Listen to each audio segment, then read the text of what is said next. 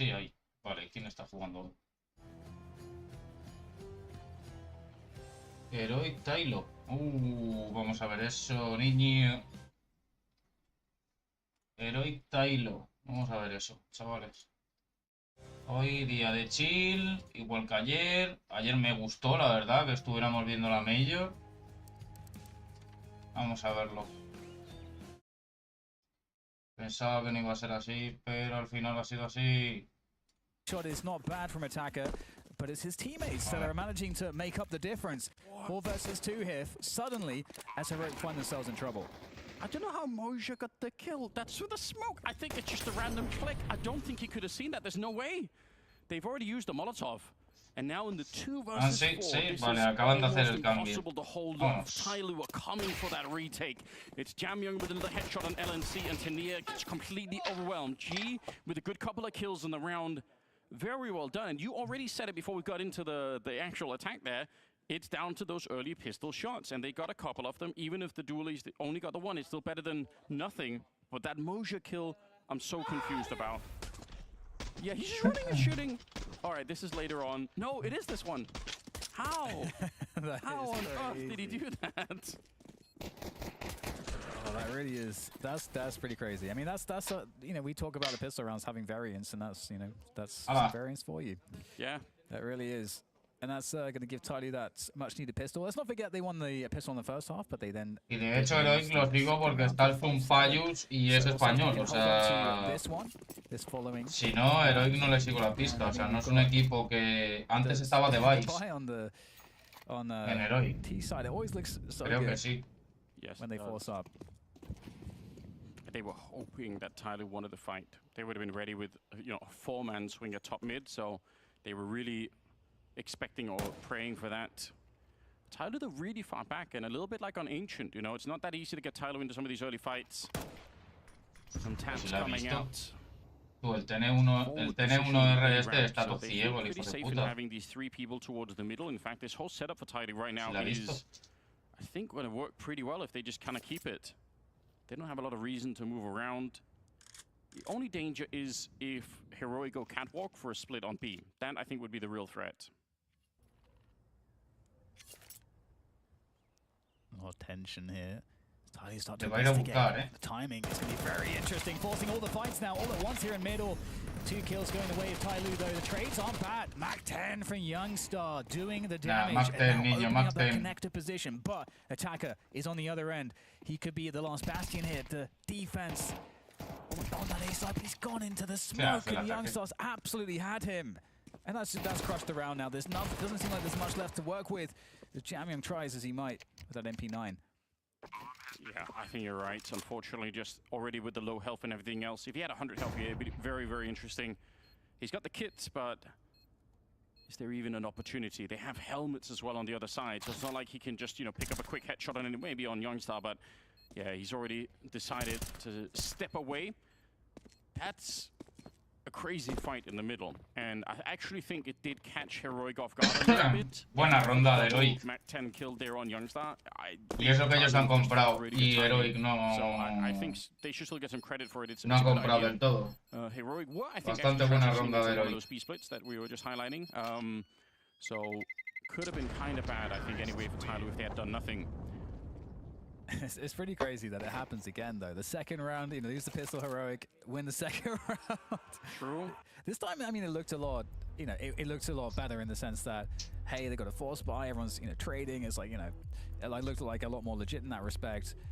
And that's a 7-7 scoreline. And Tyloo, I mean, it's a lot worse to be on the CT side and to get reset. So I think Heroic now, the game is, you know, they've got an opportunity to really wake up and come back into this, find that confidence as they move into their T side. Getting a chance to have a bit of a conversation here. Tyloo, I mean, they haven't had to burn too many timeouts. I think they're probably still very comfortable in where the game is. Like I said, for me, that CT side is I think, worth studying. If you go back and want to watch a couple of Tyloo games on this map, again, you're going to see so many different setups. And that makes it hard for Heroic to get into a groove where they just, you know, oh, we know they have this is like their default, you know, where they I've seen so many rounds where you end up counting, and out of 12 rounds, they all more or less run 12 different setups. Like, yeah. It's hard to read, you know? Oh, yeah. Well, it's going to be a straight Nada, se acaba de... claro, si es que ha ganado la de pipas y ahora la ha cagado que players here to defend for Tyloo. Good defensive smoke there from Jam Young. M4, 5-7, there's definitely a lot to work with here for the CT side. Tyloo trying to get as much as they can done with this. Couple kills, holding onto position, trying to keep that position alive as long as possible, but it will get removed. It's a long flank, but for that flank to really be activated, G's got to get some work done with the scout. Good job on Heroic to slow this down. There were a lot of different ways this could have gone completely off the rails. The flank should be expected by now. It's like you're going to be watching for this timing, so yeah, you're right. The scout probably has to do something to offset the defense a bit. He's trying to put some pressure on, but he does go down. Attacker will pick up the one, looking for the headshot, and xCloud will keep it alive. So very close round, to be honest. Obviously, Heroic excited to win it, but it's another round that you have to struggle for, right? It's not an easy round where you just, you know, oh, we win, we're back, we're crushing them. Una ronda, pero han perdido 3 armas en una eco. To stop the Tyloo team. El otro ha forzado con scout. Bueno, está bien. So Tyloo, I mean, we'll see, you know, what they get up to on their next buy round, but for now, just a single deagle and otherwise USPs. So this should be an easy pickup for Heroic. If it's not, you've cursed them, Dan. I remember you said that. One deagle easy. One deagle easy. Let's go, Moja.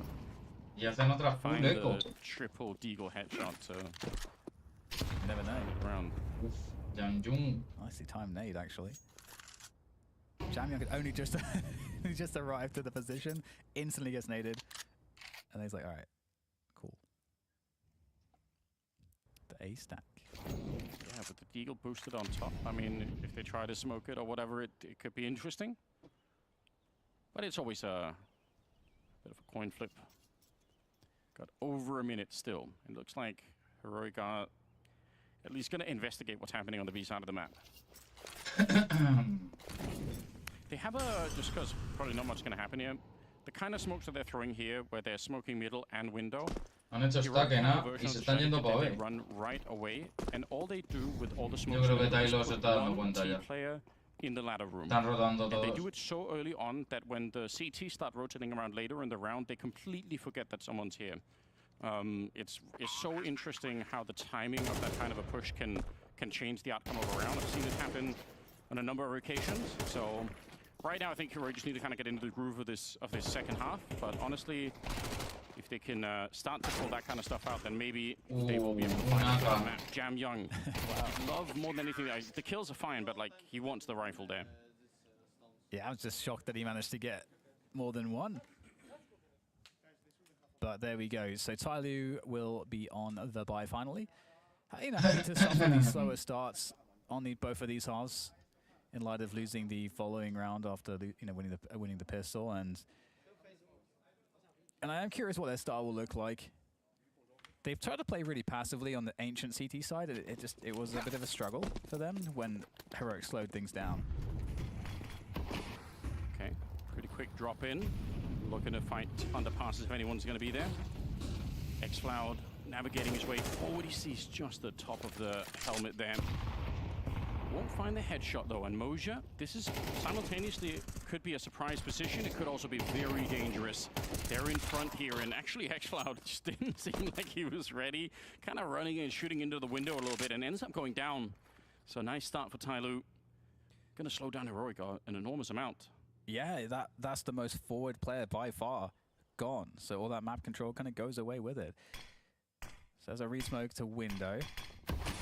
And they also smoke up cat as well. So, well, that's a CT smoke. So it's going to be Heroic now trying to move into this A site. 3 players there. That's a big pick off there onto G. This is going to create a huge problem for Attacker. He's essentially alone now.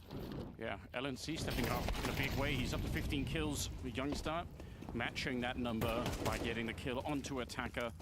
Ahí lo he echado esa ronda tan buena the first kill in the round, para cagarla. in a pretty easy fashion. They just completely get destroyed, and that was that connector play from LNC that really made the difference. Yeah, that definitely tipped it for sure. Otherwise, you know, it was a decent start to the round for Tai Lu. So it's one of those rounds where it's like, do we really need to think about like, oh, did we make a mistake? I don't think they really made any big mistakes there, but good play from Heroic. However, Tai Lu might get more creative in the following rounds. Again, we talked about it. There's lots of ways to be aggressive. So you see these players getting hunted down. I'd have to go back and check, but I wonder if they were playing like a 1-2 position in the middle where one of them is playing anti-flash. Okay. LNC, did he get the last one? Yeah, I think so. 4 kills in the round with the Molotov. That's kind of interesting. Well, yeah, it's possible those 2 CT players, they go down one at a time to LNC because they were hoping that LNC would swing the corner with a flashbang. And so one of them is peeking and one of them is playing anti-flash, but then when the first guy dies, the second guy is just in a weird position where, you know, he has to go into a bit of an unfavorable fight. Regardless, it's another timeout now from Tai Lu as things are kind of getting out of control here. They're losing control of this map right now. Train to decide it all, and I've got my fingers crossed that we get there because, again, both teams know how to play Train, and this series has been very interesting, so we should all be so lucky. Yeah, Heroic definitely feel like they're back a bit on this one now. Like you say, LNC, as we can see here, is a comfortable young star as well. So standouts so far on this map of counter-strikers. So into the next one, and it's again on the pistols. Tai Lu, they've been on pistols so often in this game of Mirage. Yeah. Bueno, de ecos, diría. Money is a bit of an issue for them. Gonna have some utility as well, but what they're really hoping for is to replicate some of the 5-7 madness that Youngstar brought into the first half. I mean, like, it is inspiring. I can understand why. Yeah. They've got some positions. I mean, this one for Mercury is good. There's the A-ramp position as well. That's also pretty close. So, yeah, it's just a question of distance for the 5-7 to really do its job. Nice Molotov. Just confirming that someone is there, even if you don't get any kills behind it. You should absolutely know that. Grenade on the other side. More Molotovs raining in. They're hunting. They were actually grenade fishing against Mercury. I don't even think that's legal. Maybe in Texas it is, to be honest. Yeah, I'm sure. Can you dynamite fish? Have you done I have not tried. Not partaken in that just yet. You need to get fully into that Texas lifestyle, Dan. I'm disappointed. That's true.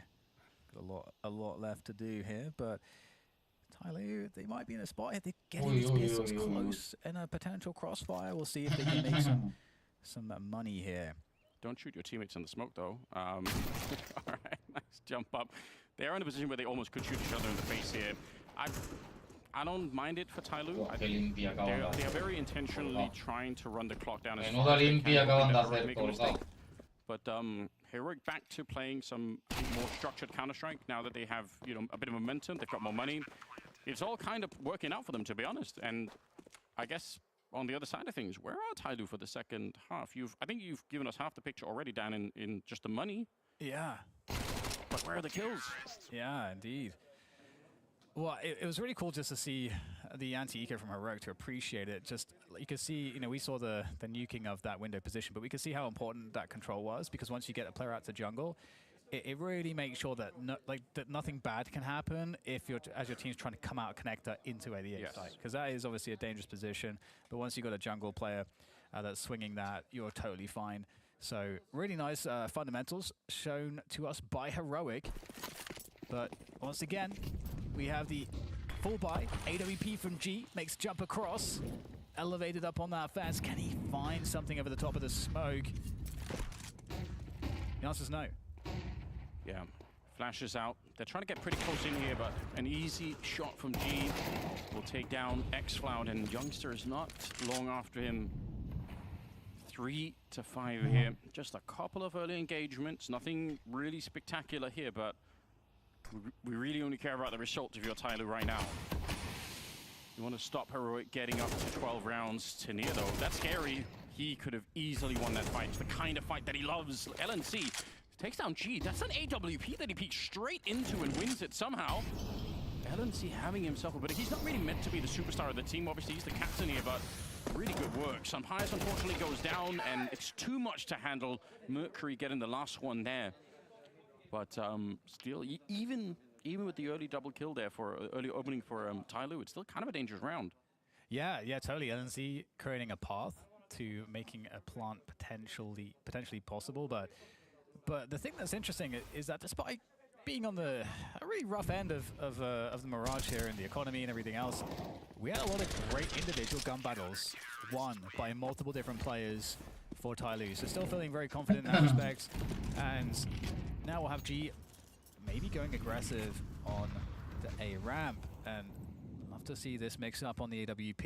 Youngstar is taking down attacker, but so aware, but not aware enough. G finds another AWP headshot. Stunning stuff there, and that's a good trade, but still 4v4 for the T side as they start to collect themselves in mid towards connector. That was low-key about to be a totally insane peak from Youngstar. If he hadn't got caught there, I would have been so sick to watch. Tania gets one, traded out very early on, and a flick that doesn't quite connect. xCloud still alive on the other side. They're going to try and push the site, and with this kill, they might just be able to. If he hits that shot, it's on. They get the bomb plant if they can, but now instead they've slowed down, and Jamyoung back to make it a quick double here. Sunpire's going to get killed by G, finding it with the AWP at the end. They survive with 3 people, and Tyloo's starting to summon a bit of strength here. They're starting to wake up. A little bit of stress perhaps in the face of Sunpire, and to be honest, I haven't had to say his name nearly enough here. I need a really good Sun. I'm manifesting that, Dan. A good Sunpire's round. Yeah, I mean, he played really well on Ancient.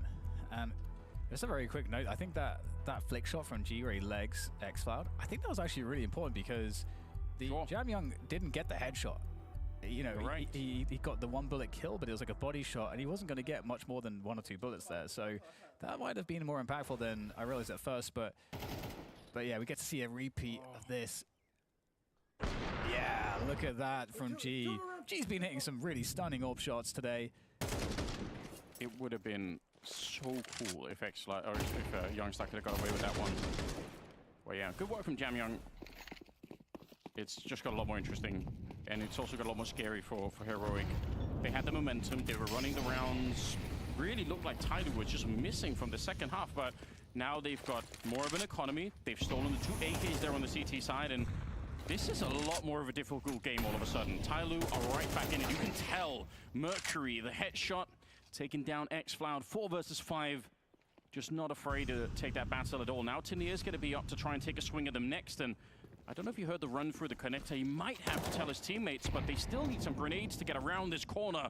Tania's getting close now, but he's got to worry about his back as well. This Youngstar getting a headshot. The MAC-10 onto LNC, and a 3 versus 4 now. Fighting at all ranges there is Mosier, and he can't get more than the 1. We'll be planting. Oh, big push around CT. Really fast pace from Youngstar for the flank. Now, if Sunpires can delay long enough on the site, that flank can be activated. I don't think the Tarde are going to look for it, but Sunpires does better than that. Takes down 1 player. And now Jamyoung, he's going to have to take down Sunpires and then do a 180 back to jungle as Sunpires looks. Doesn't have any idea where Jamyoung is. There might be a chance here for Jamyoung to still find a way to take down both of these players. But he's running out of time here. The time is a huge problem. There's Jamyoung. There's the jump peak. Finds it. Oh, Youngstar's going to finish it off there for Heroic. 12-9. And this is the most stressful game, I think, for Heroic possible. Yeah, that is really close. What a comeback into the round, though. And you're right, the flank through CT spawn is such a nice move from Youngstar, just massively increasing their chances to win that 2v2. And unfortunately, if they had a kit or a smoke, or preferably both in this 1v2 at the end, it's a very, very different kind of feel. But right now, Heroic on map point, looking to push us onto a 3rd here in this elimination game. The whole major for one of these 2 teams is on the line. Sunpires has got the AWP back. He's only got 12 kills. xCloud's also struggling a bit with 9. Everyone else on that Heroic side is popping off at the moment. We do need either the Turkish or the Spanish player just to step it up a single round here, and that might be enough. Train looming in the distance, and they are slow playing this one into the middle, just walking it here. Looks like we will finish at the A-bomb side, though. There's a big flash play, though. That's a nice pick-off onto the catwalk position. And now you've got Tyloo in a difficult spot, but gee, oh, the trade from xCloud is stunning. And attackers, he's looking to make some moves here. He kind of has to do something with this MP9 up on to the vase, and they definitely are aware that the shenanigans are possible here. Creo que no vamos a ver el Sampires tercer feels that mapa. he's ready for it. As soon as that smoke goes away, Attacker is in trouble, but still finds it onto Sampires somehow. Mercury, pretty good spray down here, 40 seconds. Another 2v2, another chance here for Tyler to extend the map a little bit longer. Jamyoung running and spraying, and that's away! That is as clean as it gets. Normally, when you have to transition from that kind of a spray into a tap, especially as you're running, it's almost impossible to do, but... Y la bala que la metió es un Payus, tío, se la ha fumado el server. Big opportunity right there. Yeah, their money's been nuked. The money is gone. They will have one more chance to close in regulation. I mean, if it goes overtime again, they already lost. Can they handle this? I can't imagine the stress. Heroic on such a run of rounds in the second half. Getting all the way up to 12. I'm already having flashbacks to Ancient. I'm sure they are as well. Trying to go speedy towards the bomb site, but the counter grenades are coming out already. The SMGs are here to try and slow them down. It's very nice running headshots as Youngster takes down one. He's going to find Emoja as well with the stolen MP9. 3v3 and the bomb is planted, and suddenly Tyler in a kind of a stressful position themselves here. They've got the kits, they've got the utility, but all it takes is one mistake here and the map is gone. They are closing in from all angles. Apartments, catwalk, and the shop as well. So we'll see what they can manage here. Tyler, they just need one good opening. That's it. That is what they're looking for. But there is one in kind come from Youngstar. They're into the shop position. 2 versus 2 as Youngstar again. Heroic. They get themselves over the line, forcing a third map in this series. Unbelievable stuff. Great temerity from them. Heroic managed to take it on Mirage and show their actual might, but it wasn't comfortable at times. Tyloo certainly had the fight in there, but this is a good showing. This is what we wanted to see out of Heroic. This is what we expected to see more of from the beginning. It was more active, more heroic plays from the individuals. I know I fell into that pun, but I really didn't mean to do that. But that was just my brain getting a little lazy. Happens. But no, yeah, I mean, that last round kind of threw me for a whirl. I'm surprised that it ended in that fashion, the way that Heroic was able to just pop onto the B bomb site. Like, after just a really sick double M4 burst round to get it, you know, closer to OT, for him to fall that quickly, man. Yeah, I'm glad I see Tyloo sitting here stunned like they just got like punched in the stomach, because that's kind of how I feel. I think those last like 3 rounds they played were really poor. I think like down the stretch, like you have this little bit of a comeback, you're within striking distance, and I think they gave so much space to Heroic in just about every single situation. Just get wrecked right at the end of the day. That's a tough way to drop the map if you're Tyloo, I think. If you're Tyloo, like when you're saying that, right, they're just like kind of giving too much space away. That's a mistake you don't expect them to be making when we think of how Tyloo play. Well, yeah, typical Chinese Counter-Strike, you think they're not going to shy away from any fight. You think they're going to be ready for any kind of a battle, but like, you know, you see plenty of rounds where they're being split, where there's no resistance at A ramp, no resistance in middle. I think middle was a problem. Vamos así. Vamos a echarnos unas carreritas.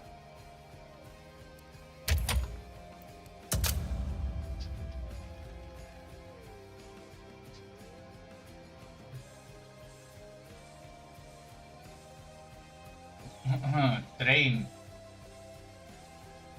Buen mapa para decidirlo todo, Let's roll.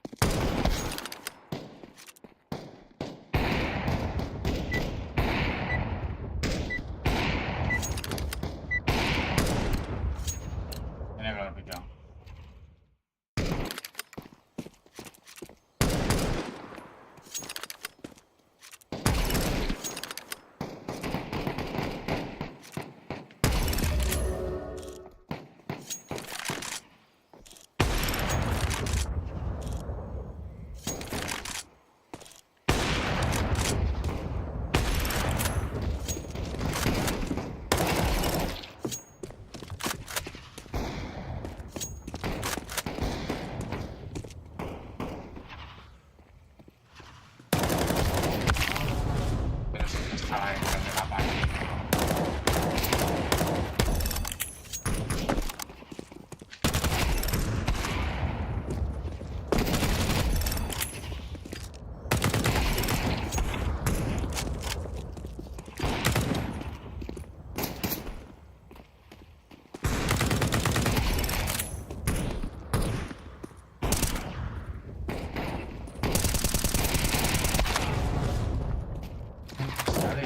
Que atentan atrás.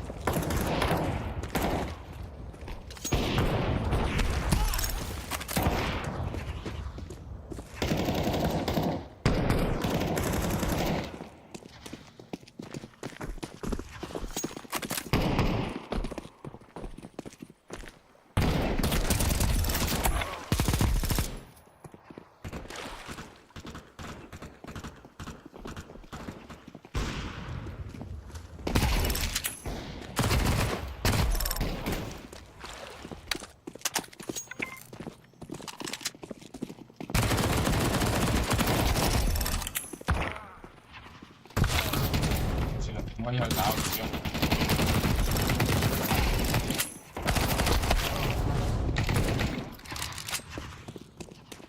Ahí no, aquí. ¿Qué haces ahí, jodido bot?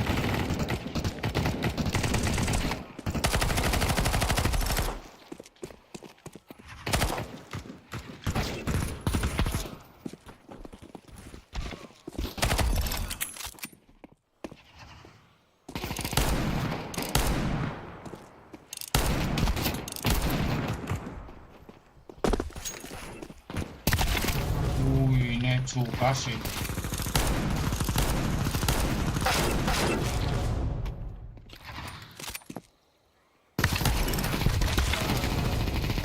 Está esperando.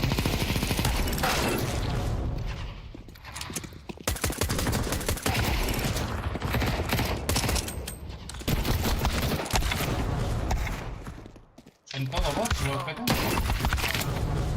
Encima los mata.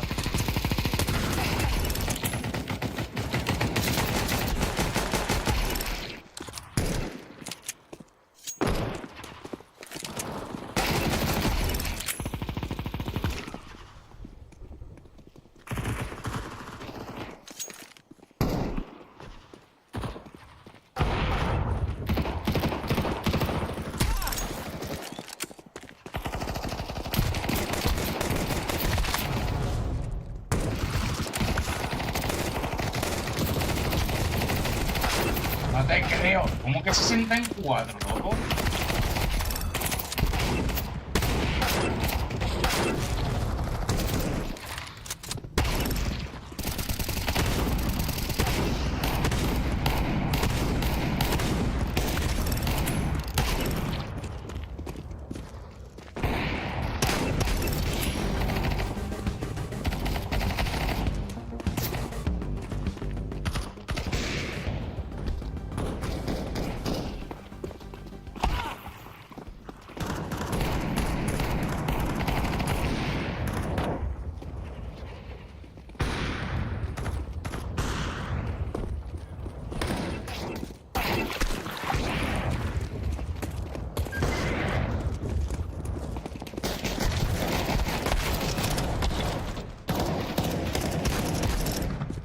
El amiguito, el soplapollas del amiguito. Oh.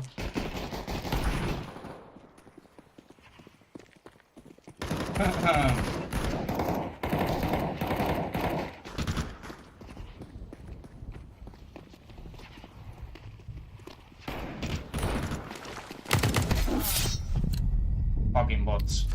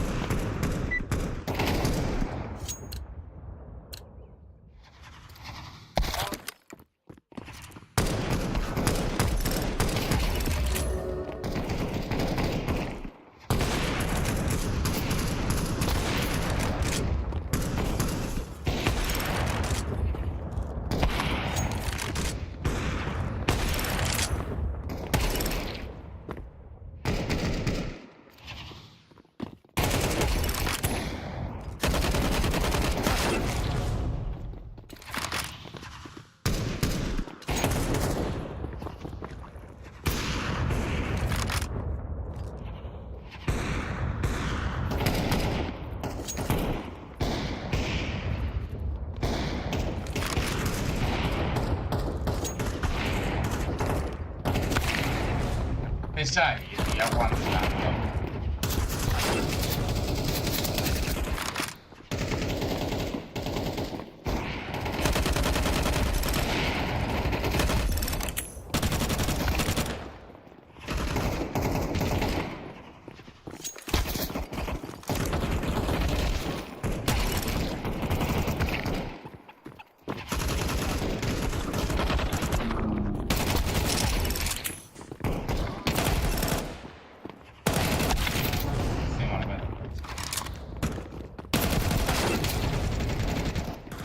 Instantáneo.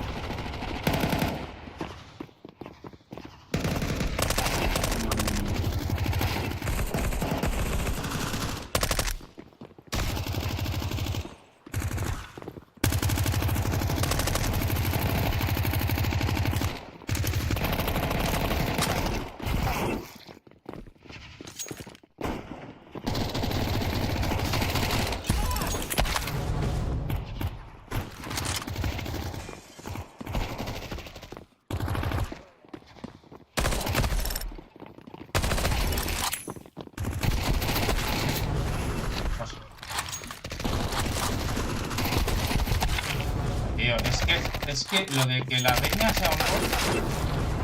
Míralo, míralo.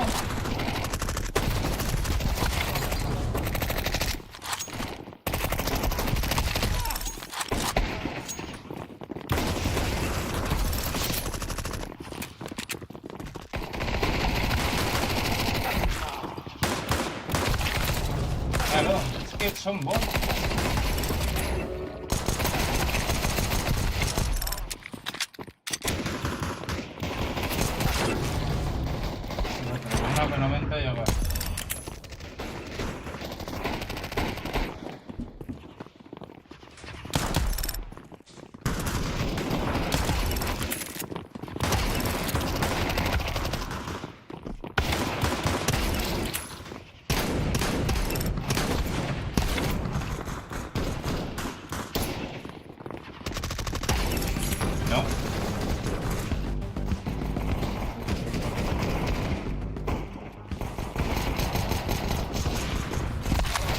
No te creo, se da la puta vuelta.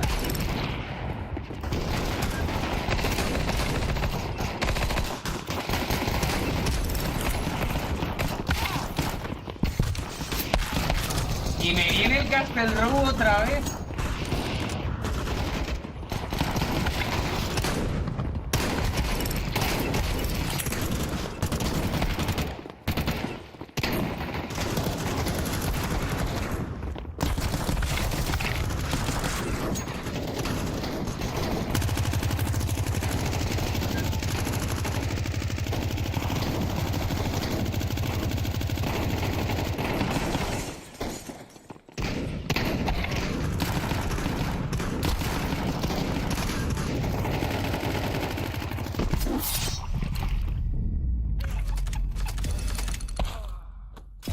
Yo sigue por ahí corriendo. Jódete, Castle Row. Chupapollas. Ahí está ahí.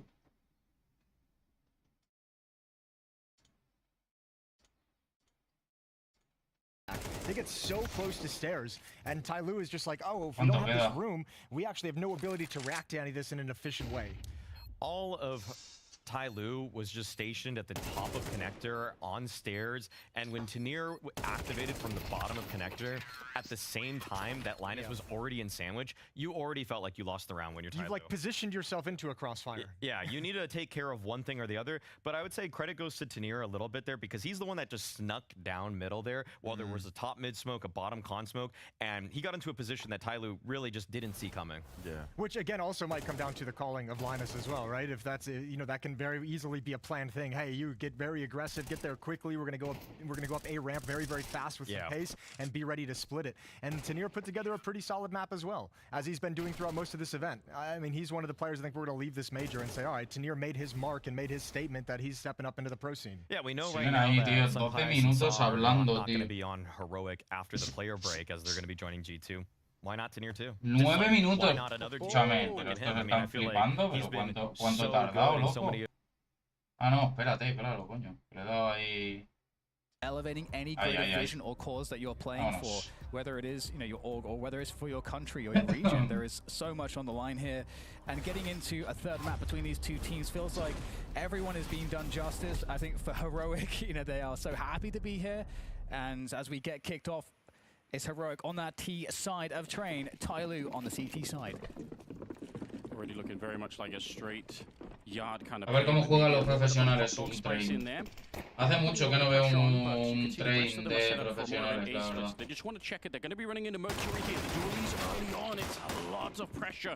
A second set of pistols are coming into it now, and that's a lot of danger. Attacker, one more headshot, takes down LNC. And now Tinley has to try and recover the round out here. He does have a P250, but the bomb is lost in those back hallways. And how do you get into it? They've lost some tires as well. He got to throw that Molotov, and that was the only thing he got to do in the round. They didn't even really want to fight that much. They just wanted to clear the Pop Dog hallway here and then run onto the A bomb site. That was the whole plan from spawn for Heroic. But they got intercepted, and now they're in trouble. Yeah, Tanir, it's such a difficult job to do. Tries to take the first fight. It is an isolated 1v1. That's a nice shot there, Tanir.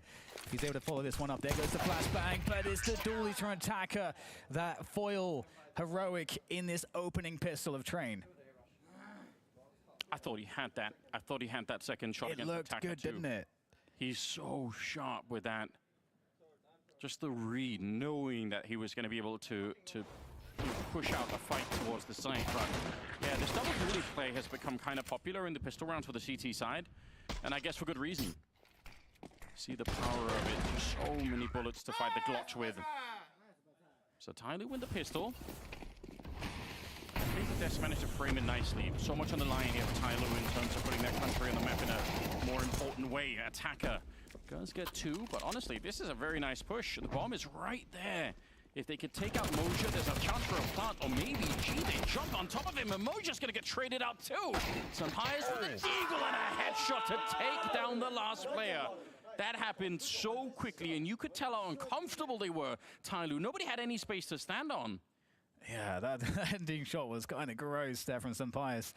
Yeah, Buah, que los de Tyloo están hundidos totalmente. Won the pistol round because, you know, you saw Tyloo getting decimated, and I mean, wait, is this like 3 times in a row now that Tyloo win the pistol and then get reset? Yes, 3 times in a row. That is, I mean, it's not how you want to start your game of Counter-Strike. But either way, you know, Train is a map where you can get a lot done on the CT side with pistols, so we'll see what Tyloo can do here. Well, that will be a big talking point, right? When we do the retrospective on this game, no matter who wins or loses, giving up this many second rounds is something that's going to be a topic of conversation or question. Oh, if they lose, absolutely. Yeah. But even in a victory, I think you would still have to say, going further on into the tournament, that can't be the case. Like, winning the pistol is so important, but then losing the following round is obviously devastating. Bit of an Ivy setup. Don't hate it. I think G has a flashbang. Haciendo stack en Ivy. You know, timing for something. They want to see if they can get around the corner. Ultimately, claro, en el caso de que les salga bien, ¿sabes? Which they can't even do a lot with the info. But it's worth it a try. They don't have a lot of opportunities here to do anything, so we'll see if the 5-7 can do something. And also a rare CSAT 75 on the Jamyoung. Oh, respect that. Big respect on the CZ75. In comes Multitude of players though from Heroic. Can we get any value from this? Okay, the CZ's back. 2 quick kills. The pistols are actually No te crushing. creo, chaval. Qué ronda de eco les acaban de meter. Putting the clinic on just as was done to them on Mirage. That's crazy. Qué pedazo de ronda que les acaban de meter. Mira, mira, mira qué carita pone Sumpayus. No, a blast from the past. Such a rare pistol to see these days, but yeah, quick work of it. You could just tell the instant panic there on Heroic, and then everyone else ready. They rotate into the B bomb side. They had a lot of people there. Okay.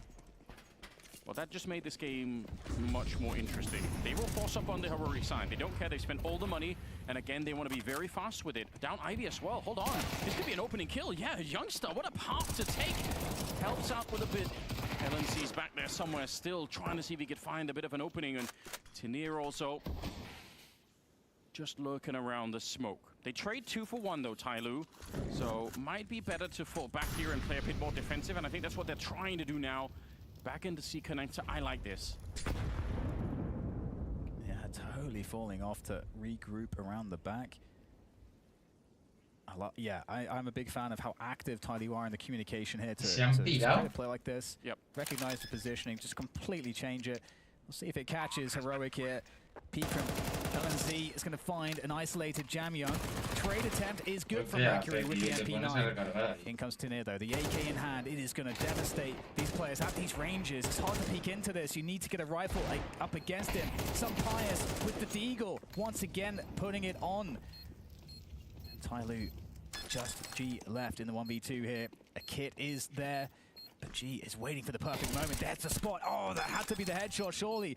Is he going to go for the stick now? He is going to commit to this, and in comes some Pius to finish it off for Heroic.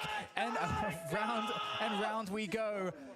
Force buy, and then another force buy, and I feel like Tyloo are going to force buy again. Hostia, van de una en una, tú. That often happens when you get into this kind of a mode, and obviously if the first team to lose 2 in a row typically gets fairly wrecked at the beginning here.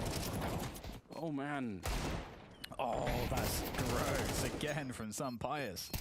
They needed him on Mirage more. He wasn't having a great game, Sun Pius, but if we can step it up right here, that's going to be absolutely everything. Game's tied up 2-2, and they did force up in the round.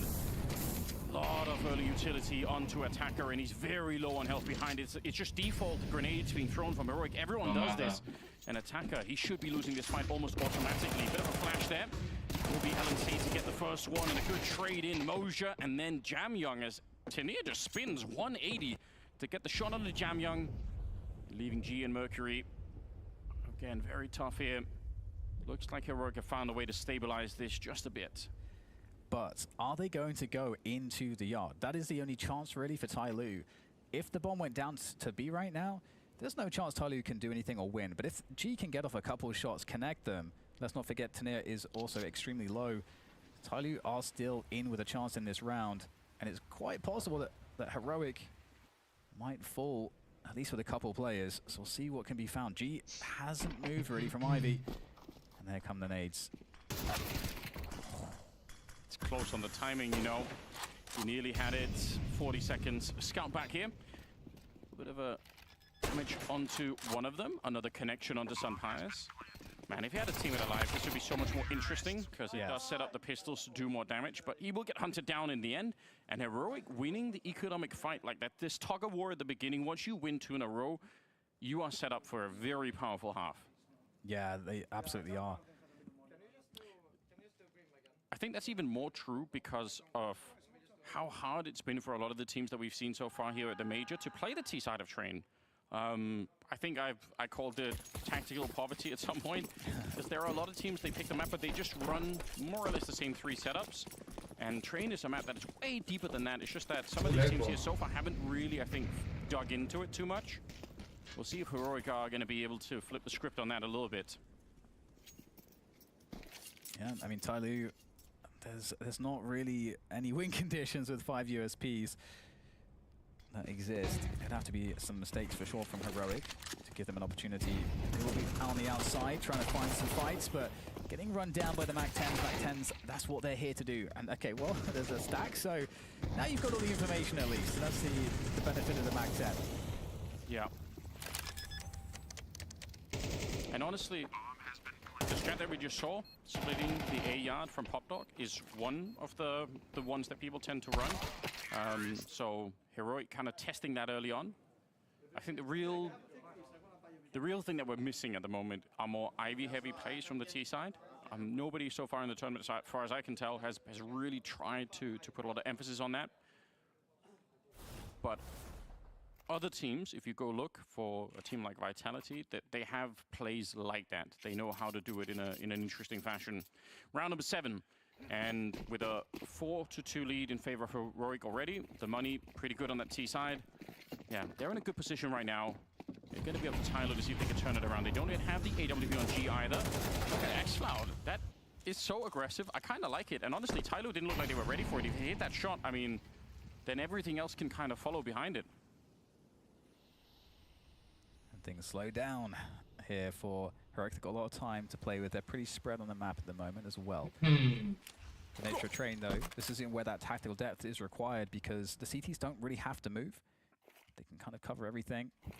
Currently, Tyler have forward presence on the outer yard.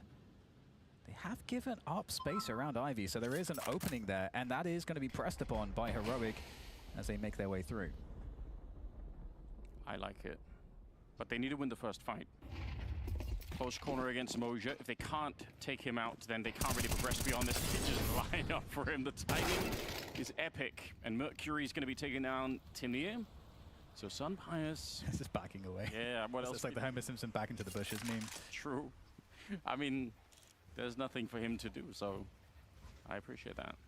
40 seconds is a long time to be saving, to be honest. And on the one hand, you would love to hunt down this AWP, but on the other hand, you have so little money on the CT side. If you go for it and you end up losing 3 players, which could definitely happen against a player like Sun Pius, that would be a big issue. Yeah. It really is quite similar to, I feel like, the economic calculations as well. Fuertes esta ronda, Flor de Tylo. Also, just these maps that where the CT economy is like so important. It's so important to keep it as healthy as possible that you don't care as much about what the other side has. And it's also partly because on a map like Nuke as well as Train, yeah, on the CT side, if you have the max buy, you can control the positions really well, and the rotation game is a lot harder for the Ts to kind of put you in a disadvantage on rotations. It's a lot harder to do that. I don't know if I'm mind reading it too much, but it almost looked like Sun Pius. He was thinking about whether or not, if they were going to rush him, if he could just throw away the AWP. Like, he could take a shot and throw it out of the map. It looked like he turned around to just, investigate. It's like, is that, how tall is that fence? Yeah. Can I get rid of it? Yeah. That would have been so cool if he, got the kill and just said, all right, that's it. You're not going to get the AWP, though. Here we go, though. Tyloo, they win an important round to try and get some of the economy back in their control. They actually keep all 5 members alive in that last one. Stealing a couple of AKs as well on the CT side will make it very nice. And we're seeing what is another split, but not the most common kind that we see, which is out of Main and Popdog. This one looks like it's going to be sort of a 3-way split in the yard. So Ivy, Popdog, and then probably Main at the end with the bomb. So this is very, very dangerous. And it's one of the reasons why having 3 people on this side can be very risky. Because as soon as anyone dies on the CT side, suddenly everyone else has to cover 2 or more angles. And also, Tyler in a spot where that missed shot from Sun Pius means that a CT could be in T main right now. So Heroic have to have that in their mind. They are re-clearing it slowly right now. And Tyloo, they just voided the entire front of the site because they're feeling that rush. I think it all comes down to the first kill. 1 entry here for Heroic, and this entire defense should fall apart. It's a little bit sometimes like pulling a thread on a really old sweater, and when you've only got 3 people out here. That's why a lot of the times you'll see 4 very late into the rounds here, because it is hard to hold on to. 30 seconds. They pull the trigger. They're not going to fall back now. Through the smoke they go, and Mercury, there's that opening shot. It just got a lot harder for the defense. 23 seconds. And the 4v4. They're running the bomb close, but they haven't slowed down a bit. Moja is the next to go down, and they know where Attacker is. xCloud. Good conversion on the kill, and trying to get the spray down on top. He can't quite find the lineup. Jamyoung and G, 2 versus 2. It's still actually a really impressive round here out of Tyloo, but that crouching kill for xCloud might just seal the deal. Jamyoung, he doesn't have the health for it. Closer than I thought, to be honest. Yeah, really, really close. Messiah, if he's able to get a pick with that play that he's making, where he's going really forward, he's trying to catch them in between the timing as they're scaling. It's so tricky to traverse that timing, and he didn't manage to succeed this time around. But it was really good damage done by Tyloo. And a really close round. And with this AK saved, we'll see exactly what's possible for Tyloo. So they can certainly get a lot done. We've seen more done with less on this map. And so we'll see how what Tyloo can show us with that AK. So scared for a moment because Jamyoung was low on health and he was running right on top of Sunpius. And you can actually shoot through the floor and the ceiling in main with an AWP. Not that I think anyone ever... Voy a poner algo de pila, chavales. Este partido va a estar interesante. I suppose. Timeout call now. In terms of when you win one of these rounds for Heroic, it's so important to do it this early on, when the economy is just trying to be established for Tyloo, right? They're already back in the mix here, Heroic. So fantastic work. And I think also showing us like way more tactical depth than we've seen in the past. I'm already enjoying it. Heroic have a lot of other things that they like to do. When you've got a player like Tenia, for instance, going for those contact plays in upper B is very powerful. Both him and xCloud, right? If you want to just walk somebody out with no flashes thrown, also you got to think for Tyloo, there's a lot more pressure right now on putting 4 at A. Up until now, they've had 2 on B really early on, but I think 4A is going to become the default now for Tyloo because they can't hold the yard. So they just have to do it, and that opens up for a lot of opportunities for a B play for Heroic, and I'm sure they're talking about that too. All right, now Tyloo have forward players in the yard, just enough to scrape together a buy. And here comes a quick play out, and it's denied by Mercury. Lleva las riendas del partido. Heroic want to keep pressing it, scaling into the site, but Attacker denying some of the forward positions. It's really tough here for Heroic to work their way towards that A-bomb train. And now you've got some bias. Oh, he gets the connection, but he's going to get taken down. He doesn't get the fatal shot. And now Youngstar in a 1v3. And this is so incredibly hard. Gets legged down to 16. And it seems impossible now after that. Position known. There's the flank in. And there is a much needed round. Este mapa es muy CT, de todas maneras. Por eso mismo yo creo que tienen la cara que tienen, aun ganando rondas. Porque saben que el mapa es CT y les están metiendo demasiadas de terror. Mercury gets the first one. The fact that Tenia follows it up, it's close to being another wipeout on the A site, but very well held together. Super well played on the Chinese side here. They were also about to rotate back to B, by the way. They had, one of the 4 players there at A was just about to run away when this hit came through. Yeah. Let's see. They're obviously, in case you don't know what's happening here, they're obviously Heroic sending a really strong message to Tyloo saying, we are going to attack this A-bomb site a lot. And the real threat and the question is always going to be, when does that change? And are Tyloo going to be ready for the mix-up? It's looking like another split towards A. Down at the bottom of Ivy, forward position for Moshe. He gets surprised a bit. Doesn't win that fight. Yeah, he was waiting for that too, and Ivy play. Oh, okay, so there's a trade. That's actually a huge kill to get. And we can see that Heroic kind of rotating out after the fact. Back into the inner halls. Well, maybe this is the round where they go to that B site. One of, at least. Yeah, well, Tyloo have already decided they're going to play it as a retake. You can see Jamyoung is very far away, which is totally fine. They have some HEs, or at least one HE here on Jamyoung. Going to be all out upper. If they group up, it's a narrow point here. Just that one HE could devastate Heroic. 40 seconds on the clock now. Going to put up a bit of a smoke to try and see if they can make the jump out. That's going to be hard to hold. Oh, he's pulled out a grenade as well. He's not ready for this one. Yeah, LNC takes him out. 30 seconds. It's a good find for G. He's already got 2. Might have to do a lot more work in this round, though. Mercury very nearly getting surprised, but somehow still wins the battle against Tenia. And now it's LNC and Sunpius here. Kind of under a lot of pressure. They're a man down. The bomb is only just planted. And Tyloo looking for the retake. Don't have any real grenades left to really get the job done. How has he not got the kill yet? Finally, Mercury is going to go down, but still Sunpius, he struggled to find the kill on Attacker to start with, and he's still alive there somehow. Now they're hunting for him. Low on health, strong headshot to begin with, and can he find just one more click of the AK? He's not going to have the health for a long fight. Not that Attacker did either, but there's no chance. Oh no! I thought they had one somewhere on the site. Sunpias, in spite of going down, they still pick up the round. Yeah, every player's going to die there for Tyloo as well, so the economic fallout is extreme. Tengo muchas pegatinas de hoy. I mean, they didn't have anything, you know, to buy with in the first place. I mean, they could just barely scrape together the rifles that they had. So now, nah, esto, los de Tyloo, como no lo hagan mejor en terror, we'll see what they can do. Yo creo que hasta ellos mismos se están dando cuenta de que están puestos arriba. G's doing a pretty good job coming in. Yeah. And some Pius as well did a great job. He had 2 HP this entire time. Was there a kit anywhere? I'm probably just hallucinating. They certainly don't have one in this round. It could have been. I mean, their money was pretty tight in the previous round, so it's possible they didn't have a single kit. Yeah. Or it's just two, or like just one player and it's too far away. Oh, that's so devastating, though. Yeah. 3 MP9s, M4 and a CZ again. Strong position right here, but I think. Cuidado porque los de Tyloo ya les han metido un par de rondas de eco, I feel like this forward Cuidado. position is so obvious right now. X-Cloud, see him trying to check it here. He's aware that someone could be right around the corner, but he still almost gets jumped on. That's horrifying, but menos mal que lo ha back visto. up with him. And G gonna get sandwiched. They're coming in from every angle. He can't stay alive here. Has to swing wide to try and get the job done. And actually, it's not bad, honestly. I don't know how you could have done more than that.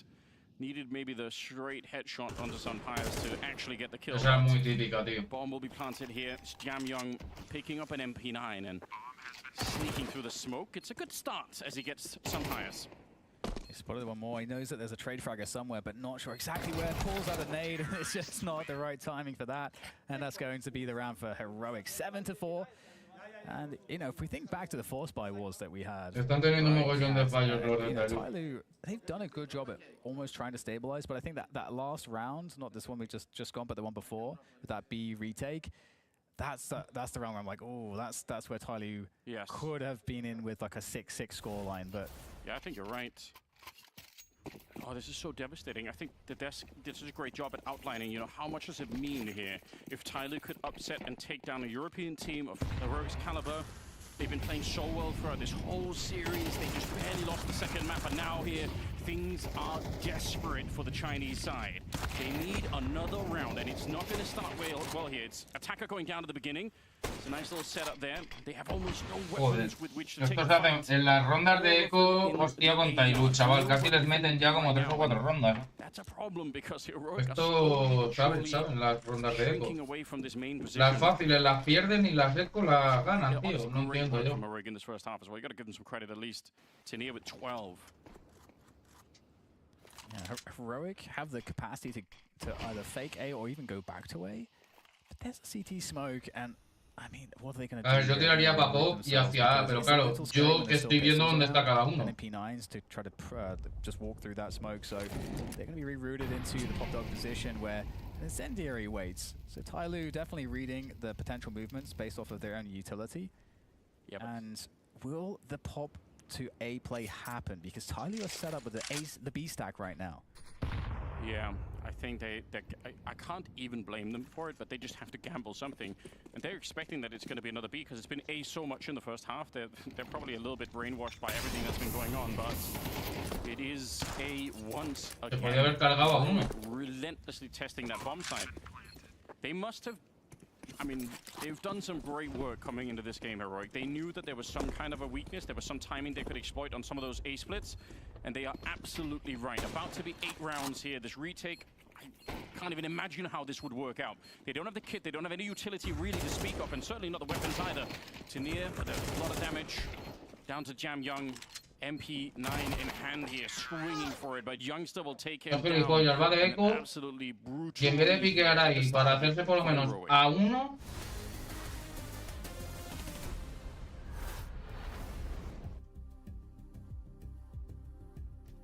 No he entendido eso, tío. Vas de eco y vas a morir. Tiran un molo, le pillas con el molo en la mano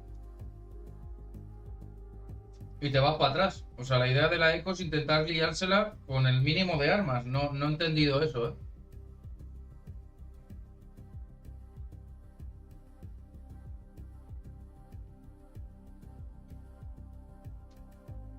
Vaya tela.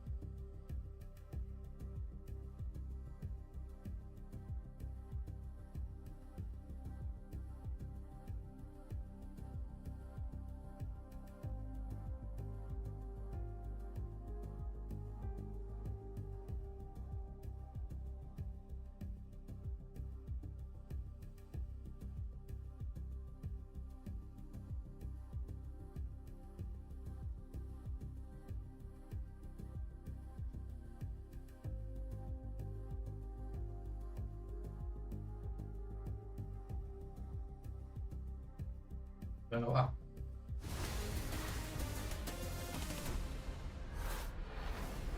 The final half is upon us. Tyloo and Heroic. At the end of the next couple of rounds here, one of these two teams is going to be going home, and Tyloo have run into a bit of a brick wall here on train. They just couldn't make it work on the first half. They won the pistol, and then they went into this huge tug of war with the economy. They kept losing rounds, and eventually Heroic won out and just had a great, like a huge variation of different A executes that just completely stumped Tyloo. Now they need a comeback, and it's not going to be easy on the T side of train, but I have some faith in them. I think they've shown a lot throughout the tournament already. I'd love to see them make a spectacular comeback being this far down. All right, well, it's going to be a quick play on the inner halls, and out comes Xcloud with those dualies looking to deal the damage, the death, and destruction, but in fact, he's on the receiving end of all of that. Heroic looking to try to defend this B site, but can LNZ get any more? Absolutely not.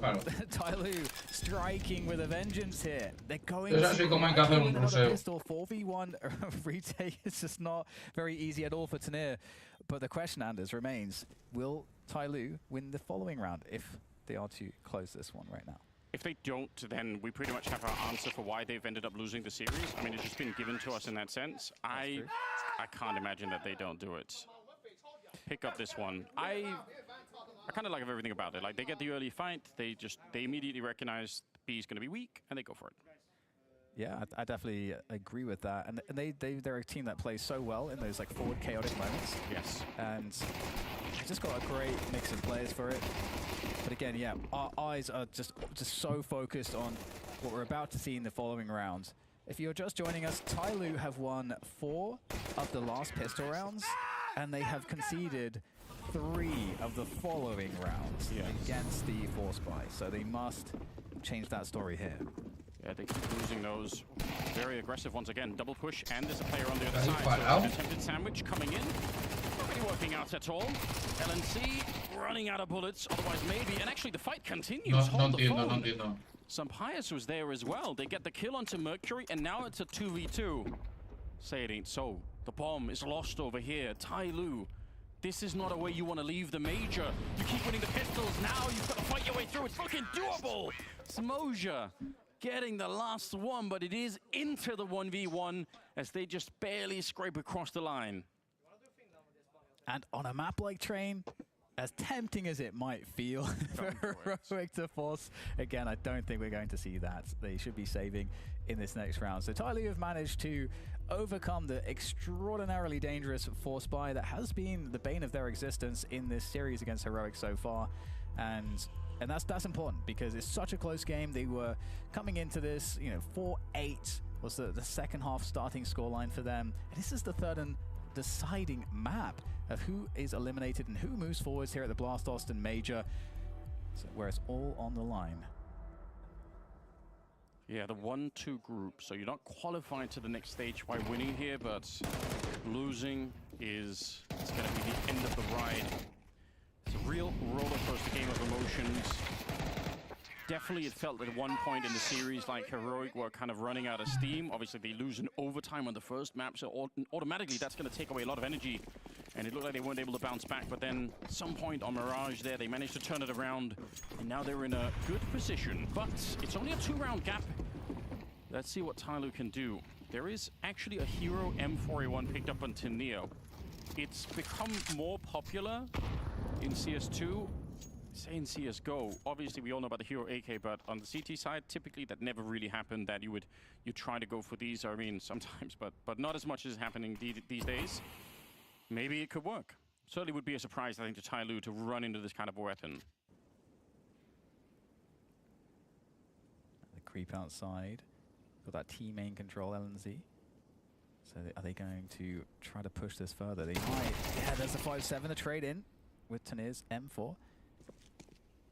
Trying to fake the footsteps, force a peek if there is to be one, create another fight, because that's what it's all about here. Tanir needs to really maximize this M4. It's the only good gun in the round. And okay, holding these plays from the CTs are Tyloo so far. 4 versus 3. They might start to think about moving into a site soon. He's throwing away the pistol. He's only got a knife. He wants to pick up the... He's only got a knife! I kind of like it, but that was also fairly risky. Tanir, they know where he is. The bomb's going to be planted on the other side. It's a sick play. It's a nice idea to try and manipulate the economy. The timing is crazy if the feed comes in. It almost happened. Almost. And he doesn't have a helmet, so this Mac 10 is really ideal. It is. You're right. Nice kill, and I think we're just seeing more and more creativity on this front when it comes to the money. The reason for it is really en vez de irse para cualquier otro sitio, yo qué sé, tío. Burning a bunch of rounds early on the CT side where you just have USPs, it doesn't feel the way that it did in MR15. So you want to get in here early, you want to get on the board, and because of the way that they fought, they still have enough space for the AWP on Sun Pius in this round. They're going to be lacking some of the utility, but obviously the math is working out pretty well for them. Yeah, Tyloo look like they're in a great spot right now. That is for sure. Maybe one concern, just because there is a Galil and an M4 there on the T side. The fact that they don't have any helmets on the Heroic side means that there are some fights that could be, you know, easier for those two rifles than they need to be. But it's kind of a niche point anyway. Timeout called. Tyloo know this is a big round. If they pick this up, they are suddenly almost favored to win the match here. They can actually turn it around. They've got all the money now. Suddenly Heroic will be broke again. They could bounce from an 8-7 scoreline into something more like a 9-8 in their own favor. So much weight on this. Let's see how it plays out. Tyloo looking to get out really quick here into the yard. They've managed to get one towards Olaf, so that's very nice. Attacker, how deep does he go? Stuck in between the smoke and the train. He's got teammates also coming in from Ivy at the same time, so Tyloo really making this a dynamic round. X-Cloud is in trouble. Attacker is going to go down though, and that's going to make this push. Ivy, they are having second thoughts now. Now that Attack is dead, they are cancelling. I don't know, how did LNC... Qué pillada le han hecho al Attacker, chaval. I feel like that was completely obscured. Attacker, at least from my point of view, it looked like he had snuck that way without ever getting noticed. Is deleted. Enough to win the fight there. I'd love to see that from LNC's point of view, if it's something he's actually looking for, or if it's just a straight reaction. They are pushing up down towards Pop Dog now. Sunpai's been holding this the whole time, so he's scoped up. He can't really unscope now. He's just walking this distance, waiting for an opportunity. And he's going to get one as well. They're right around the corner, sneaking in. Nobody's ready. It's a 2-for-1 shot that almost devastates the attack. Tanir is here to hold on, swinging into it. He just does have no respect for them at all. G goes down. Jamyang, 1 versus 5. A suffocating round out of Heroic here. Yeah, got to get some kills on board if possible. It doesn't look good right now from Jamyang's position. And that there's an AWP somewhere as well, and he's just going to get taken down. 5 players up there for Heroic. What a fantastic round. Really great read of the timing for the reset from Tyloo, how long it would take them to walk around the map. Playing it actively. Well, the CT sides might play defensive still. Say we've got 5 players left, we'll just try to rotate to where we think they're going to go. Pushed on Pop Dog, as with the AWP, I mean, it's just, you know, it's just so beautiful. It's such a great bit of Counter-Strike from them. Yeah, and also crushing for Tyloo. Nice, Suzuki, Kawasaki. 3 of the AKs there. Heroic. Something you really don't want to see. You've got Tyloo at the moment. Very limited on the utility for the Chinese side. Sunpai's got no fear, wants to take the fight. He could be peeked from a couple of different angles there, but he's just out there saying, come on, just, I dare you to try and take this battle. G actually will try and do it. Okay. It's the Spaniards calling it off. I was hoping that that was going to be a real AWP versus AWP fight. Back to a classic position though. Easy to take the shot and just fall back on the CT side. I was gonna say they presumably try and not send in G first with that one. A minute on the clock then. Yeah, they are getting close here, Tyloo, into this inner push. But it seems like there's everything to defend it in place already for Heroic. So it's going to be difficult. They do need this extra assistance from the utility. And Heroic have had great reads on Tyloo's movements this half so far. That's an important smoke to slow things down. Otherwise, Sunpai's would have had a very clean shot. 30 seconds here. There's still only 2 people. There is an opportunity right now for Tyloo. If they get one entry very clean, very fast, then it can be done. But it's not going to be for Mosier, and a nice adjustment. He saw it coming. Sunpai's hits the headshot. They finally get rid of Xcloud, but time's running low. 18 seconds on the clock, and attacker, he can't do it. Tanir. Qué buena ronda, chaval. A couple of kills at Qué rápidos han estado los de A, tío. This is working out well for them. You could see Heroic are really locked in Han right now. estado súper rápidos los de A They're going to get rotando. more uncomfortable, Tyloo. They have less money now. Yeah, and that second kill from Youngstar, I think is really, really nice. I mean, you can see the first one here as expected, but then the second one's kind of awkward. A mí me hace gracia, ¿dónde va el no sé yo? ¿Dónde vas? Compadre. The round is super alive, and so Youngstar doing a great job anchoring the site with the rifle. And 10-7 scoreline. Back to the eco here for Tyloo. Just Glocks on deck. And that's going to make life very difficult because, you know, you were saying Tyloo could find themselves in an advantage if had they won that last round, but now it's going the other way entirely. Yeah, they've got everything they could want right now. Even the AUG on Xcloud. Classic train weaponry. Still haven't seen anyone pick up the CT side auto sniper yet. That's, for those of you who've been around for a very long time, will remember. That was a thing at one point. But don't think I've seen it yet in the modern version of Train, which is a shame. There's an enormous amount of walls to be shot through on this map. I think more than on any other map, really. The current version of Train. Even a bunch of unexplored ones. Those big windows inside of the B bomb site that go into the C connector, you can shoot through those. So if you ever want to play an after plant where you plant the bomb at B and then, you know, you're playing in C connector, you can stop the defuse. Well, oh, I don't know how, but Jamyang's found a very long-range kill against the AUG. So, pretty impressive, but hey, that's all that's possible to be done. 11-7. And now this is where it gets interesting because this is it. You know, Tyloo are only going to have 1 or 2 good chances here to come back into this and prevent Heroic from winning, and they're going to need to get a bomb down in this round, I think, to enable themselves to have a solid buy in the following round as well. I mean, the fact is, we just haven't seen any kind of winning spirit out of them here on the second half right now. They have no runway. This has to work right out of the gates. They can't, you know, fiddle around and look for tactical openings. It just has to be right now. Otherwise, the major might just slip out of their hands. And you're right to say, uh-oh, because some pies are snuck down here, open hand. If you're not careful on the other side here, you're going to walk into this shot, and that could be the beginning of the end. They are leaning towards the B side a little bit more. And so far, Heroic haven't necessarily caught on to that fact. They are still worried about that Ivy position, but now Sunpies is taking a full look into T-spawn, and he's seen nobody, and that's a big indication that something is up here. How much longer before the rest of Heroic start to rotate back? You could see them moving there at the X-ray at the corner of Youngstar's monitor. They don't have the bomb, Anders. Yeah, they don't. They don't have the bomb. But why, Dan? Someone has to go back and get the bomb at some point, or they just have to kill everybody. They should definitely have the bomb right now, so this is a complete disaster. I don't know if anyone from Heroic is going to figure this out in time, but that's going to slow down this round. They've at least scaled. Heroic are already saving, and the bomb's not even gone down yet, so that's no harm, no foul. Yeah, I'll let you have this one, Dan. You're right. No harm, no foul. I'll be reasonable. That's kind of crazy. I mean, that is definitely a good indication of the amount of pressure in this situation, that you forget the bomb. I think you're right. Yeah, I'm so glad for Tyloo that didn't sort of end up blowing up in their faces. It could. Flanks, I think LNC was moving into a flanking position, so...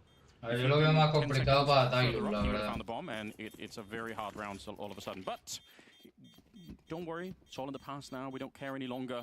11-8, and Tyloo win the round. That is kind of crazy. It's interesting too. You know, Heroic, they had more than enough money to continue to buy, but they decided, you know, we're just gonna keep everything. We understand that we lost too much space on the site, and that is the B yard for you. If you allow the T's to fully scale, it becomes impossible, especially if they have a lot of util left.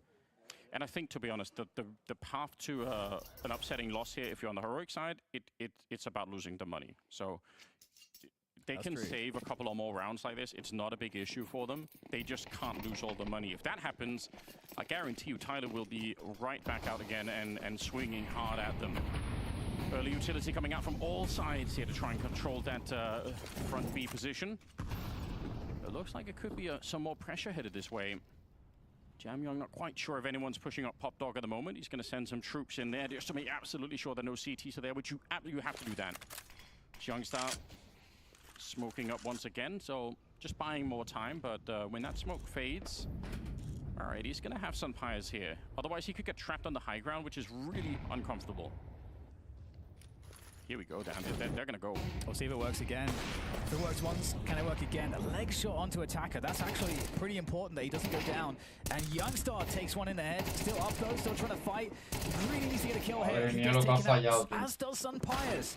Madre mía, lo que ha fallado mi colega, just like tú. that, the CT retake seems to be falling apart. It's a nice killing consolation for LNC, but that's all that it feels like at this point. Saving the orb. Madre mía, el Youngstar lo que ha fallado, chaval. Last B round has worked for Tarde. So, do Heroic now have to... En vez de darte la vuelta, ir a por uno del side. O sea, ¿qué coño haces? It's kind of hard to say, to be honest.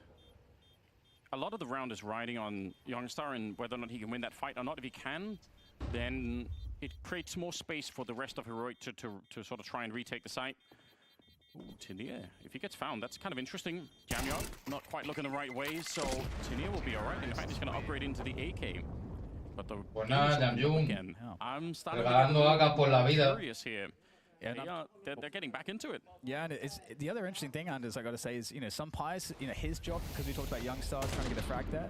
His job is also to try to hold, prevent the teams from scaling super quickly. But the headshots here from Mozia were actually phenomenal. So that is, we saw that part of the story there. The great work on the replays there to give us that full picture. And Tyloo, they're up to 9, and you were talking about how important it was to hold on to the money, and well, Heroic have done a great job at that. They still don't have too much of an issue with the money, but they do have an issue now of what to do about this fast interplay. Yeah, I mean, it is just by the nature of it kind of hard to hold, because again, most of the time you're playing it a bit solo. Even in this position where Sunpias was there with Youngstar, you can tell they're not playing together. They're just playing two people kind of in the same bomb site, but they can't help each other out there. You're not talking about a big crossfire or any kind of a refrax or anything. So yeah, you are a bit of a lonely position there. They can go pop. They can try to play it aggressively, but there's so much pressure on, and so much on the line right now. It's hard to make those calls sometimes. Yeah, let's see. They're certainly back testing it again, just to see, are they going to find an early challenge here? The fact is Heroic could also just play this far back, which they haven't really tried to do nearly as much, but a lot of the defenses exactly like this. That high ground position, I'm going to just reiterate it again. It can be Molotov from the T side, but for whatever reason, nobody wants to learn how to do it. LNC's also already rotated to B. Heroic are fully affected by the by a conditioning of fearing early timings on B, but Tyloo could fake B as well. They have a lot of options as to how they could play this, and they have now gone beyond that fast timing. We're now in a slower round for Tyloo, and they have yet to show anything. Yeah, and just to say, the fallback from the hit into a pop dog, explosion instead is really quick. Like, it's such a quick run for the T side to get here that it's almost impossible to read for the CTs as well, which is also why the CTs want control of this part of the map. 40 seconds now. The bomb is in the hallways, and they are starting to see if they can join attacker here. It's looking more and more like everything could come down to Sunpias and whether or not he can find the early shot here. 3 of them around the corner. 28 seconds. He misses the first one and retreats back, but X-Flood is there to try and follow it up, and now the pressure is on. They're hunting the Spanish sniper here. He's going to get the first one onto Moja. Under 20. They're out there with the bomb. They say, fine, we'll leave you alone for the minute, get the bomb planted, and secure that much at the very least. But a man up still for Heroic, and now the retake is on. 2 of them coming in from this Ivy position with Youngstar. He's holding the C connector and trying to see if he can coordinate this. The timing of this retake is everything. A bit of a swing. Youngstar gets the shot and a headshot onto G. It looks easy. Heroic with a spectacular retake in the 4v3. Really well done there by them. And you know, additionally, what was well done was the fact that they didn't try to take fights early, that they just allowed the plant to go down. Because the problem for Tyloo there is that they don't have... Es que ahora mismo Tyloo está en una ronda ya de perder. Horrendous to do, which is what we saw happen. It's very easy to retake. Lo han hecho bien, tío. All they have to push out. La verdad, y encima el primer mapa lo han empezado ganando, loco. There's so many angles and Pero qué positions putada. everywhere. What do you even push to take? You've got to make a call there, and it's really hard to figure out what even is the best call. Nah, este tipo de partidos no es la primera vez que veo partidos así. Y este tipo de partidos cuando Tyloo va, o sea, cuando un equipo va tan forzado, porque van forzados casi todo el partido y se nota. Entonces, cuando un equipo va tan forzado ya sabes para dónde se va a decantar. Yo creo que Tyloo va a perder desde el tirón. Va a perder. Everyone else a little bit further behind, but they're still doing a fine job. And look at this. Oh, he just finds him. Jammer, he has no idea. He didn't realize he was going to be visible from that angle. And it is so smart. Heroic set up to have some pious on E-box there, like they really Luego igual le pintan la cara a estos, pero hoy está claro que se las han pintado a los de Tyloo. The final round here, can Tyloo stay alive? They have a very good buy, so they've got everything to work with. They've done so well at this major, Tyloo. They've had some hard battles and they've looked like a really focused team. Vale, ya sabe que hay unos main. Some of the best that we've seen from Chinese Counter-Strike, but the question is if they can force this one into more overtime. We had a bit on the opening map, and Tyloo just need 3 rounds. It is doable, but this first one's going to be the hardest one of them all. And almost looks like they want to repeat the same idea. Down pop dog, try and see if you can split this site. Might run into Sunpias straight away again. Yeah, 1 minute left, so again hitting that slower timing. It does indeed seem like they are more interested in a split onto the A site. Yo creo que van a acabar ejecutando A. These opening shots. I mean, this is already a decent setup for Heroic, to be honest. Es probable. Still only 3 here, but in a couple of seconds, one of them is going to rotate back. 30 seconds, it's essentially a repeat of the last round, but this time, Sunpias hits the first one, and he's going to stand his ground. He wants to send Tyloo home, wants to send it back from Austin. LNC goes down, but we're at 22 seconds. They're pushing him. They're all around, but missing a shot as well. 17 seconds. They found a way to crack through. Double kill for Moja. And now Youngstar is up on the train looking for the headshot. Bomb planted as they nearly line up for a double kill, but it will not be enough here. Heroic. It's going to take more effort. Anda coletazos, Tailu. No se quieren rendir. Peores partidos han visto, Right there, the entries just kept coming one after another. That was insane, because from some Pius' perspective, we looked at it and we're like, this seems kind of hopeless. He connects that first shot, trying to scale from that pop dog position. It's not going to work, but this certainly did. Along the side from out of position, Messiah able to get so many kills. And Youngstar even looked incredibly dangerous here with 10 seconds left and the bomb needing to be planted. That was desperate right to the end, but we're back into this, and it starts with some Pius, a positional change, and he has a reward from that. That is something that they have not seen before. He's pushed that ramp. They throw so many grenades at it that he's down to 48. But that is a sacrifice you'll take. G, he wants the peak, but unfortunately the flash is just going to make it impossible. And obviously on the other side there, Youngstar, he knows. He saw that up. He's like, all right, fine. We have a little bit of info to work with. Sampais is still here. Is it going to be back down Pop Dog again? They've run it twice now.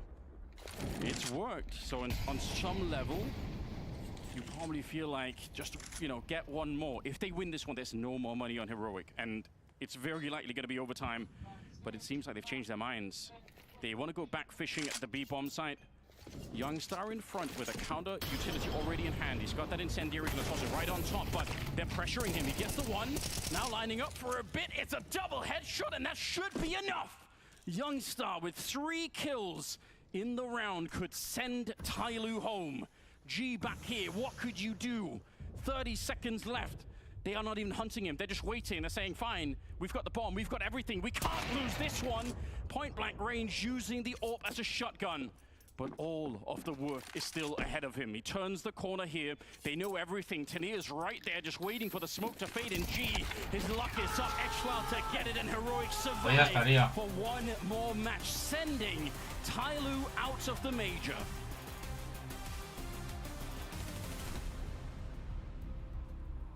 Wow, that is a crazy way to finish it. We knew from the start that this was going to be a close game. Everyone could play all of the maps, and it came down to the wire, but ultimately, Heroic just a little bit stronger today. And we're at that point of the competition where it almost feels unfair that one of these two teams has to get disqualified from the tournament because they're both so good and they both have so much that they can show against a better competition. And what an amazing fight this was. Both teams had moments of just stark hopelessness. We saw Tailu, obviously, we talked about the struggles they had in the rounds after the pistol. Both teams had all the struggles. But ni más ni menos.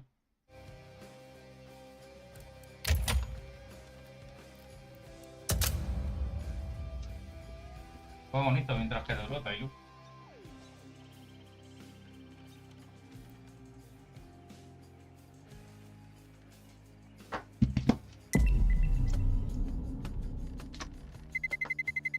Let's roll.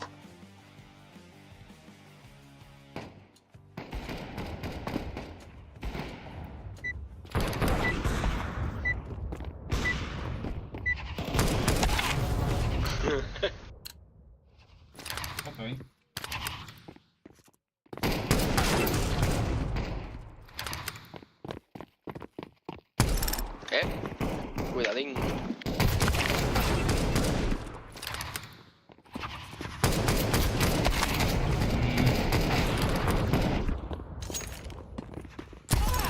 Macho. Transporte.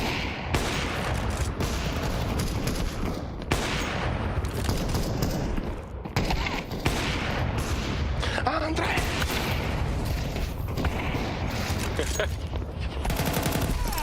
Fucking box, maldita.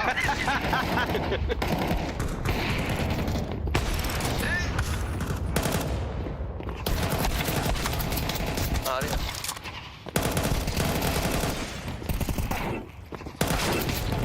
El otro olvidando,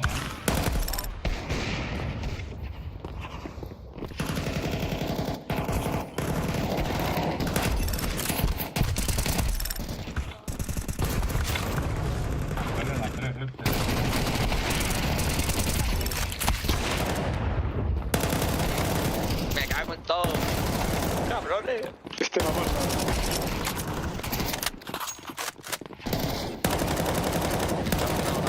Bam, bam, bam.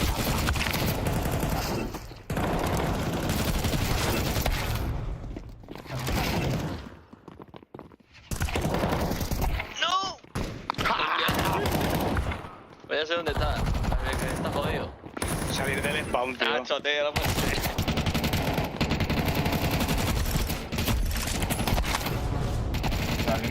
Bueno.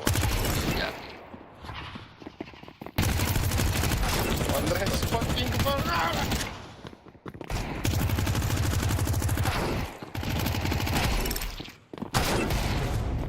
No, me mata el sexto con la ropa.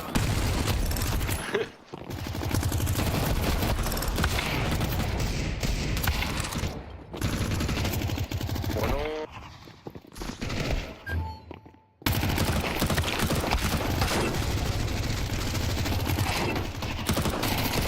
What the fuck, what the fuck. Joder.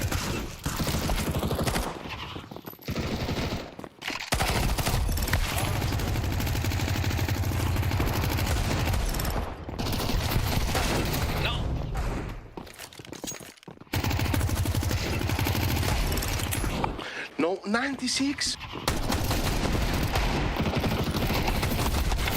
Pues se me viene el otro por la espalda, tío. Dame callar, tío, se me da cuenta justo.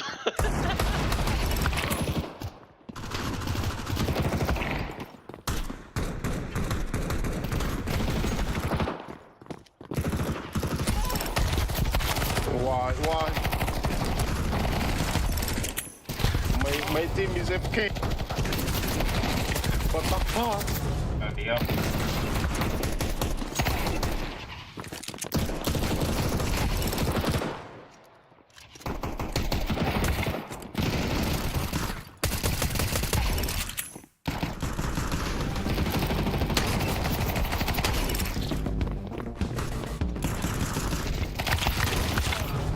Mata el puto mierda,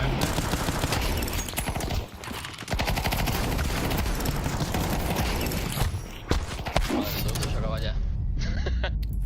Fuck. ¿Qué pasa? Que el Bamba este es portugués, ¿verdad?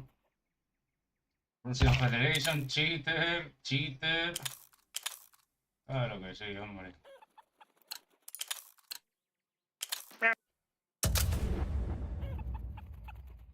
¿Cómo coño llega tan rápido al 6? Pasa nada, hombre.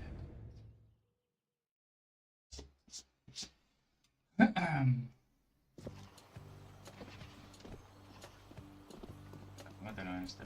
Hombre, que se lo va a pillar.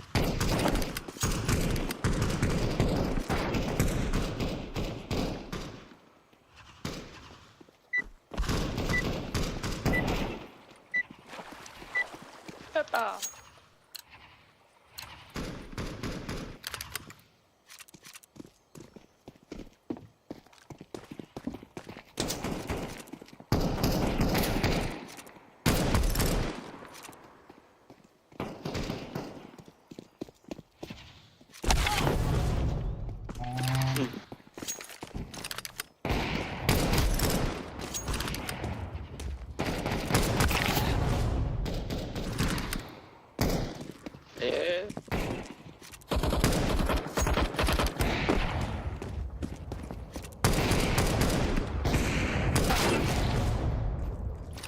Así.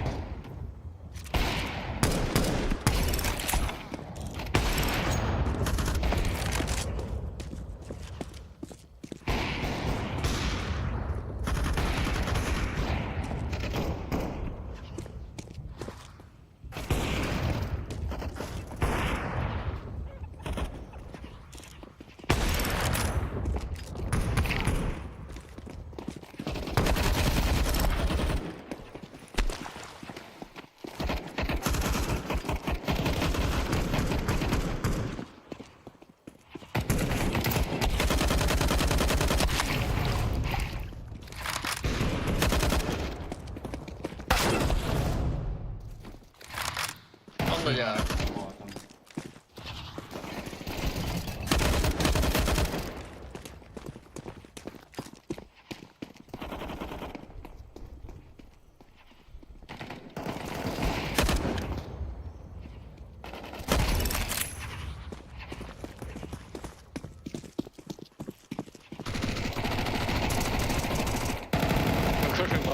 me bajo y me cago en la puta. Uf.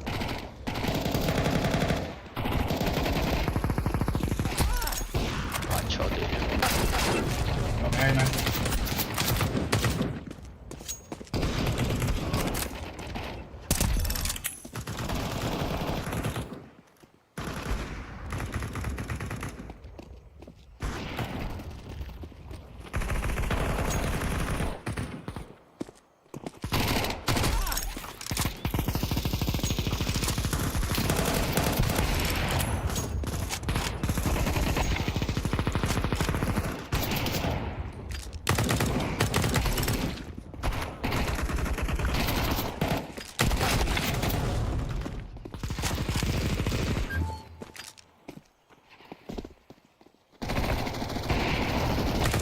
Joder, que lo mato, te cago.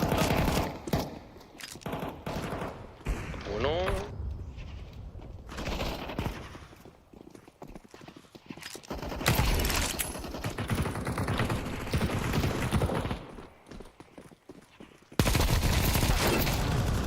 Me está esperando.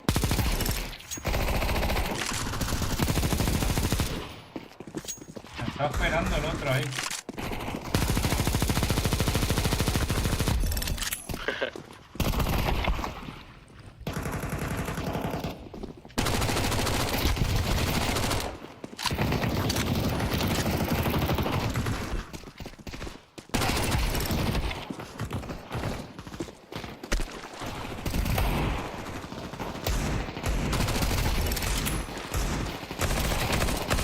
Esto no da, tío.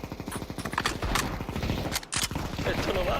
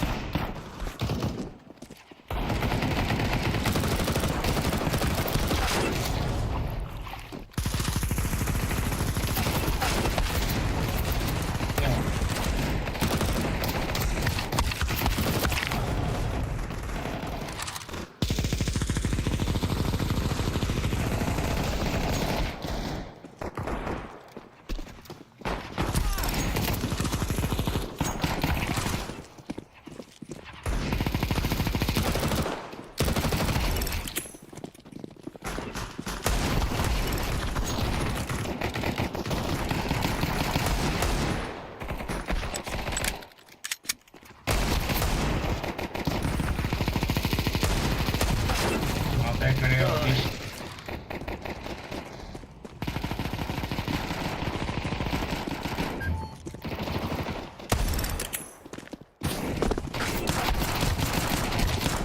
Joder.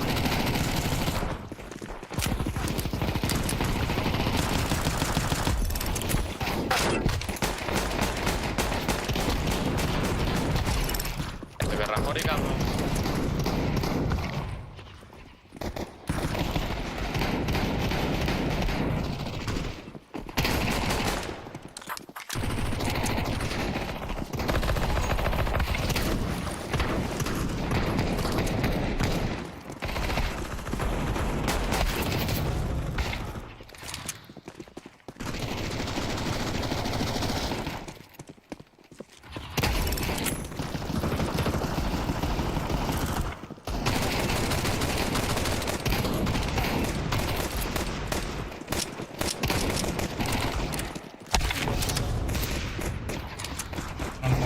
El teleport de este gilipollas, colega.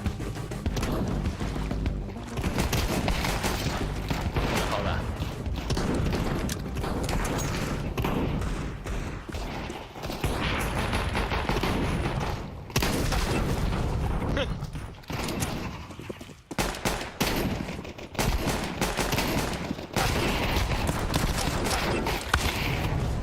Vaya tela, espérale, po.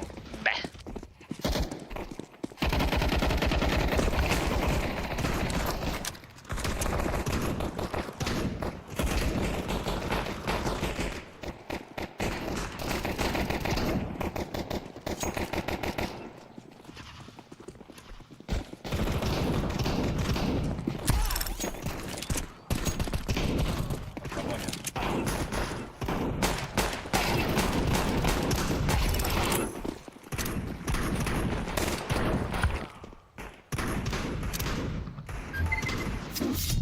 No. Joder, hijo de puta.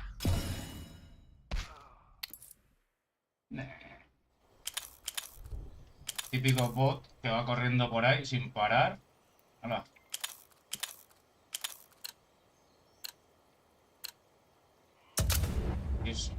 Madre mía, tío.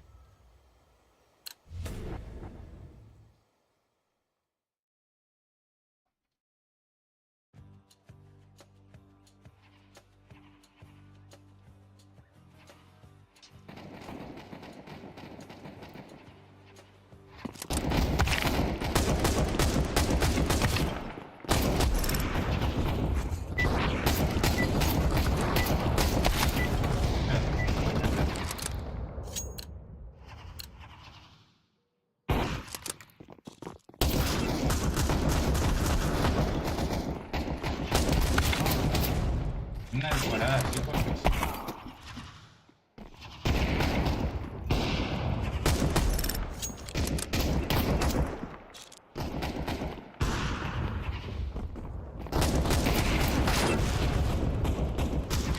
Ahora sí matas, ¿no? Soplapollas.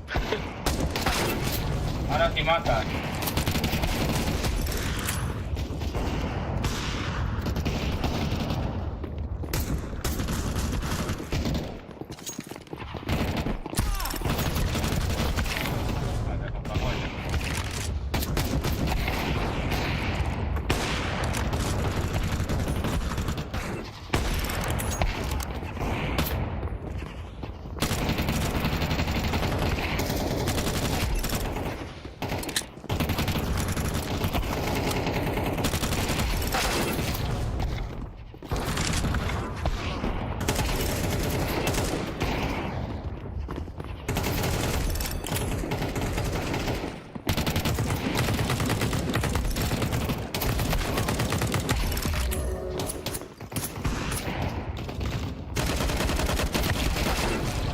Meto headshot, joder.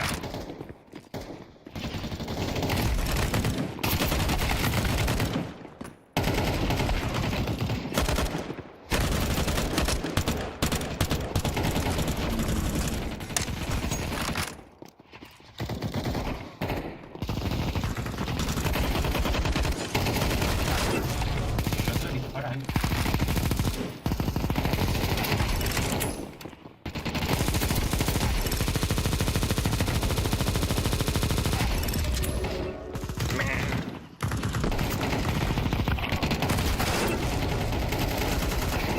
Gente que se esfuerza.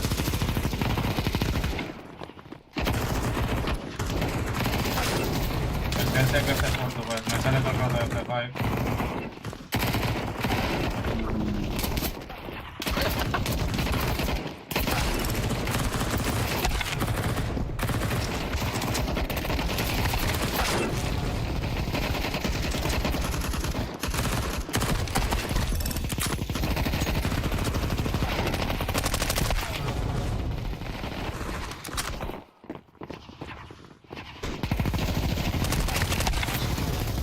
Sale mirando ahí.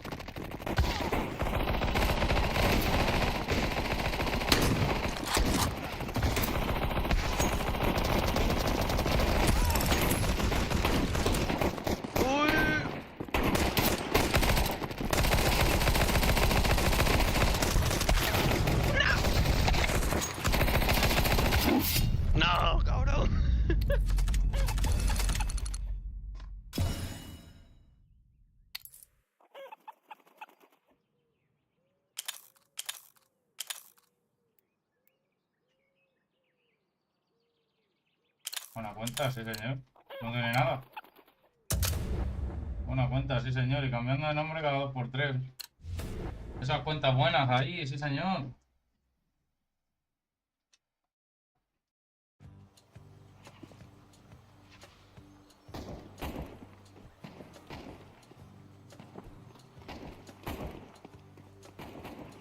Qué barbaridad, chaval. Vale.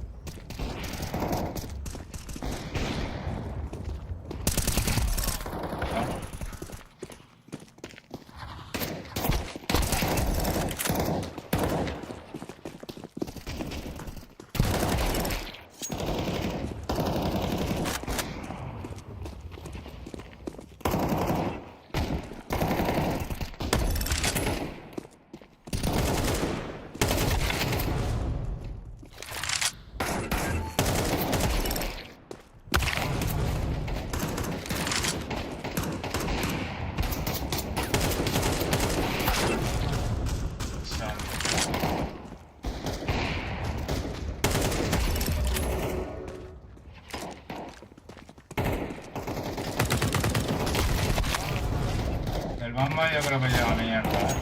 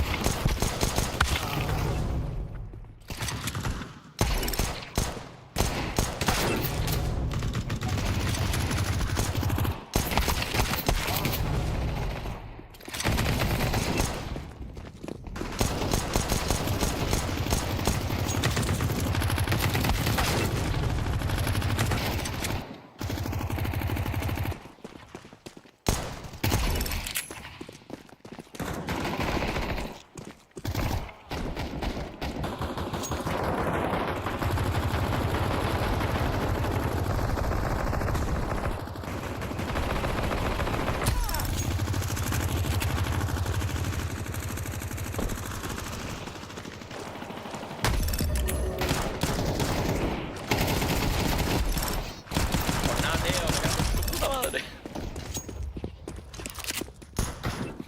Muy bueno, tío.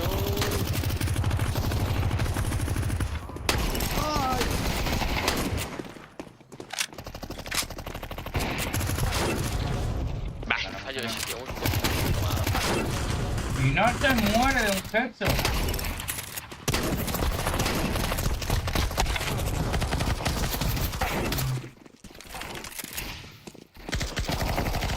Ay.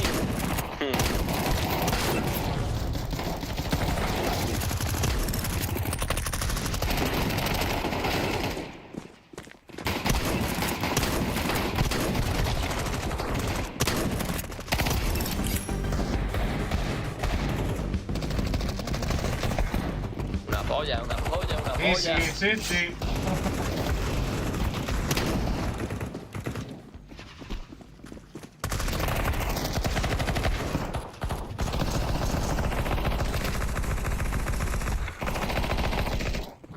Deja que mates a nadie. Mira que no.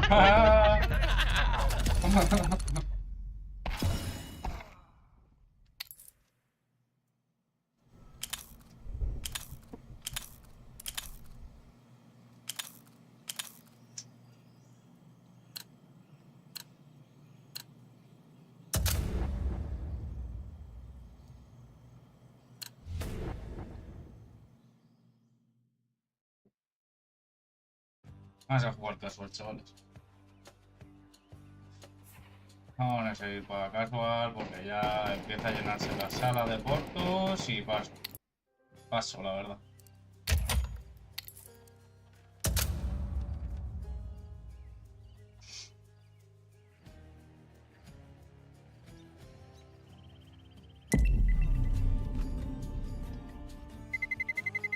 Let's roll.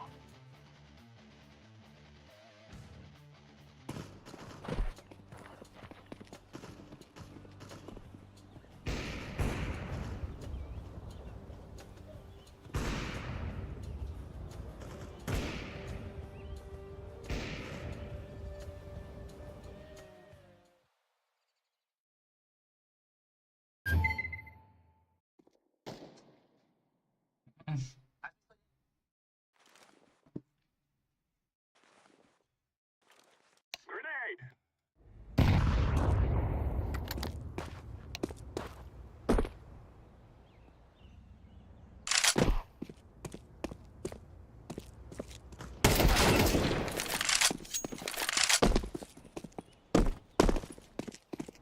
I'm planted. Terrorists win. We will stop your little scout. That was a win.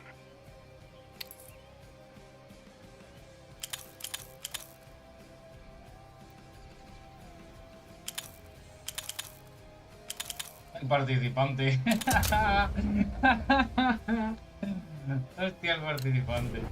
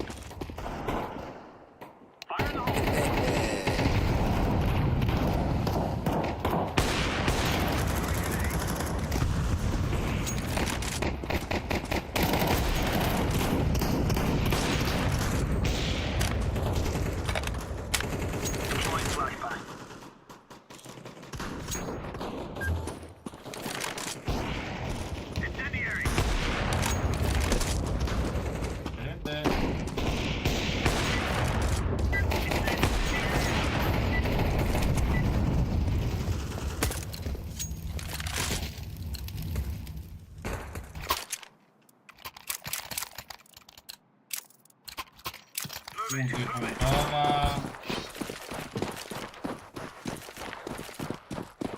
Throwing flashbang.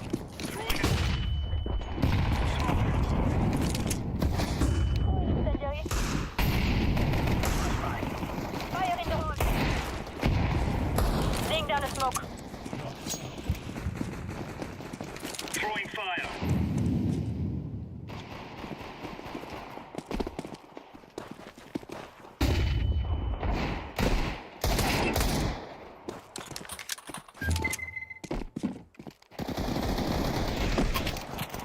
Grenade out.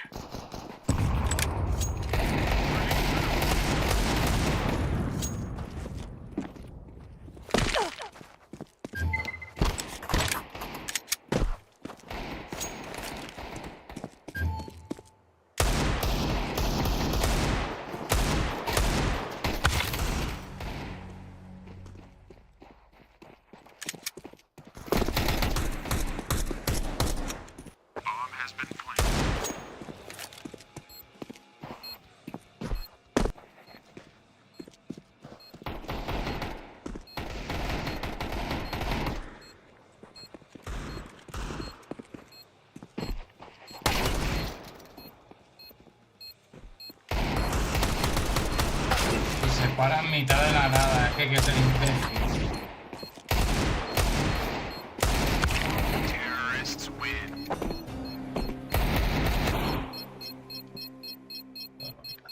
Ganda cana.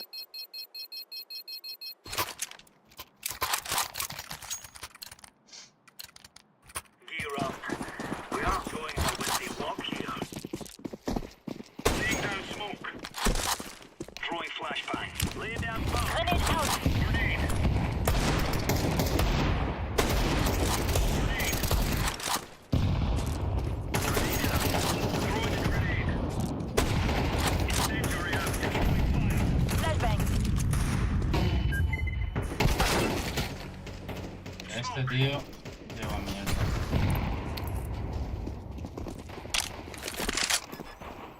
Este tío lleva mierda. No sé, tío, es que aún así le pega un tiro. Mira. Pero loco, si te estás moviendo y la mira no está ni ahí.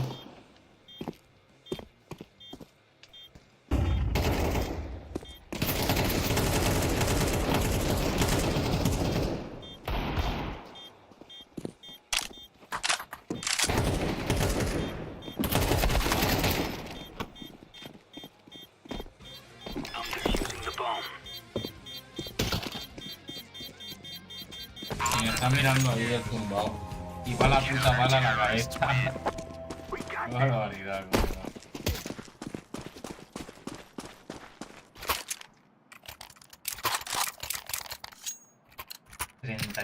Bueno, y le he pegado un tiro limpio. Incendiary out. Grenade.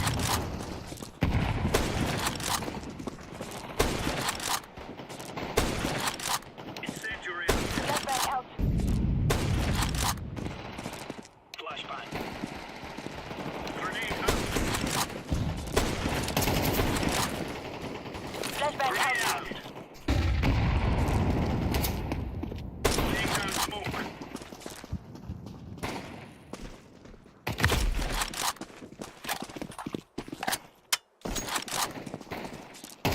Throwing fire.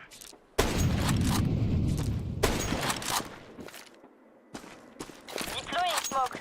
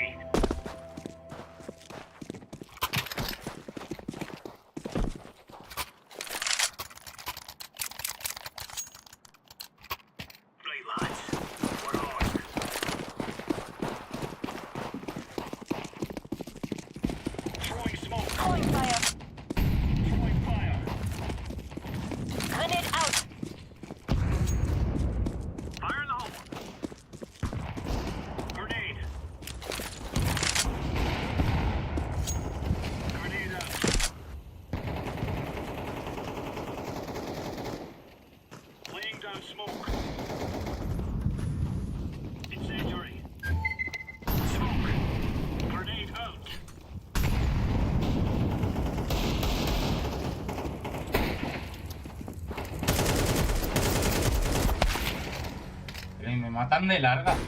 Pero ¿y el call de larga qué?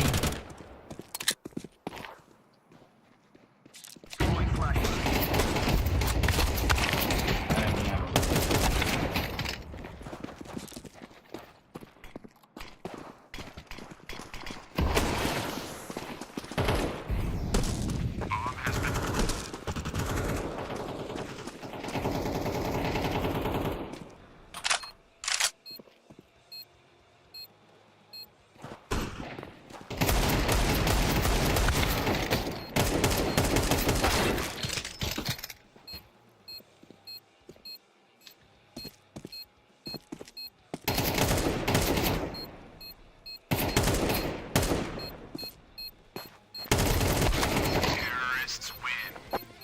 Que gane este duelo.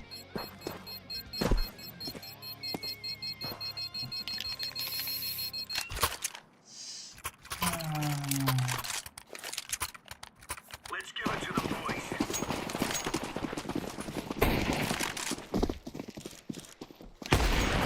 Throwing a grenade. Grenade.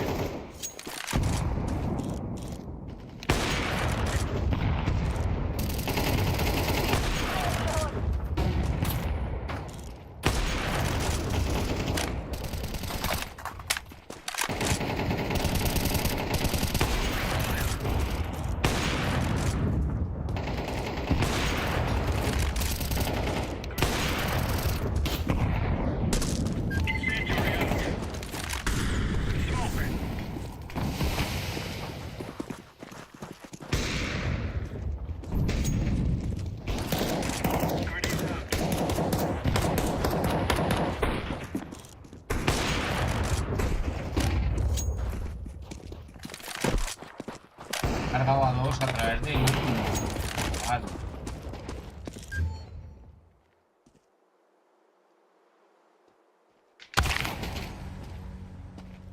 Oye.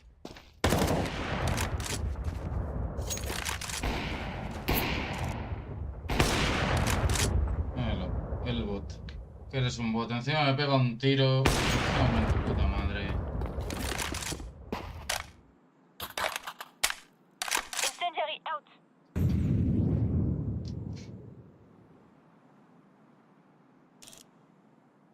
¿Qué hace?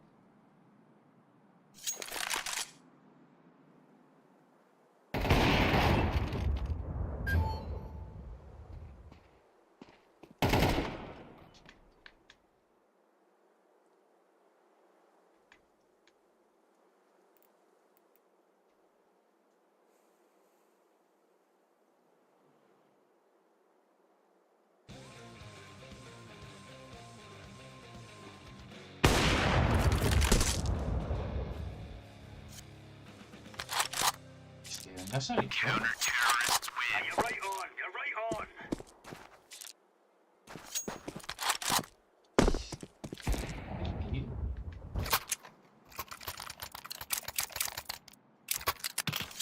Watch out.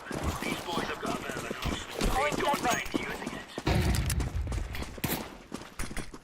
Laying down smoke. Incendiary.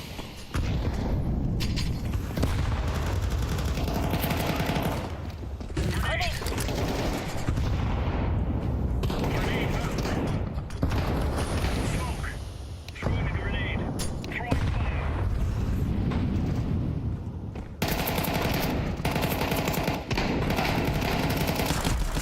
Deploying flashbang. Espera. ¡Qué asco de verdad, tío! ¡Mira este! ¿Pero a qué estáis jugando? ¡Putos bots!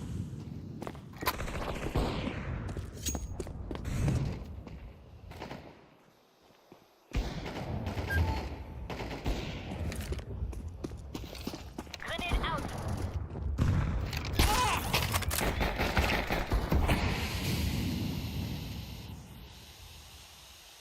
No. Zombies B.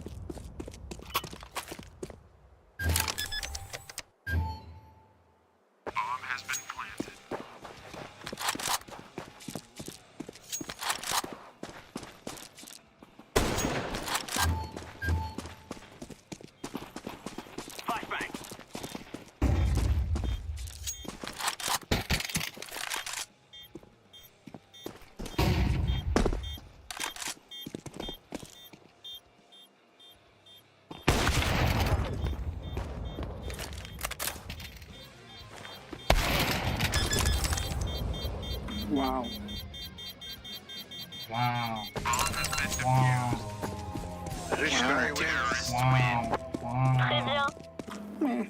Wow. Guárdame eso que mata solo, They're gonna wish they were never born. Flashbang.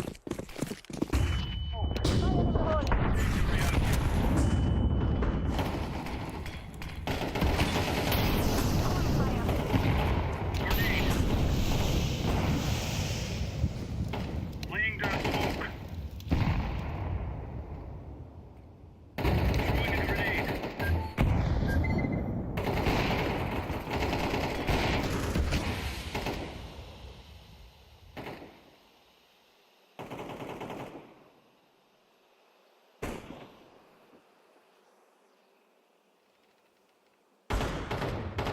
Incendiary. Top mid. Maybe going short. Grenade out. Short. One short.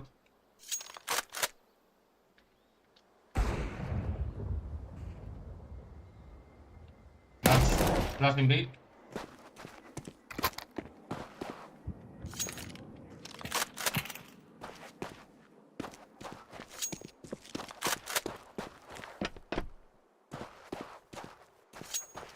Nothing mid.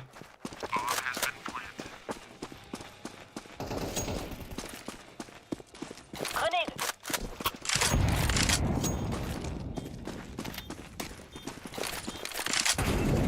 Grenade out.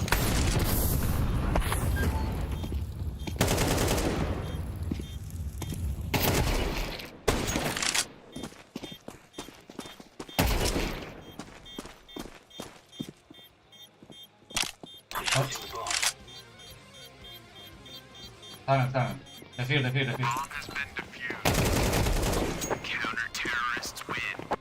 Yes.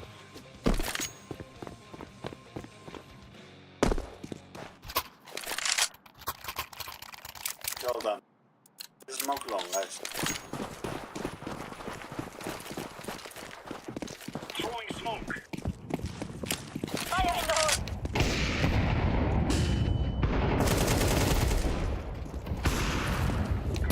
Throwing smoke.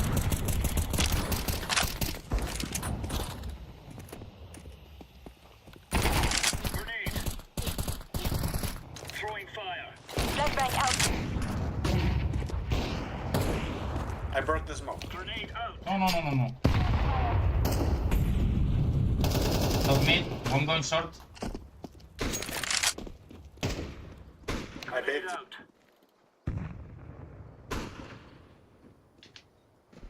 Throwing fire. I'm coming double door long. Throwing a grenade.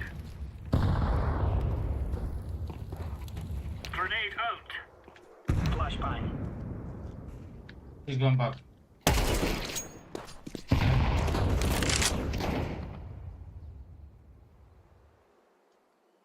Fire in the hole.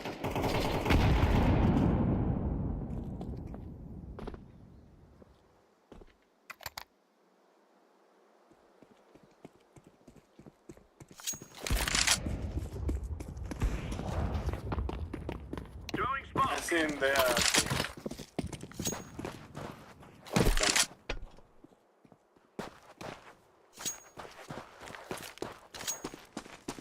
Tunnel.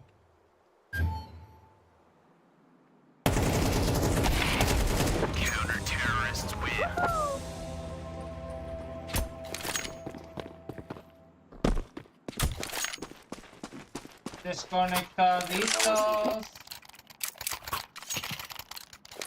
These fellas are the red waking up this morning. Smoke. Incendiary out. Throwing incendiary. Throwing flashbang. Incendiary. Grenade. Grenade. Laying down smoke.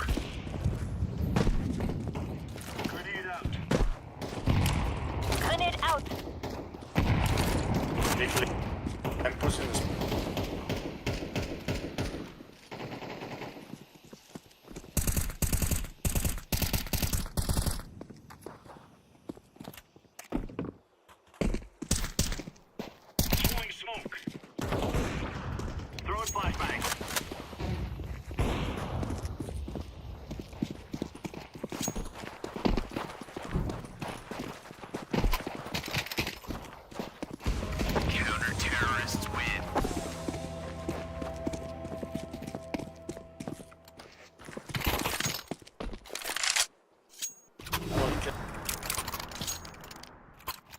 was waiting in the smoke.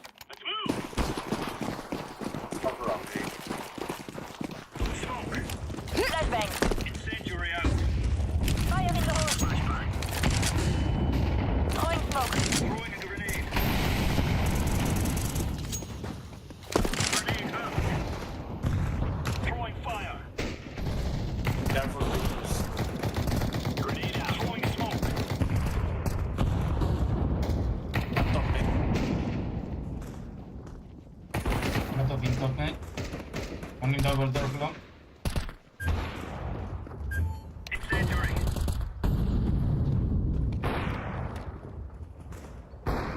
One going short. Deploying flashbang.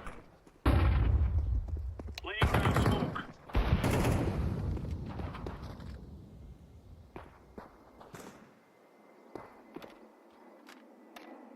Still short. I'm big.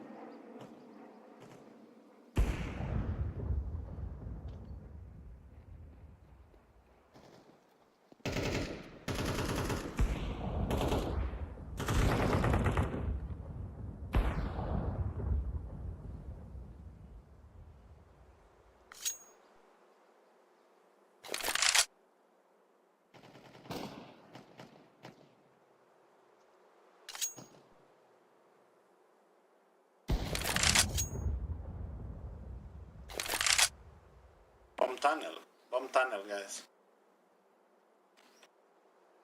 Nothing short.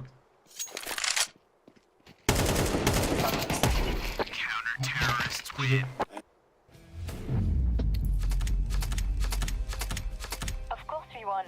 I'm here.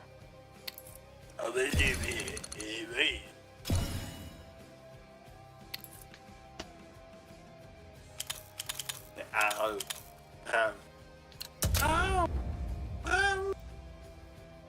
¿De dónde es? ¿Qué te pasa, loco?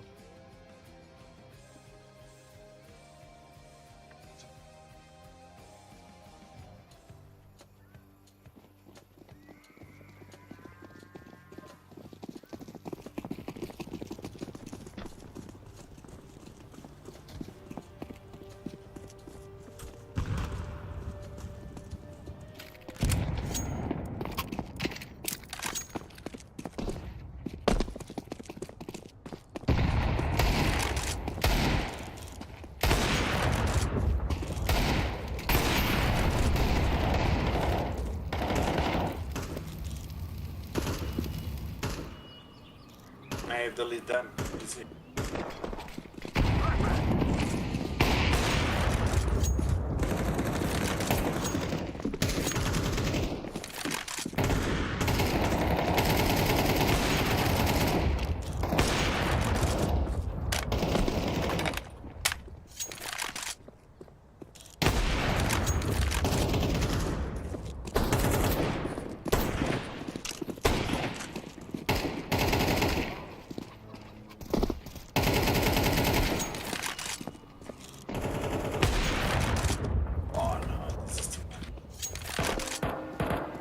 ¿Qué pasa, loco?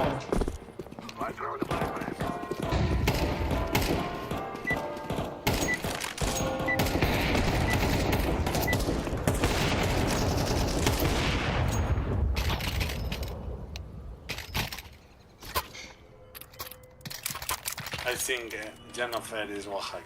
Let's see this round.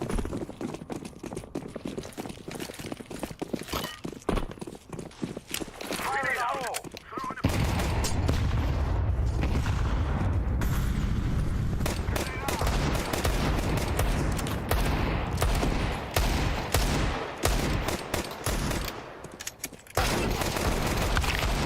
Y me pega headshot. Y me pega headshot. What the fuck? Este es un troll. Vaya, otro igual que el que era ya.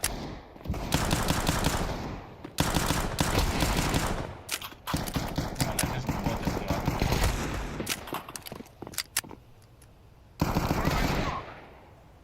What? Ronda 1 y busteado, tío. De loco. Nah, a mí me ha salido el Zoway ese y me ha pegado un headshot instantáneo. Vamos, esto no es como empieza, sino como acaba.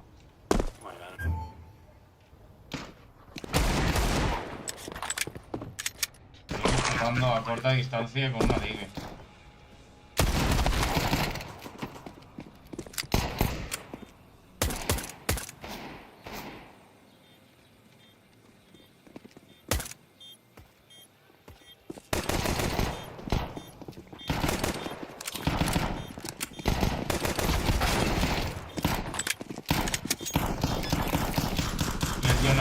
Lo estoy viendo yo ahora y puede que tenga razón, Por el nota es como que está apuntando a un sitio y ya dispara haciendo un flick a la cabeza, ¿sabes? Claro. Sí, sí.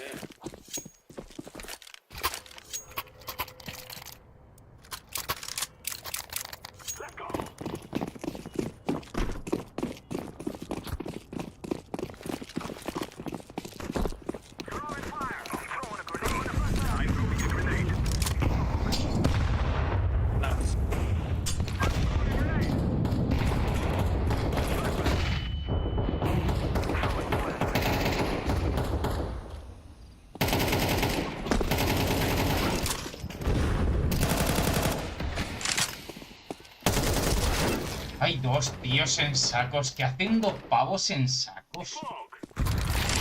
Madre mía, que mira.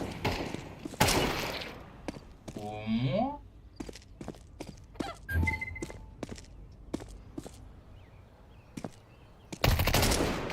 ¿Perdón? Escúchame.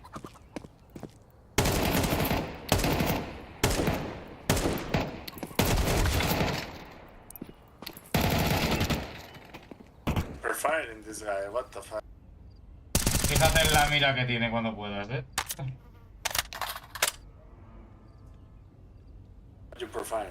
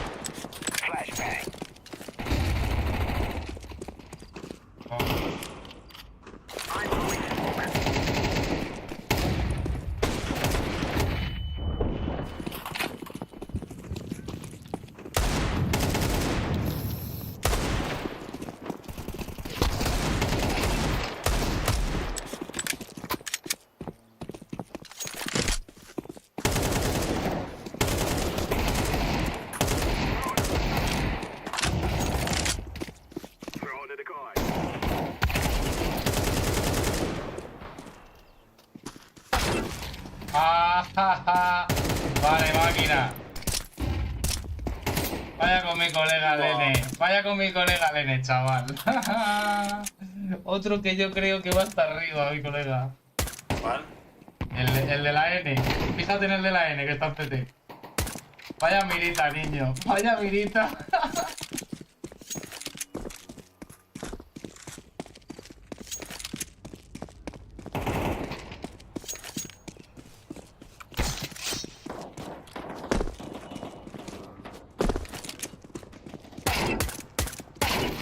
¿Cómo das headshot con eso, tío? Es que ¿cómo das headshot con eso? Pues a mí me ha pegado una deleteada, madre de Dios.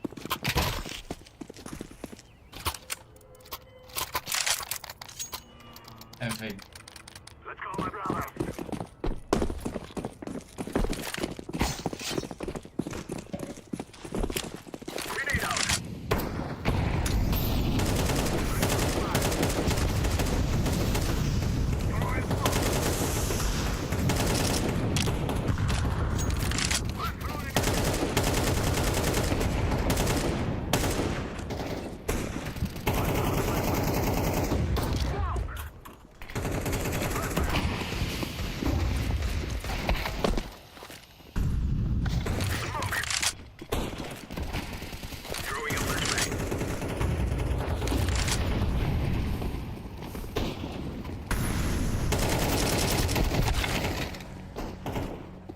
Mala suerte, tío. Pero que se pone a jugar así, tío.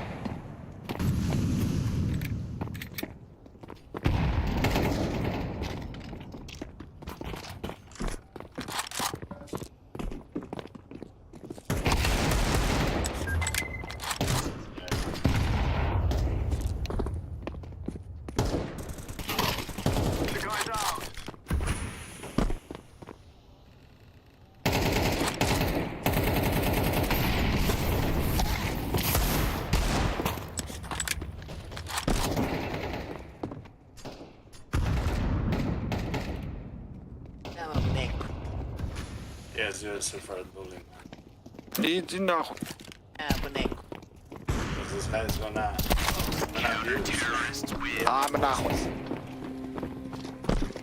Bueno, si mi colega este, el de la mira. Rush B, all guys. Go together, Rasby. Rush. Don't stop. Rush. Hit me, boys.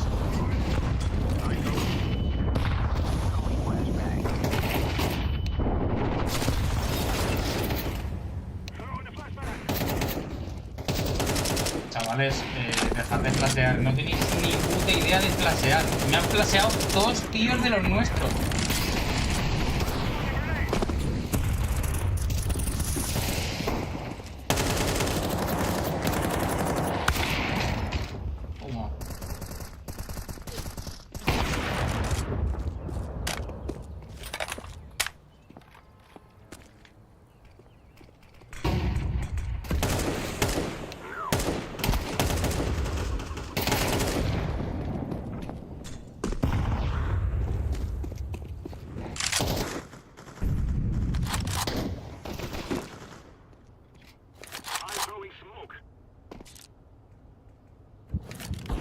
Si rata más rata, mi colega. Buah.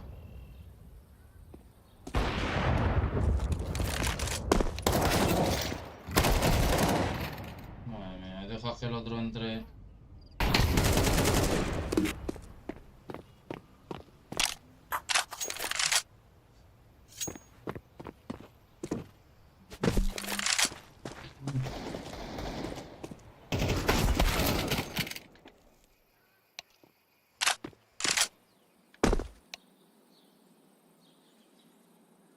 Yes, they suffered bullying in the school. So I can understand.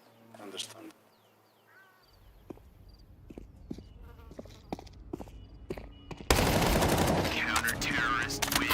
When you suffer bullying in the school, you're gonna abuse over them.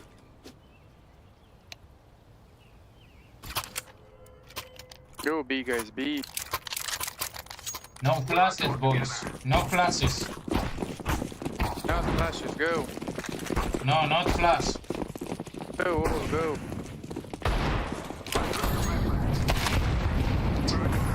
Joder, tío, vaya tela este.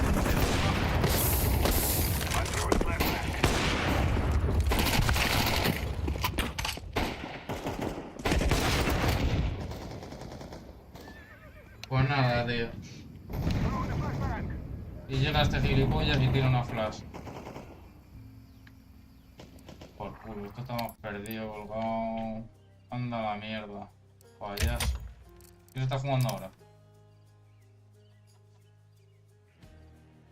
Están jugando Falcons y MV. A ver. MIBR.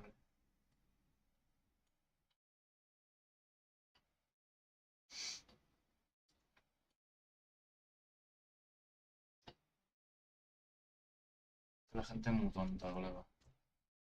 No, no flasheéis. Y lo primero que hacen, flashear. O sea, tomar por culo. Tessa starting to pivot back from cave. Modesty still posted on the Hold line. on. Just looked away, started to move his scope. No gana ninguno. Ese es el primer See, there mapa. are concerns right now for Falcons because they didn't have eyes on middle, like you Pues les touched están upon, metiendo so they un don't know if palizón, they can eh. cross towards red. Un Modesty C6. will have to worry about that. Nico needs to worry about A. Mad just covers Donut, which now makes this B defense a whole lot weaker. Yeah, it's just the two of them, and Kixon's just tucked in the cubby. So he's just going to try and play spoiler. It looks like Tess is kind of selling him down the river. And no block utility between the two of them. Cave, though, it is a very tight choke point. Here comes the U2. They'll concede. Yeah, okay, playing retake. The bomb should go down. Well, Tessus could maybe do something here. Still a tough angle. Not comfortable angle, especially with good flashes like that. Now the Tech 9 surge forwards. They confirm Tessus' presence, and the bomb will go down. MRBR have got this far. Anything else seems like a bit of a pipe dream. I say that. Lakowski does remove Kixon. Insani in the cave side. It's all Speedway. So no threats from late ramp, cave. Flushes them back, but Incendiary won't spread, won't force fights. It still is a fight from safe. Makes it work with just the P2. Mad just gets put low. Softened up for that Insani D. Kind of needed to hit 2 consecutive bullets here. And yeah, swings into Nico. Plenty of time for a 12th round on the defuse. Okay. Well, the buy does come through. Obviously, the max loss bonus in play with the extra cash money. Insani and Lakowski, 17 and 16 apiece. So the two of them delivering in the frag department. Feels all in vain as MIBR stared down the barrel of a loss on their map choice. That round's a great example of, you know, how you're trying to hammer it into the people we're playing with, that you can give people the sight sometimes. It's fine, right? You can give over the plan. As long as you win the round, you understand your protocols as far as the retake is concerned. But let's go. Might be the final rounds here.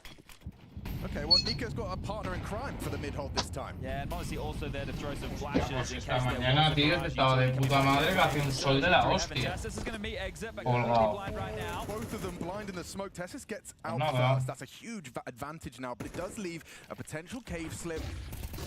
Covered in the smoke. Insani doesn't matter. What a transfer into Tessus. Different elevation. He pulls it up, finds the head. Double kill out mid. Exit.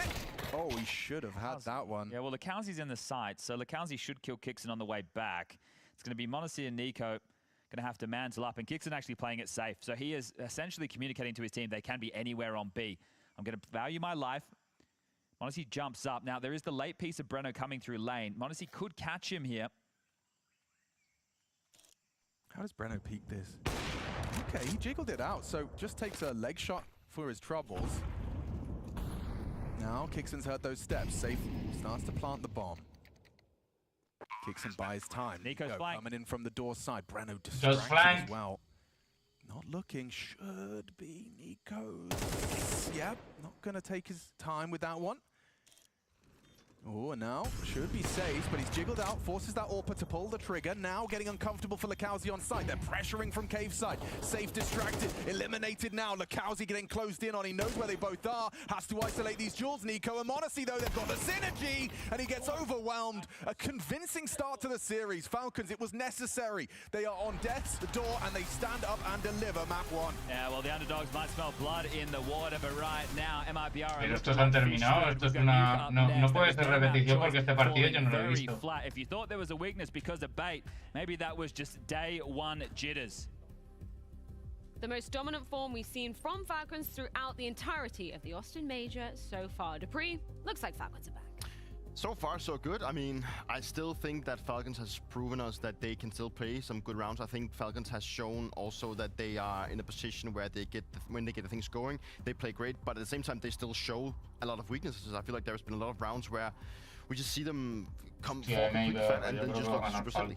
Yeah, it's hard to disagree with that. Este no creo que sea muy interesante, sinceramente.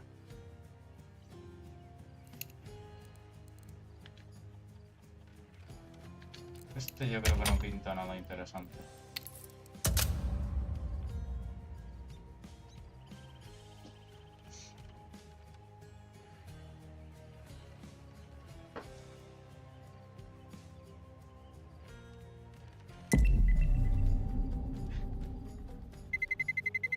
Let's roll.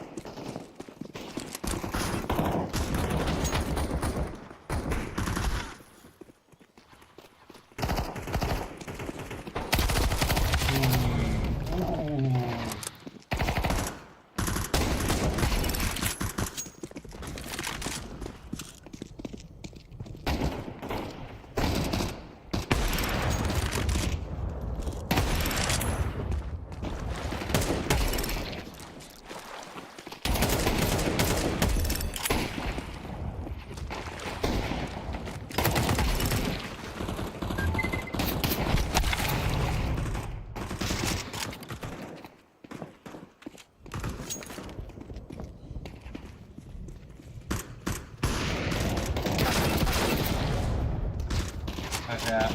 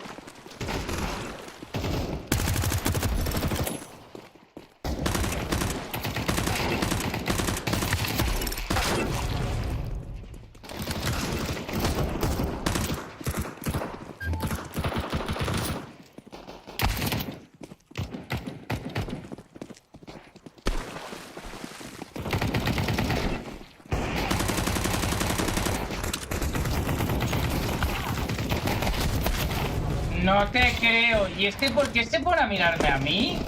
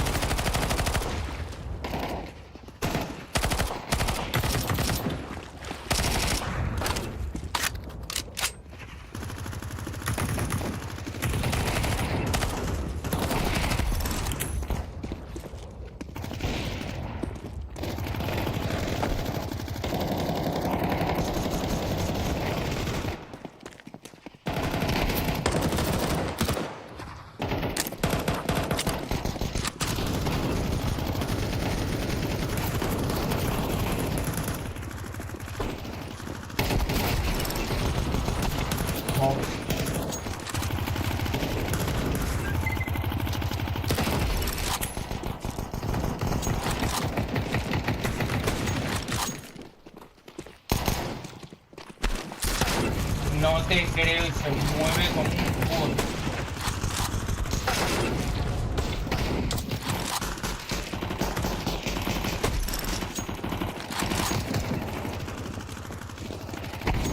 Y a ver si me mueve por mis cojones.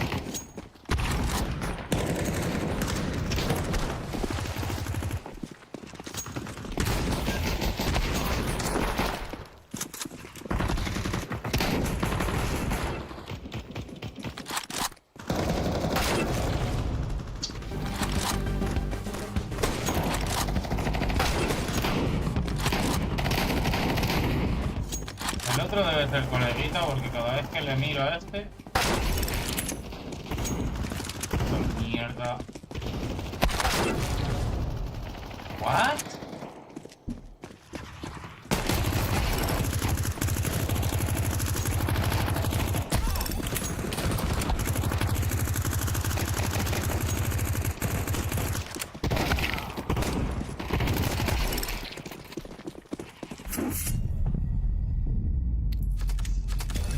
empanado. Tiene que matar al empanado. Y el esco, cada vez que voy con este, el esco parecía. No son amigos. No son amigos. Y esto es España. Qué pena, tío, que tenía 3 táseres para este pavo, tío. Qué pena.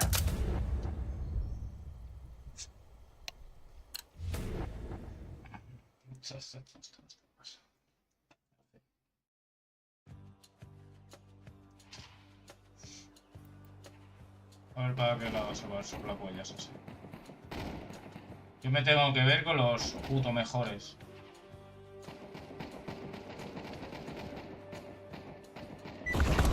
Menudo rajado.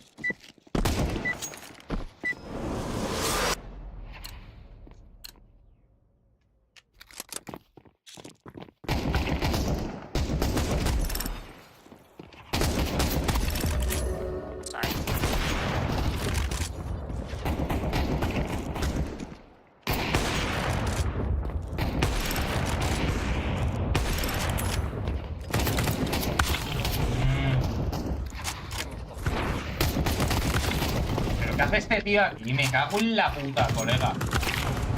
Y ahora me mata el esco este.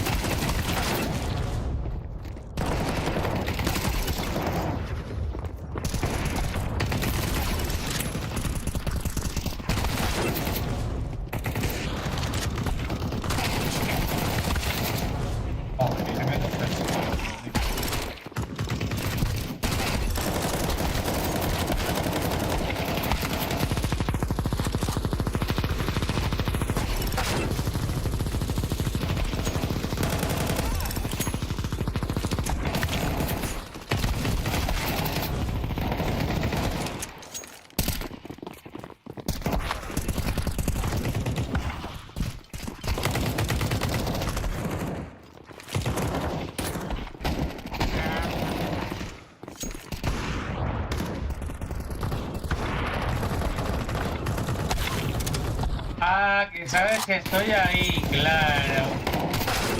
Claro que sabes que estoy ahí. Claro que sabes que estoy ahí.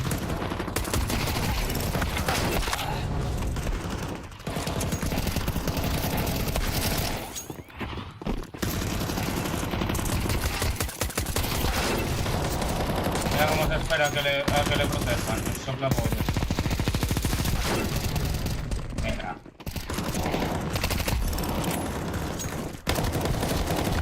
¿Pero dónde vais, tío?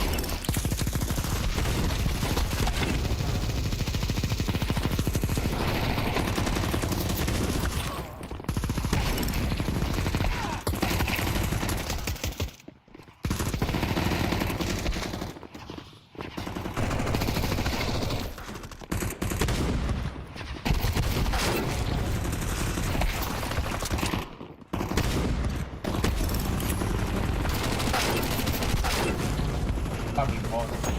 Never check now.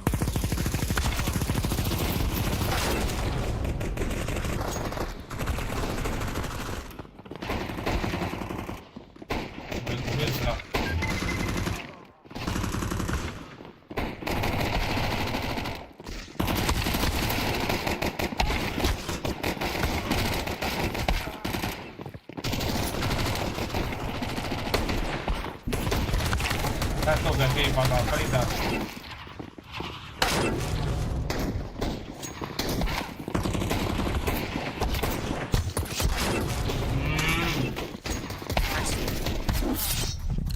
Bots.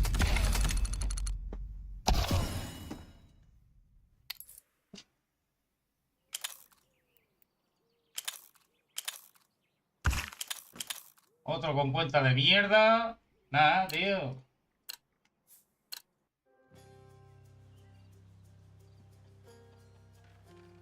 Putos soplapollas, colega. Venga, vamos a echarnos una partida. Sé que la voy a perder. Porque últimamente, no sé, la primera partida que juego siempre me toca gente mala. No sé por qué, pero Counter es así.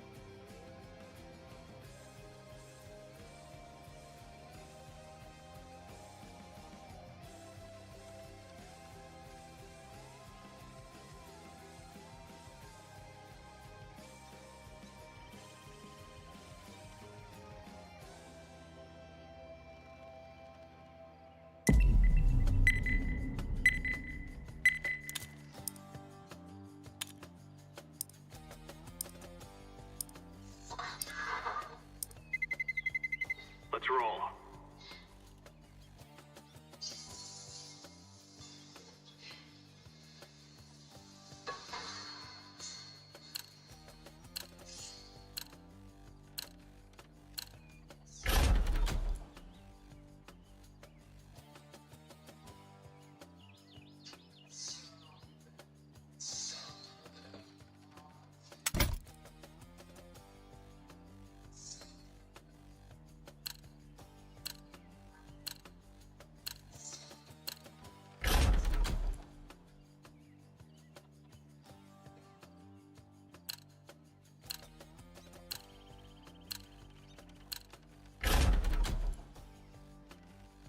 Que lo sabía, tío. Putos portugueses, macho. Se llegan los portugueses.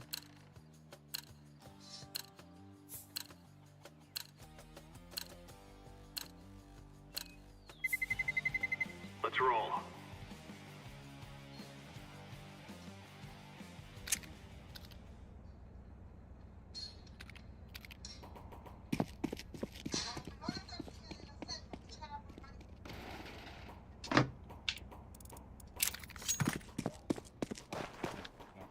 Vamos en vaso.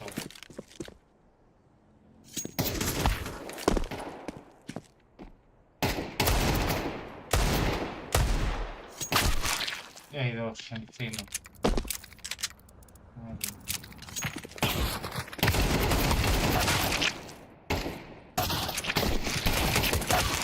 Pero tío.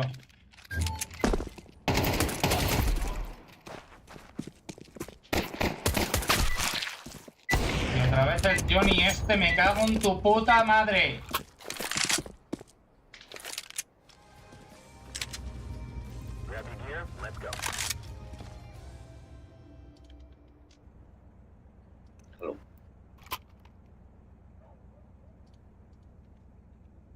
Hello boys.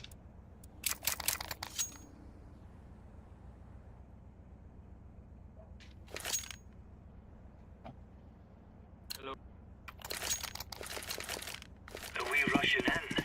Or are we going sneaky beaky like? Throwing fire! Grenade.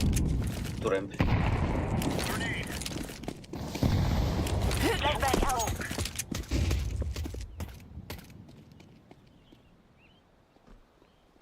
Palas and ramp.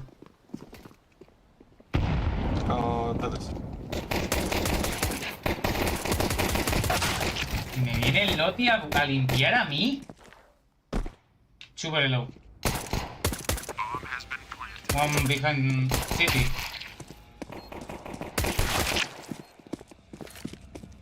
Throwing a grenade! That's city.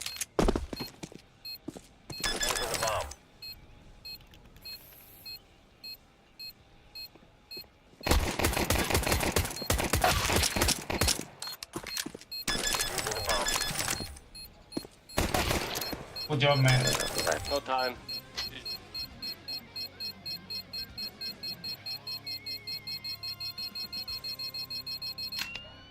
Fall back.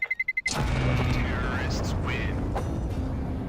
Me viene el Loti ese a limpiar ahí del tirón.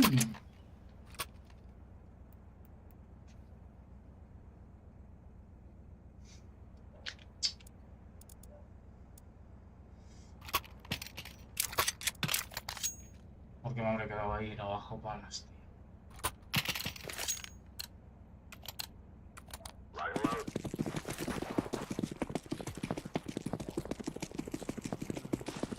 Grenade out. One palas.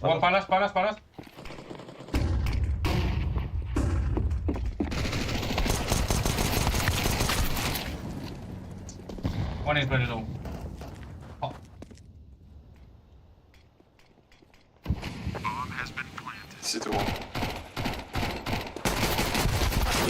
Madre mía, tío. No sé por qué. Estos son muy malos. Y los de mi equipo. Estos son muy malos. Y los del otro equipo no sé por qué me da. Que pinta.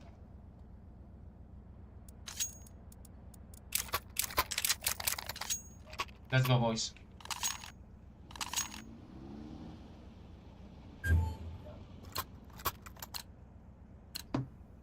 on, jump. Joder, el Sigua este. Incendiary out. Throwing flashbang. Fire in the hole. Laying down smoke. Another flash. Throwing flashbang. Grenade out. Deploying smoke. Smoke.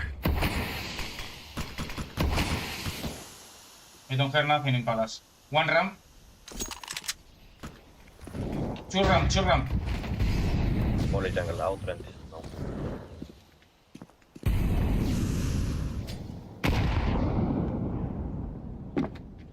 One palace. Y me limpias del... Escúchame, ya mierda. Vamos. Ya mierda.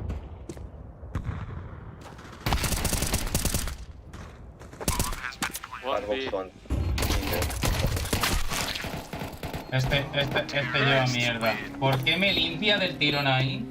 O sea, no hay nadie en el side y me limpias del tirón ahí porque sabes que nadie puede hacer el refrag. Corsair. I don't know, man. Let's go eco maybe. It's okay.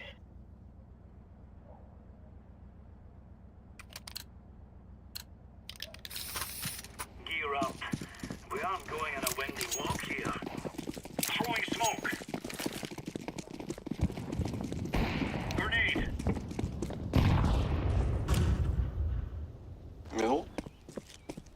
Top mid layer. Top mid now. Shot. No flashing from me.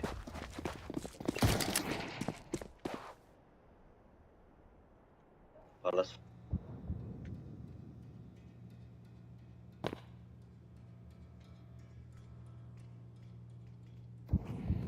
Be smoke. One more B.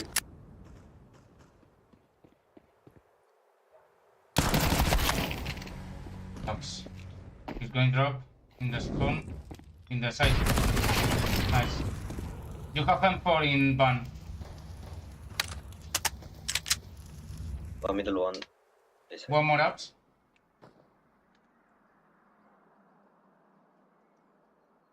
Short here.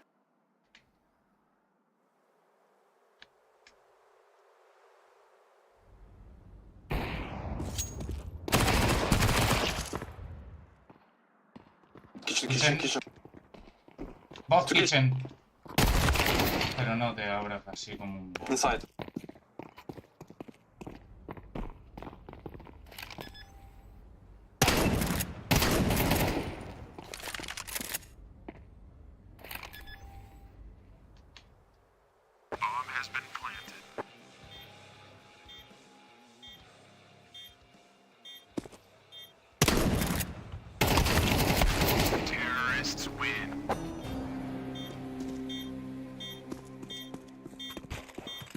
Estos son muy listos, me da a mí. Y el otro en vez de tirarse, tío, se queda arriba el gilipollas, loco.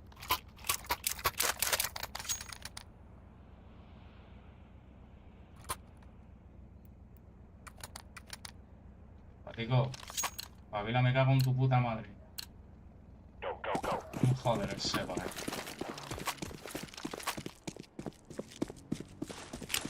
Fire in the hole. Out there one. Flashbang. One under. Come on, boys. Deploying flashbang. Fuck. Throwing fire. Grenade out.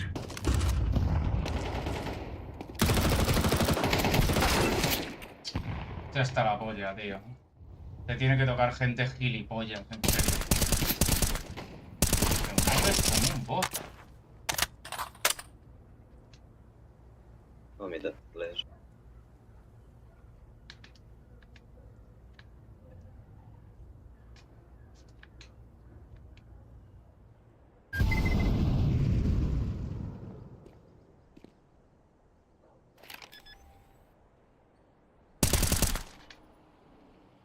Last jungle, maybe. On connector.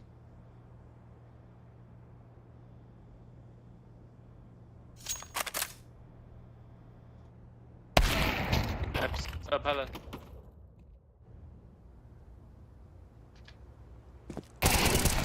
Me está esperando ahí. What the puto fuck. What the puto fuck. Escúchame. El azul es gilipollas. El azul es gilipollas. Orange. Take.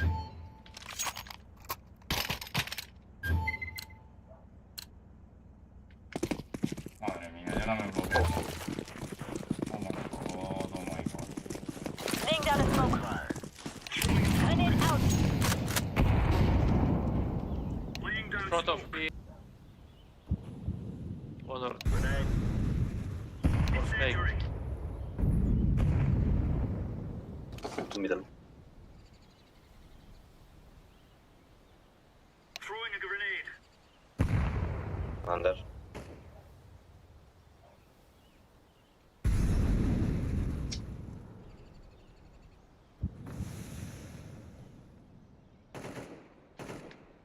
Be clear. One ramp. 43. Ramp. Absolutely. Ramp. Slow.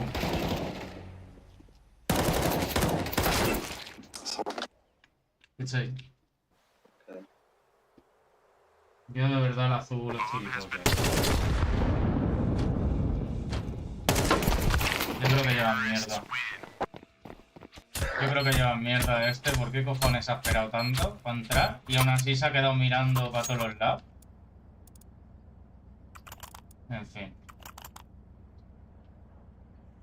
En fin.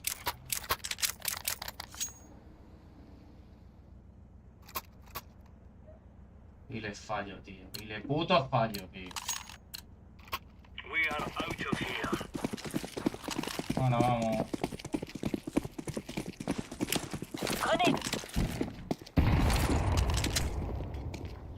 Hacemos city.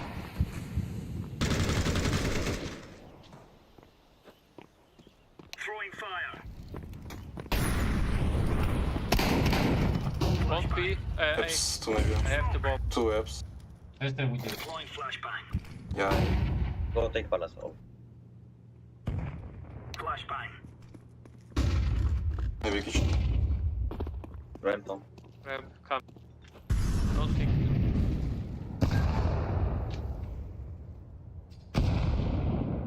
Two ramp. Yes.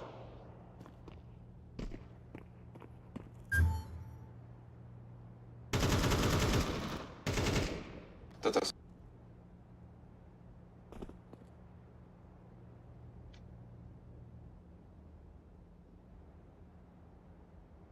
Don't pick green. You wait, I pick and kill one. Okay.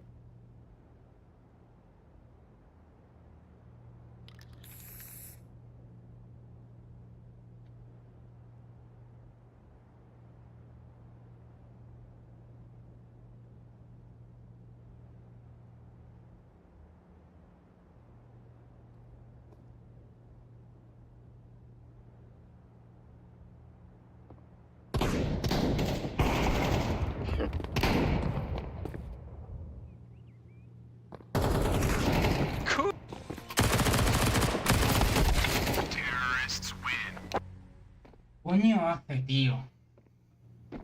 No sé, yo creo que estos... Es que de verdad el verde, tío. Y el otro holdeando. Lo mata el del AWP instantáneo. No sé, a mí esto me huele muy mal, sinceramente.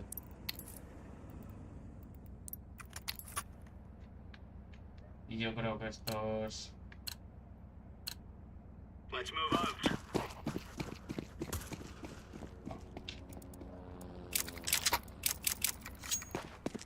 Incendiary. Absent palace. Laying down smoke. I mean palace and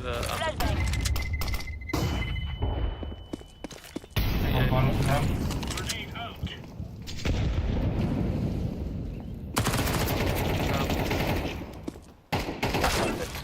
Claro que sí, Johnny, máquina. Claro que sí.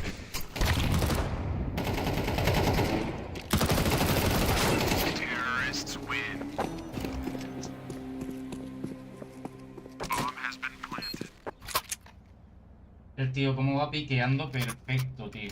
O sea... Este va full disrespect. Pero full. O sea, le da igual. Claro que sí, máquina. Claro que sí. Claro que sí. 1200 horas. Claro que sí, máquina.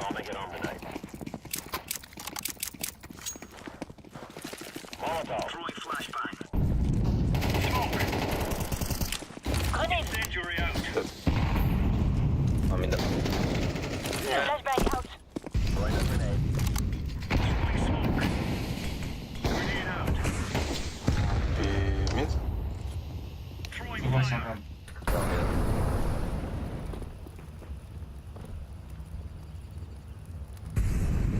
One chair.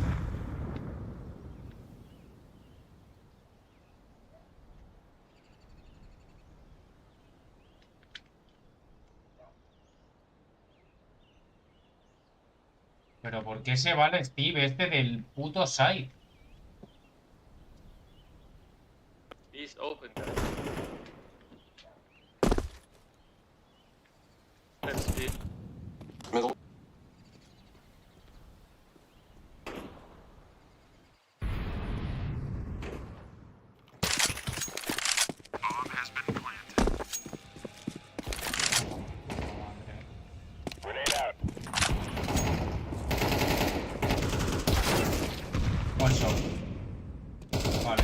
Johnny este lleva mierda. El pibe este lleva cuerpo. De puta madre.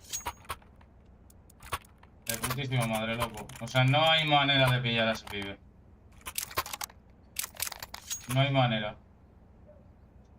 O sea, estás...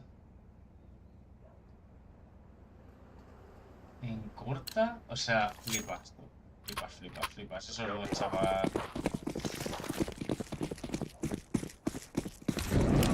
Fire in the hole. Incendiary out. Throwing a grenade.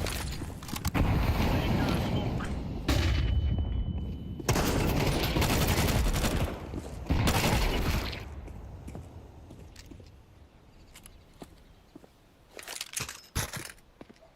One middle.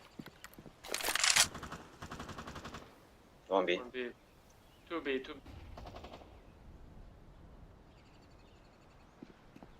One round. On close steps.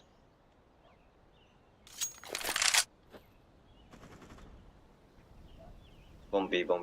Last is on ramp, guys. Ramp or middle. Oh, thanks. Throwing fire. Counter-terrorist win. Chúpamela, subnormal.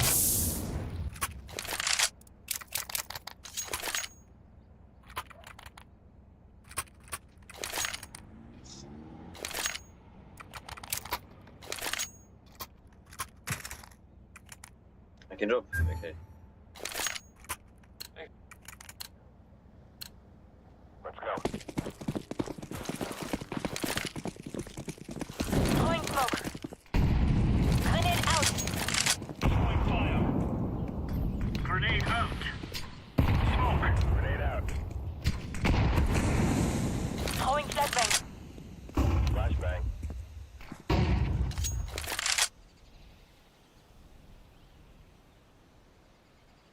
Throwing smoke.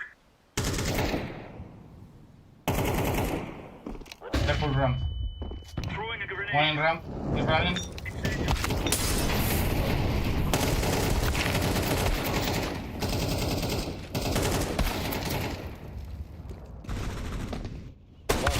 Terrorists win. Oh, you die. Bomb has been planted.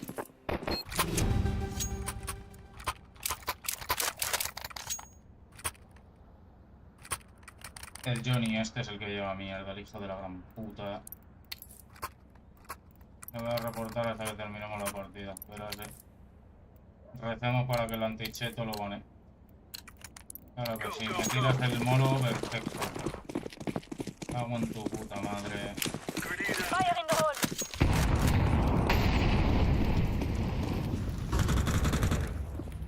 Incendiary. Fire in the hole. Throwing smoke. Sure.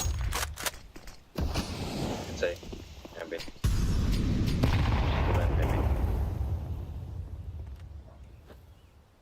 Deploying decoy. Laying down smoke. Flashbang. Flashbang. Ramp. Out.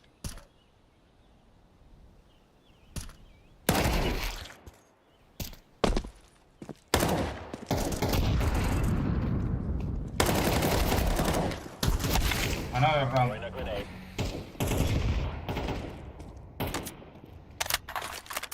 Puto bot de mierda. Deploying flashbang. No sale el otro corriendo. Claro, porque deben de ser los amiguitos.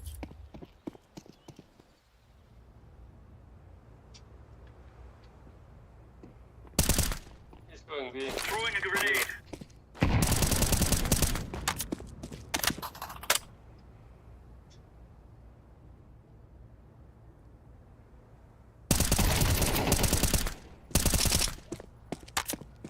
Se va por él con un par de huevos, le suda la polla. Eps.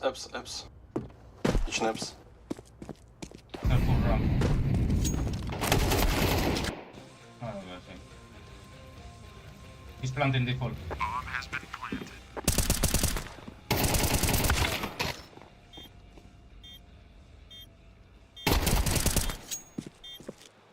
Bueno, este tiene toda la puta suerte, el soplapolla.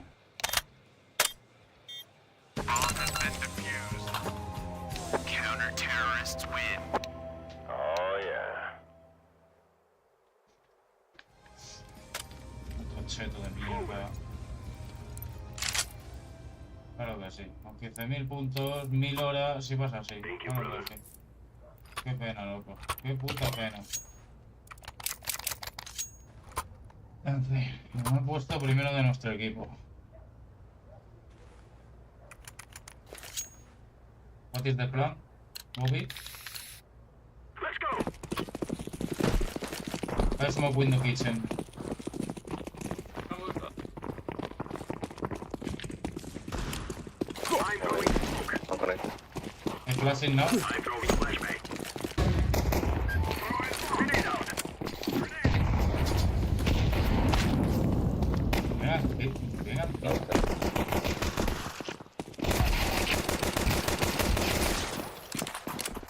In the smoke.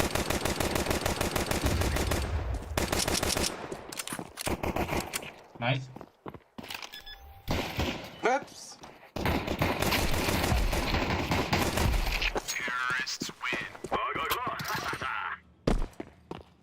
Claro que sí, tira un puto humo, loco.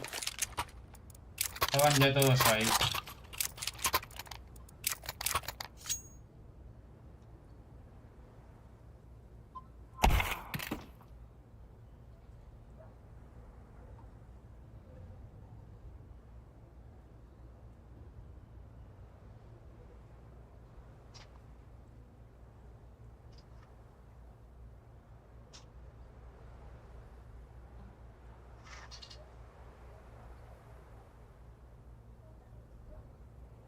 Putos bots de mierda.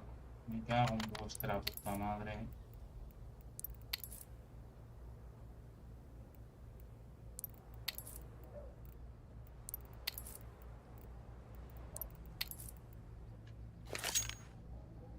Qué pena, tío, que no los ganen. Qué puta pena, colega.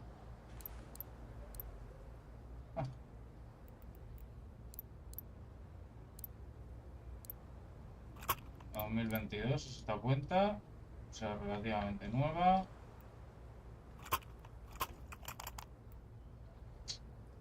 Joder, soy tonto o qué.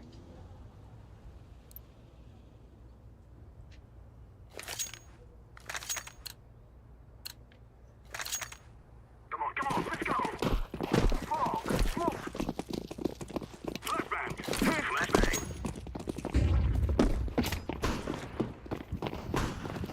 Careful rats. Flashbang. Grenade out. Puta flash. Window lock. One connector. Two connected. One on palace, one stairs. Trouble. I'm throwing a grenade. Smoke.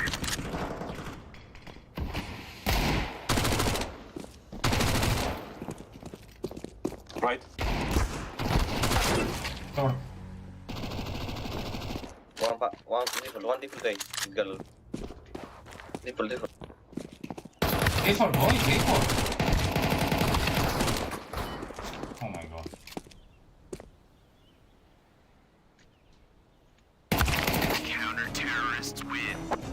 Ay, qué equipo me ha tocado. Y el otro tío le está dando la info de que hay uno default y llega el gilipollas y se da la vuelta y se pone a mirar corta. Yo es que no entiendo, colega. Ja. Es que no entiendo, colega. Vaya equipo que me ha tocado, chaval, de putos mancos, colega. Let's go.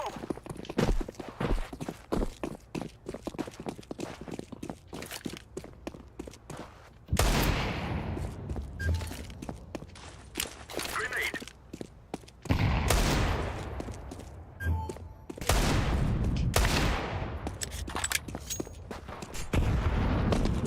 Estoy pushing me. Mid push. Mid push. Vamos. Tiempo. Grenade. No.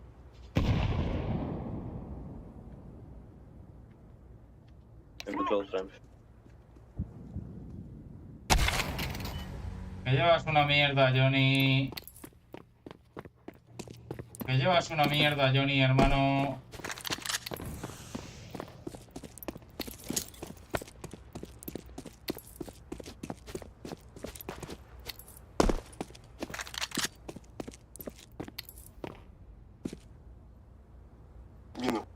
Window left.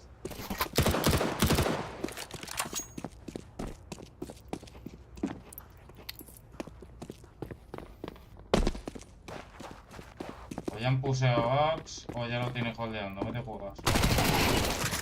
Go push. Kitchen.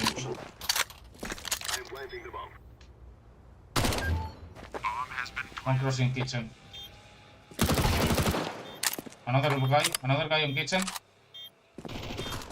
Kitchen last, kitchen last. Kitchen last.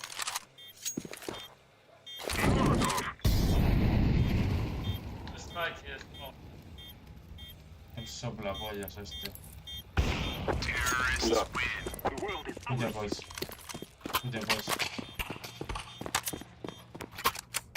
¿Qué es? 84 en 1, o sea que le he pegado headshot.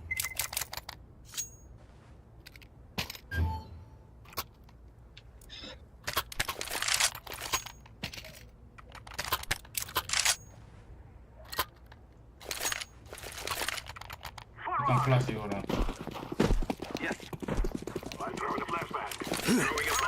Oh, sorry. No.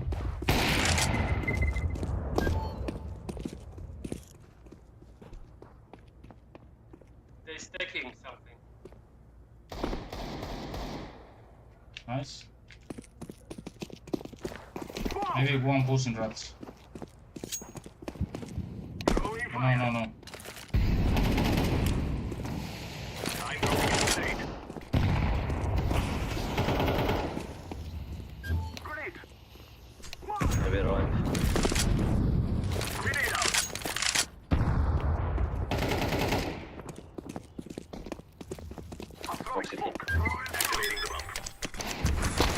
Short.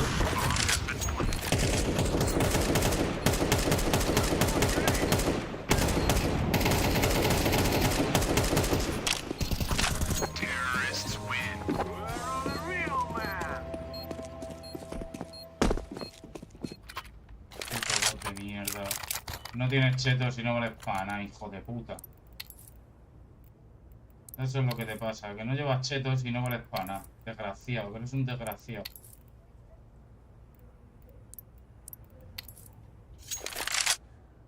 Puta madre. Hay flash, Nick.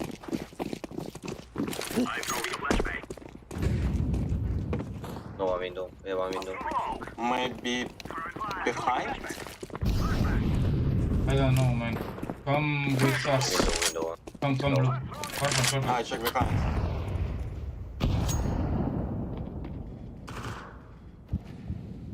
Under?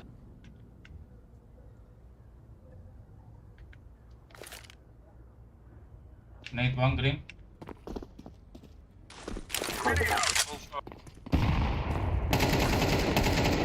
Nice. One behind me. Forest. Puta madre que parió. Me estás holdeando, One forest. Maybe behind. Go back. Están pegando todos los tiros. One more behind. Free B. Take the bomb, go away. Hold this position, Orange. One short.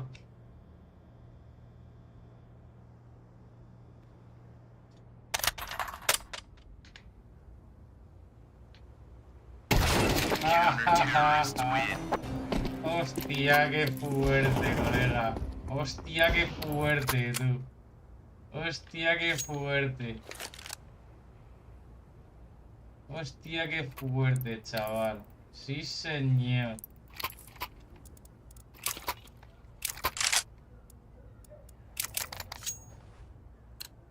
Hostias, chaval. Qué máquinas son.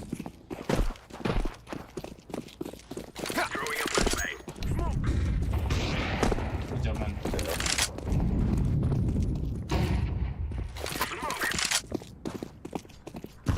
Refusor. Por window. Window one. Eso. Y me sale de pre-fire. Claro que sí, máquina, claro que sí. Ellas han acabado. Ellas han cansado de la partida, ni más ni menos. El Loti este que iba último, tú. O sea, flipa. Vaya barbaridad, tú. Claro que sí. Let's go, let's go. Flashbang. I'm throwing the flashbang.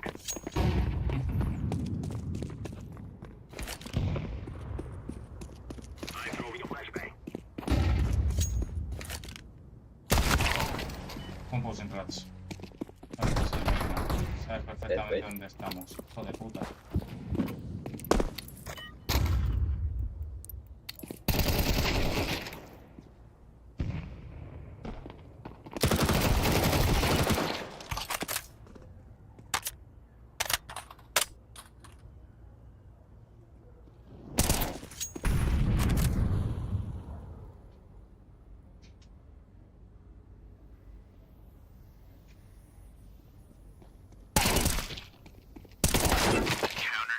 Sí. Y sale este corriendo, que ni se para. Claro que sí. En fin, qué asco de fuego, de verdad. Qué puto asco de fuego. Y lo peor de todo es que la gente que utiliza mierda se pensarán que son buenos, ¿sabes? O sea, en plan... No sé.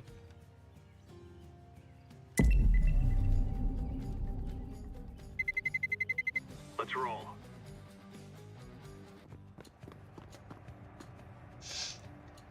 Esta barbaridad, ¿verdad?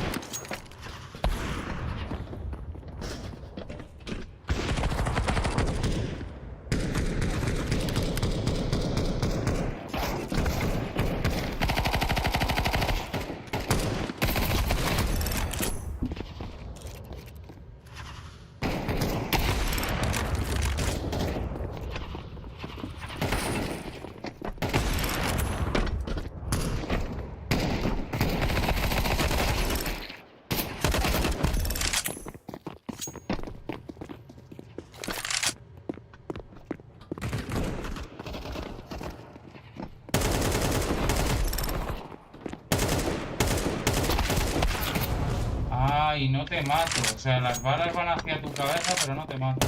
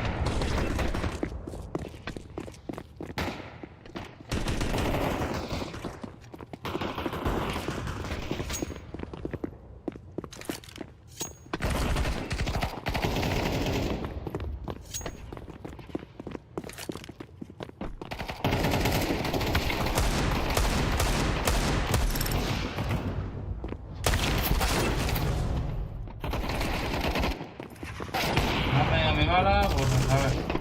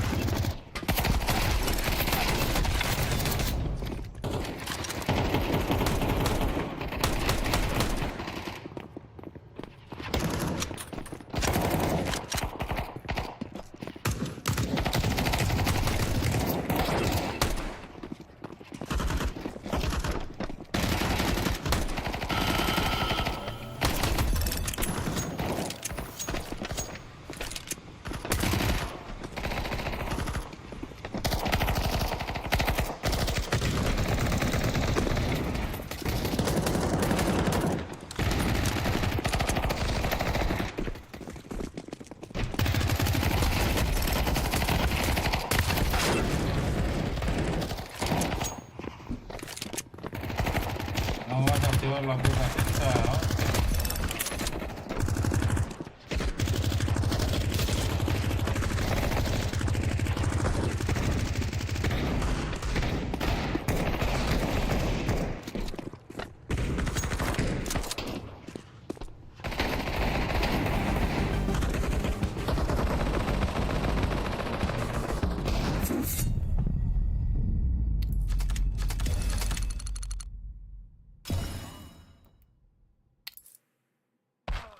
Bueno, pues 120 horas, el guardashop 600. Bien, bien. Qué barbaridad lo que se encuentra en el counter, colega.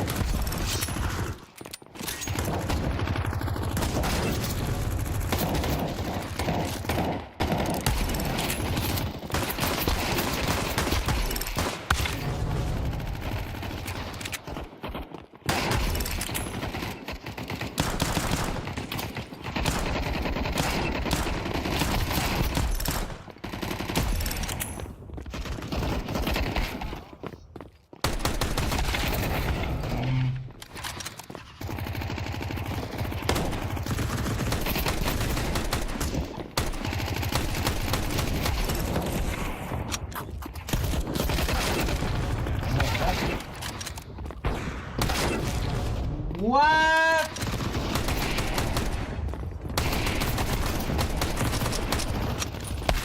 Me mete headshot a través.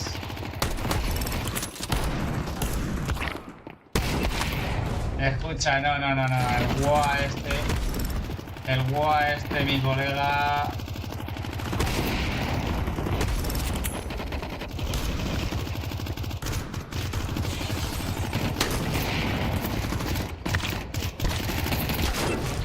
El WA este sí que lleva mierda, tío.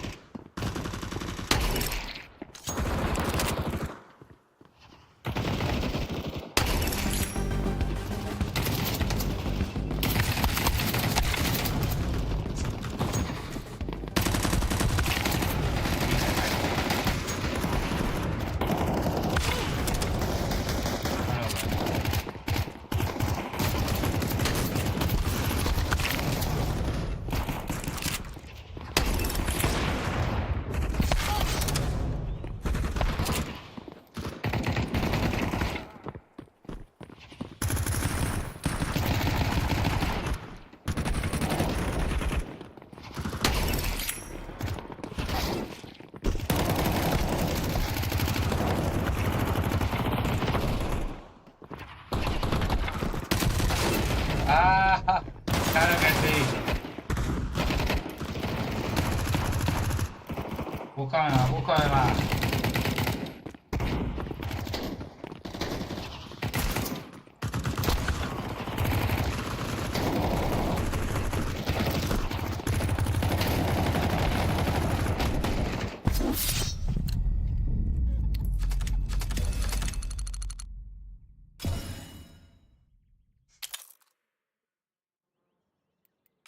Este sí es posible que lleve mierda. Chiste de meme. Perdón por culo. ¿Están de vuelta? Están en el segundo mapa, a ver cómo van. I think I'm going to start moving elsewhere to help, and then makes a step. I think he spots maybe the tip of the D, almost gives his life away in that situation. So the Counter-Strike god's not smiling down. Yep. There you go. That's Counter-Strike. Okay, well, that was the eco. Now we get the buy. Safe, with the hero AK, will have to operate with something lighter. He gets a Tech 9 instead, but the rest of his team are fully strapped. Can Insani accelerate into this yard space quickly? Oh, negated early by the deep CT molly. Smoke ball dots across the yard. Nico, as the yard player, will have a lot to communicate, a lot on his plate, and there's a lot on the other side. ¿En serio? ¿Se la va a jugar? He's not alone though, his duo. No. His partner in crime, Monacy, working on secret stairs early, so this will be a nice opportunity for an AWP. You'd expect to at least get one and fall back. Oh, Madness is going to chip in all the way from downtown. Committed to the spray, finds Insani through the smoke, and now if you still want to commit to B, you meet the AWPer. Feels like the setup's poised to be perfect from Balkans. Oh, and even if the drop, an orthodox approach, Monacy, he ain't scared. He gets his frag. Nice reaction shot from the sniper. All right, pivoting back now, Nico Redpole. Good position to deny all of this. And he stays tucked. He doesn't want to give them the way back in. No te abras, Nico. And that's Kixon covering Nico. Look at the team plate. There's synergy on display now. Is it too little too late, though? Don't forget, just one single round. Kixon's a dead man. Exit bowls him over, but swings to his demise. Okay, well, that is the first 2 kills for MIBR in the last 3 rounds of play. Those remove 2 AKs from the board, so they're not going to have those to work with, but it will be another partial investment now from MIBR. Now, they shouldn't be worried too much. See, with this kill here, it looks great, but it's on Insani. So the problem with that is you've taken down the standard outside crawl player anyway, so you don't exactly know what to expect. Good point. So as soon as Monacy kills Lacalzi and then understands there's more, at that point, Falcons get a better understanding of the picture, the strategy that the Brazilians are called in with. And they are going to take their second tactical timeout. Now, they've got one more of those to burn. Take a look at the top left of your screen. You can see Falcons have nothing. And, well, they're not even going to get a chance to take it unless Falcons keep going. Yeah, well, look, if we get into overtime, we know that there'll be replenishments of tactical timeouts. This is where you hope in the lab that you have a great pocket strat, right? You know, what type of set piece have we calculated? Last time, they brought out the lighter buy. They did the outside smokes. They got Insani across. They mollied it into the vent, and they actually just left Magisk on his own towards the top side. So you could throw a similar pattern of util, and they actually have the util to do the same thing again, but you could have a different finish. Okay, yeah, clearing 10 off the rip. Set piece. Imminent. Ooh, and a little bit of damage just through the corner of the box. It's confirmation there's bodies outside, and plenty of bodies now. Tagged up by that HE. A little bit of flak damage, re-smoking, and oh, he was holding. Monacy, good awareness, and spam from Nico. Removes the threat. That was easy. Yeah, there is no 1B. You know, there is perhaps a chance for Safe to get this bomb down uncontested. I think the ramp player might be able to get... No, he's planted Safe. Okay, well, you take the $600. Thank you very much. It's just going to be Breno, so very late to this. Unlikely to find anything whatsoever as the diffuser's already been stuck. Mad just down towards the lower deck as the last man standing will just have to saunter on out. He's got the Kevlar, it's all good. He's going to be able to upgrade into head armor, no dramas. So all good in the hood because, again, there's still plenty of rounds to work with. 3 more, though, to complete this comeback and take us into OT. You go down 0-2, you go down 10-2. Like, you just... Falcon's just doing it on hard mode at the moment. Want to get in as many reps and rounds as possible, apparently. Yeah, it's all Zonic's plan. All part of the plan. Get him all warmed up. All right, well, that plant has actually facilitated a safe AWP. And he's even got the trimmings, some util, some head armor, all the goods. Can it be the difference maker? Oh, Monacy's under so much pressure. Oh. He still gets one. Down the vents with the bomb, though. That's an awkward one for the CTs to manage. He's done very well to survive the nade barrage. So quick. Yeah, but look at the lobby hold. Exit lingers. Catches, kicks in quick to it. Lacazzi will not be forced out. A missed incendiary. He still has a vantage point. Behind the site, can pivot between them. They're all coming and channeled through that narrow choke of ramp. Bomb's already almost halfway gone. Yeah, this is already looking like it could be the last round on Nuke. MIBR, have you done enough? Is there anything from Falcons on this retake? Couple of pieces of util, well placed. Breno reveals himself as he spams away at the control side smoke. Move on, boys. They're advancing. They need to be defusing. Look at the time. They've got to get on that bomb. Lacazzi catches another. Nico doing his best. Molly towards the bomb site. Nico fragging up a storm, but exits done it. MIBR take us the distance. The Falcons are on death's door 2. Loser of Inferno's going home. World number 2 versus Brazilians. Ahora a ver cuánto era. 12 minutos, creo.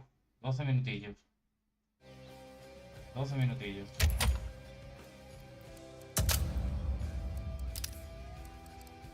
Puedo estos días practicando, tío, para que me toquen unos putos inútiles en una partida, tío.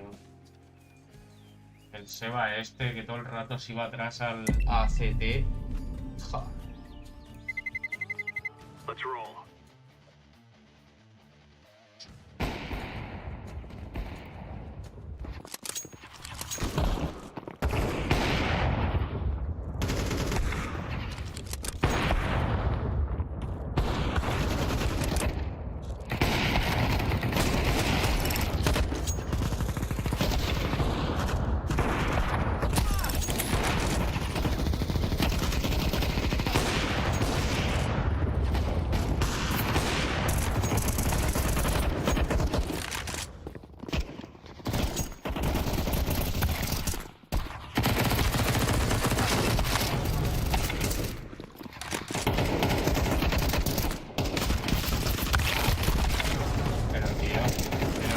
Viene aquí a este lado y ahora me matan del otro lado.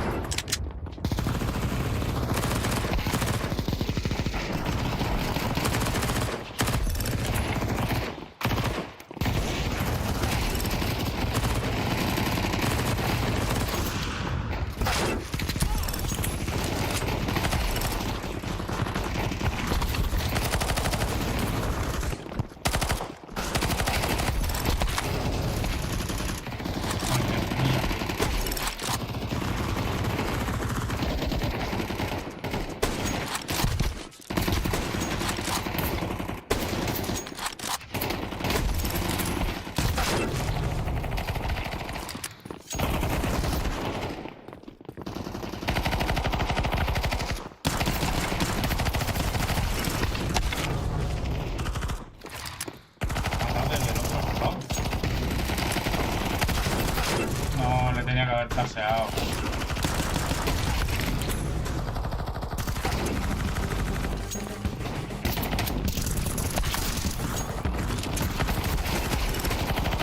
Listo eres, soplapollas.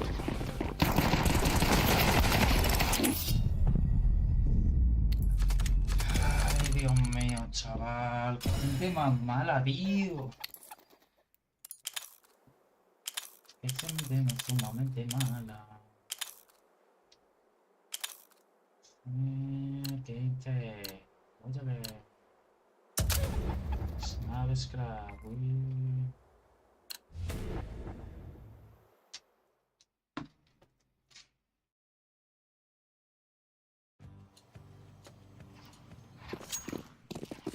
Con este hay que partirle la puta madre.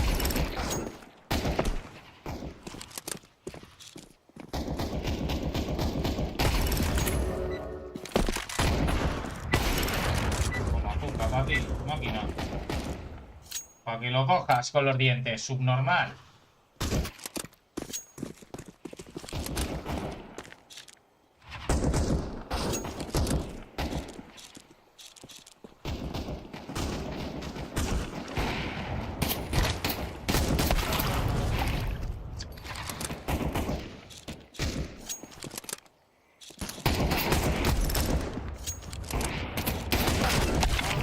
Tío, que lo tiene delante el otro.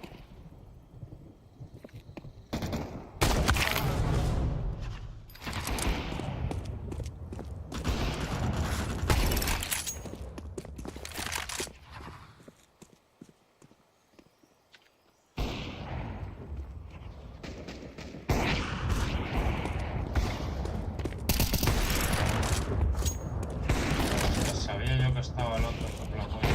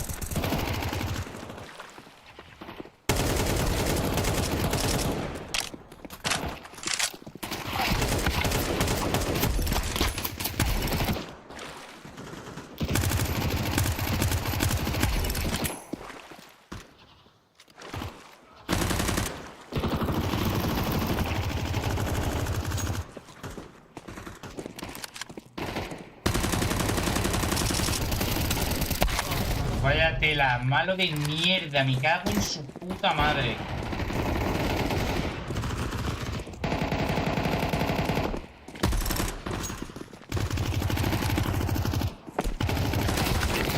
Pero si le he metido un headshot, tío, pero qué clase de broma es esta.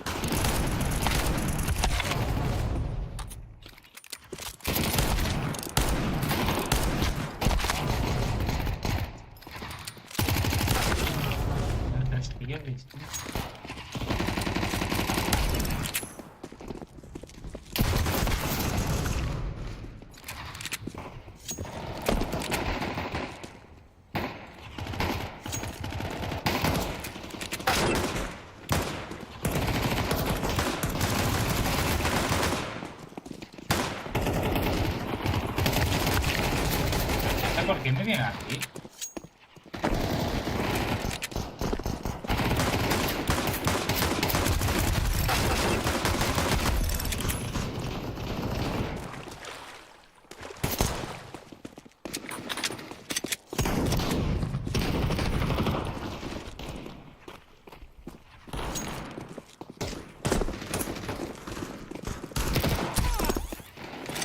Vamos.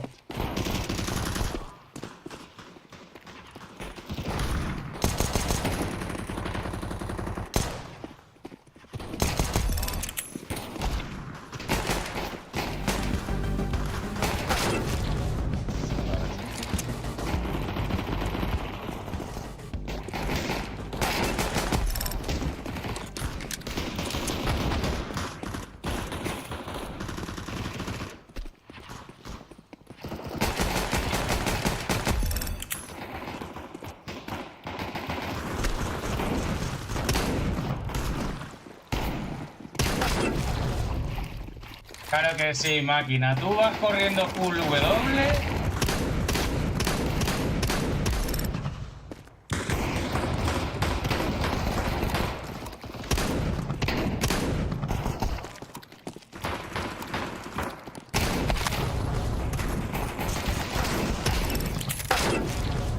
El Tuca este...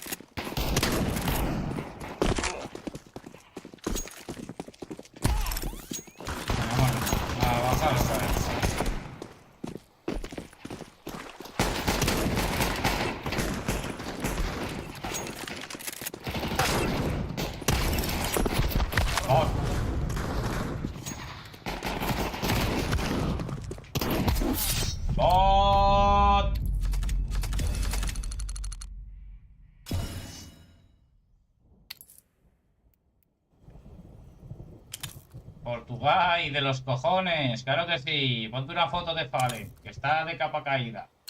Crack.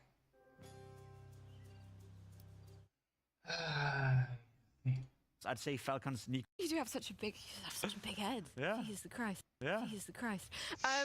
Okay, we're looking at Manassi, Mr. Falcon. Why should we be looking at Manassi, Mr. Pimp? Clearly, because he's the best player on the server, right, Peter? Yes. Yeah. Any other reason? Nico. Well, alongside Nico, Magisk, Sonic as well, like all of them, Tessus even. Yeah, I mean, you're just saying player names right Mastermind. now. Yeah. I've gotten to a point where I'm annoyed now. You know, I'm annoyed at Falcons. I'm annoyed at the fact that they don't live up to our expectations. So at this point, you know, they may as well lose. Send them home, send them out. You know, let them fly wherever the hell they want to fly. You and I, we're gonna have a battle in the green room. Yeah, because it's so serious. Yeah. Are we actually going to see Falcons go home? Though? No, I mean, if they win, right, there's a chance Peter will show up in this shit again tomorrow. So at this point, we just need to get him out. What are you talking about? It's a Falcon, Jacob. This is just the tip of the iceberg. Okay, is it happening? Are we going to see the demise of Falcons? Like, we've been on this precipice before, right? We've been in the exact situation yesterday. They gave us faith when we went into that third, but now it's a bit topsy-turvy, right? But surely, we look at Inferno. Surely. There's Nico, who I would say is the new king of banana. Have you yes, as you just mentioned, have you seen how Nico goes and take banana control? Like, he's like the god. He's like Freiburg evolved. How do you feel about that one?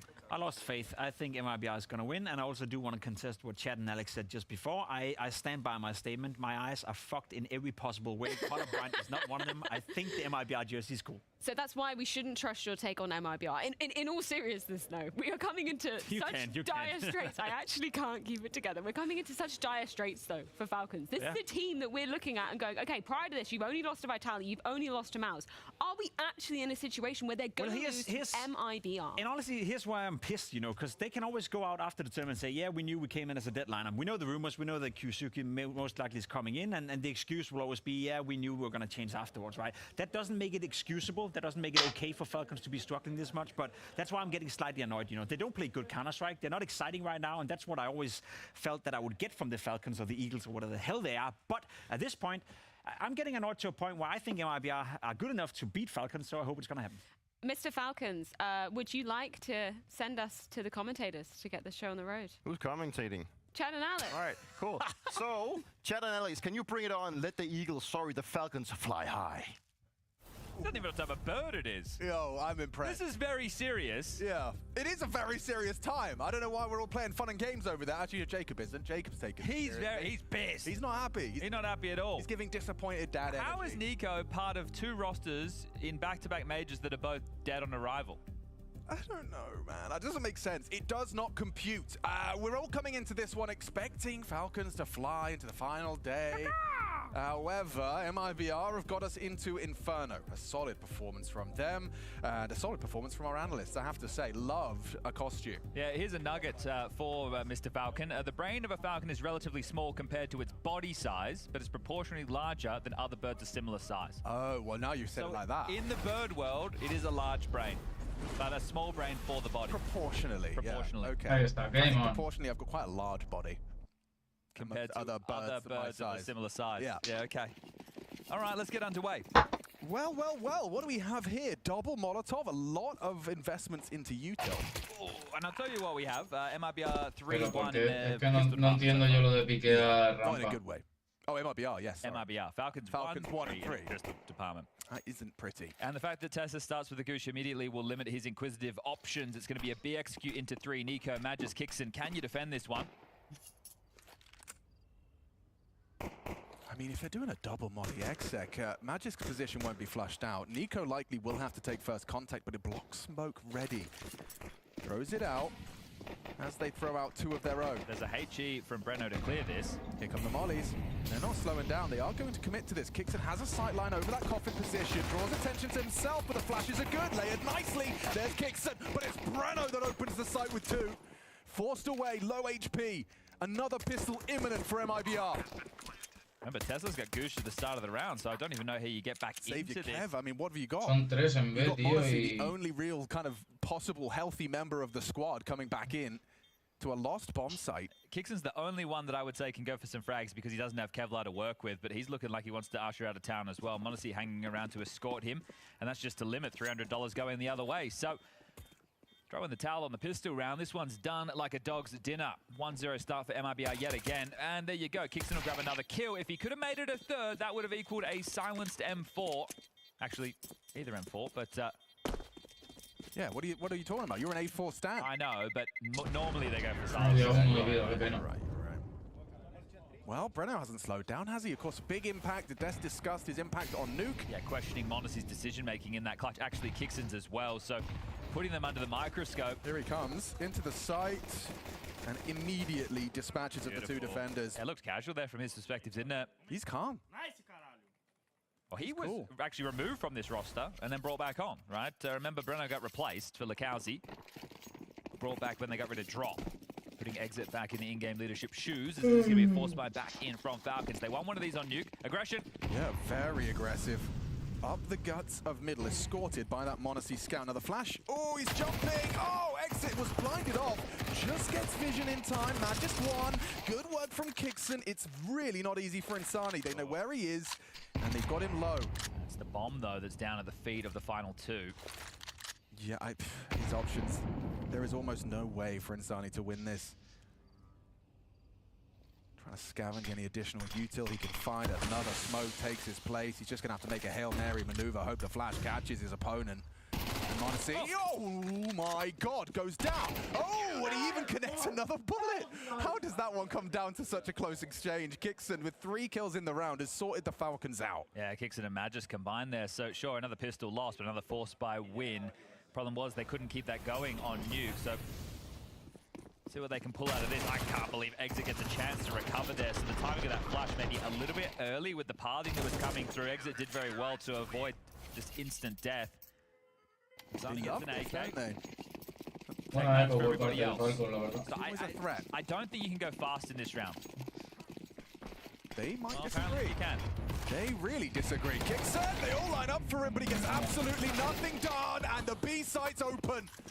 Oh, this is a catastrophe. Weapons fall into enemy hands, bomb site's lost. You're already panicked, flustered, you spot someone, but you've got an MP9, and you still make it work. That's a nice find from Tessus. MIBR clearly do not care who you are in the server right now. They are happy to play in-your-face CS.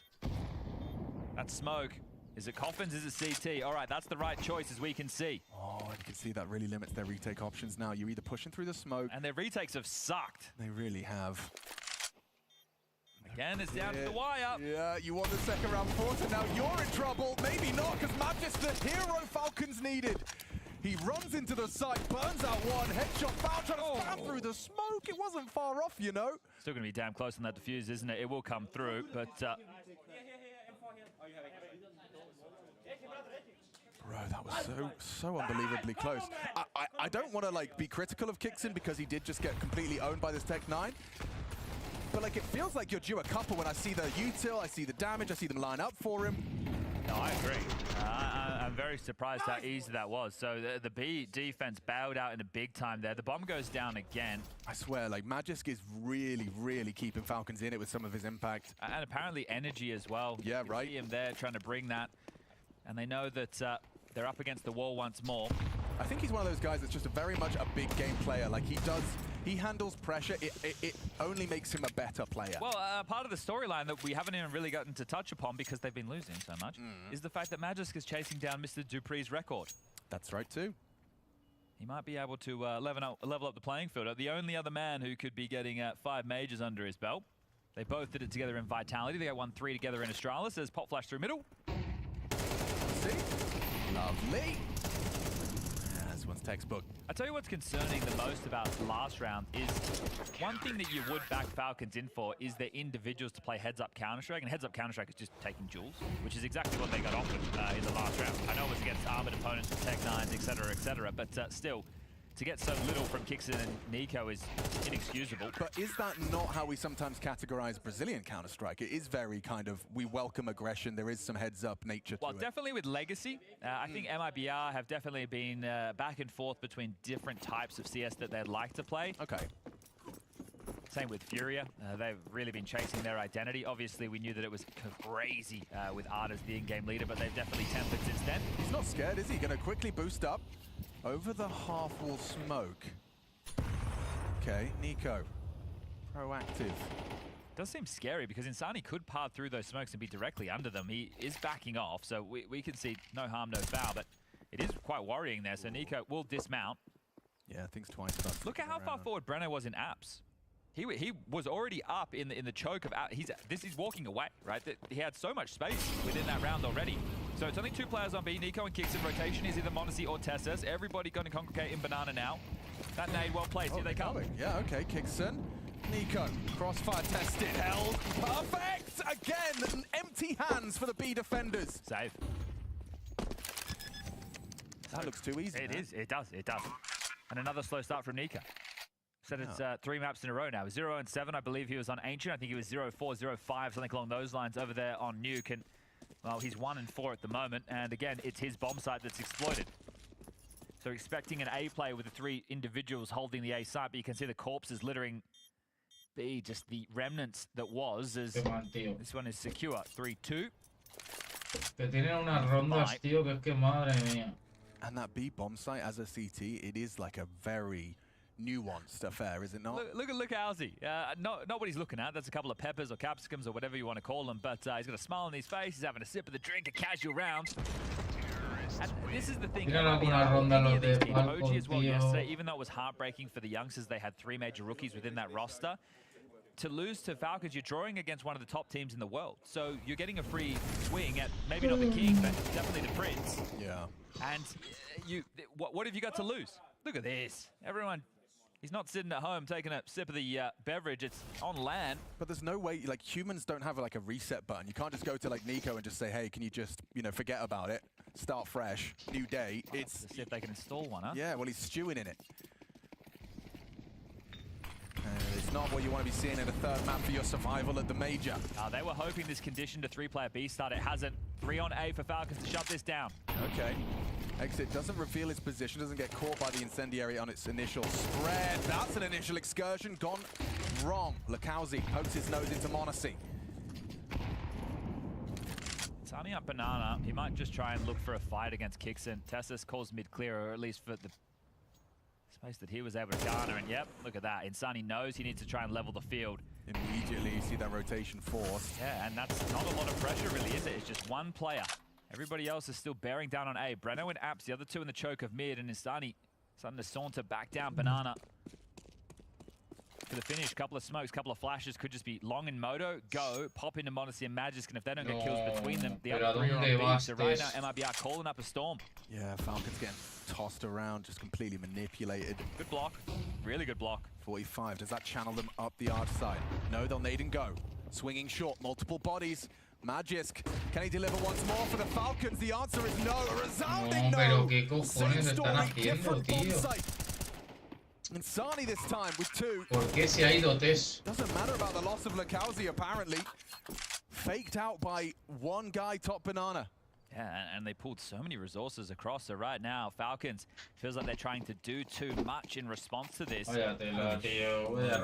Vaya dos rondas regaladas. Processing what we could be witnessing by the end of this map. Yeah, and this is Falcons coming into the major as one of the top dogs alongside of Vitality, Mouse, and Spirit. That's your top 4 in, well, any particular order after Vitality. I just saw a photo on Twitter, Cycrin with the boys in a facility right now watching this very match, and they're another team who'd be happy to see Falcons getting sent home early. Had some back and forths with them throughout this season. Vaya dos rondas regaladas, tío. And I would just reflect on Rio, where Monacy and Nico in G2 weren't even able to qualify for the major. This is stage 2. They would rightfully think that their spot at the table is with the big boys, not even in the top 16, but the playoffs. With the way that this season has unfolded, we've had 10 Tier 1 events up until this point. The VRS season, the first time, 2025, the change, the shake-up, the new world order, and Falcons, within the later stages of that, have pegged themselves as the world number 2. Before that, Mouse was in the conversation. Coming into the new year, it was Spirit off of the Shanghai major win, but it's been Vitality dominant. I mean, what a final that most consider, it should have been a Falcons victory in Melbourne. Yeah, they had him down. They had him out. It was a crazy comeback on Nuke. It certainly was. And yet now, oh how the mighty have fallen. They find themselves here. A third map getting double entried by Brazilians, swinging you up short. It's a good sign of life from MIBR. If they want to see another day of play, they need more of that from Insani, more of that from Breno. Nico and Kixon also need to be able to lock down their bomb site for the Falcons. They're never going to win out banana control with just 2 players. And again, they're already cheating. This could be poor prep. I really don't know what else to put this to. The fact that you're hedging 4 over towards A, the similar setup as the last round. Maybe this time you get what you're looking for. They couldn't be further away from A, Jad. Like, look at the map. Yeah, like that's the thing. This could be a scenario where they're waiting for like a second wave banana control, then they win out the jewels, then they hit the site because they get blocked, and now they rotate back. So you're really hoping for a brackets control next on the menu. Tessa's playing anti. Nico with a supportive flash lobs that one out, and they need some Qs. There's one, so at least somebody spotted over towards second middle. Y otra vez hace la misma. Bad info again. This is going to? Tío, no puede ser. I'm not. This has to be from bad. Well, it's not bad prep. The prep is not being working. Called around from MIBR. Yeah, MIBR again are in the right place. They have found the less have guarded bomb site. They have just no help. Monacy versus the whole squad. It is a 2v5 on A. What have you got? Turns the flash. Matt gets light on ammo. Still gets 2. Solid output from otra vez la vuelven a liar. Pero ¿por qué se va Teses? Your bomb site's lost and your retakes better be good. Well, again, they're in this position. A number, look, at least not disadvantaged scenario. We're all leveled up. 3v3. There's a entiendo nada, tío. ¿Qué coño está haciendo Teses en este game, tío? Do you even try and tussle with this? We know how hard it is to retake on a map like Inferno. Oh, and Tessus just took 46. Es que vaya cagada de pibe, te lo juro. They are not playing like a team who's trying to win. They are playing like a team who's trying not to lose. How many times is that's 3 in a row. That's the third. Yeah. 3 in a row. The third time where they've 3 rondas regaladas, tío. ¿Qué coño están haciendo, colega? By the T side. Okay, lost bonus again. Nico can drop. Monacy can buy himself. They can buy again. But either way, they're just being completely out-called right now. Yeah. You need gargantuan with levels of output from your individual. I think a timeout has to be taken. Not going to get an entiendo qué coño hace el Teses. Well, actually, Nico could drop one, but he needs se va Nico para B y el Teses le sigue. Right now is not advised. Yeah, but you're bang on about this whole banana take. Like, why have we not started 3? Why do we, like, at no point, at no single time in this round have Falcons said, oh, we've got banana, nothing deep banana, rotate the AWP over, cheat A, stack A, whatever it may be. We haven't gotten that far. They kind of throw a nade and then fall into the site and getting pulled apart. They're getting destroyed. Okay, well, Magisk is the one who's going to have to swallow the bitter pill of the FAMAS. Everybody else with the M4s. Well, this is what you wanted to see, 3. Yeah, but right now, just call into a fast A. Okay, yep, they are. Breno's quick to abs. And he has been a lot of the time. He understands he has this space. He's actually been taking this liberally. Yeah, well, Magisk lets him know that he is going to be active this time. The incendiary. But actually, Magisk is pulled away, and Breno, he is in hot pursuit of Magisk, already out on the balcony, not even worried about the site. He's looking for Magisk, slips into him now. Magisk needs that, gets it on a FAMAS. Wasn't expecting Safe to have been there with the bomb on his back, and the A site lost. Say it again, Alex. More. S-A-V-E, Falcons, they ain't got no economy. This is no sé qué round están haciendo, for tío. Es que no sé qué and están it's haciendo. just consecutive blows. A 4th. You haven't been able to compete. Not once. In these last 4 rounds.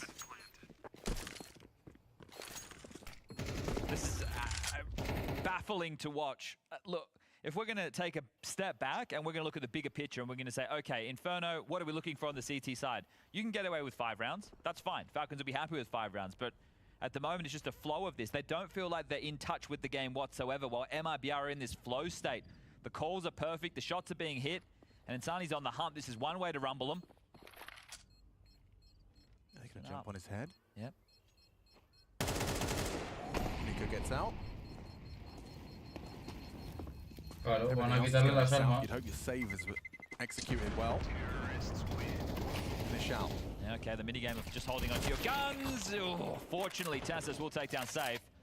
Can't risk losing anything in that scenario. We'll be able to drop again. And there's that timeout. CT's I mean, this is an emergency meeting now.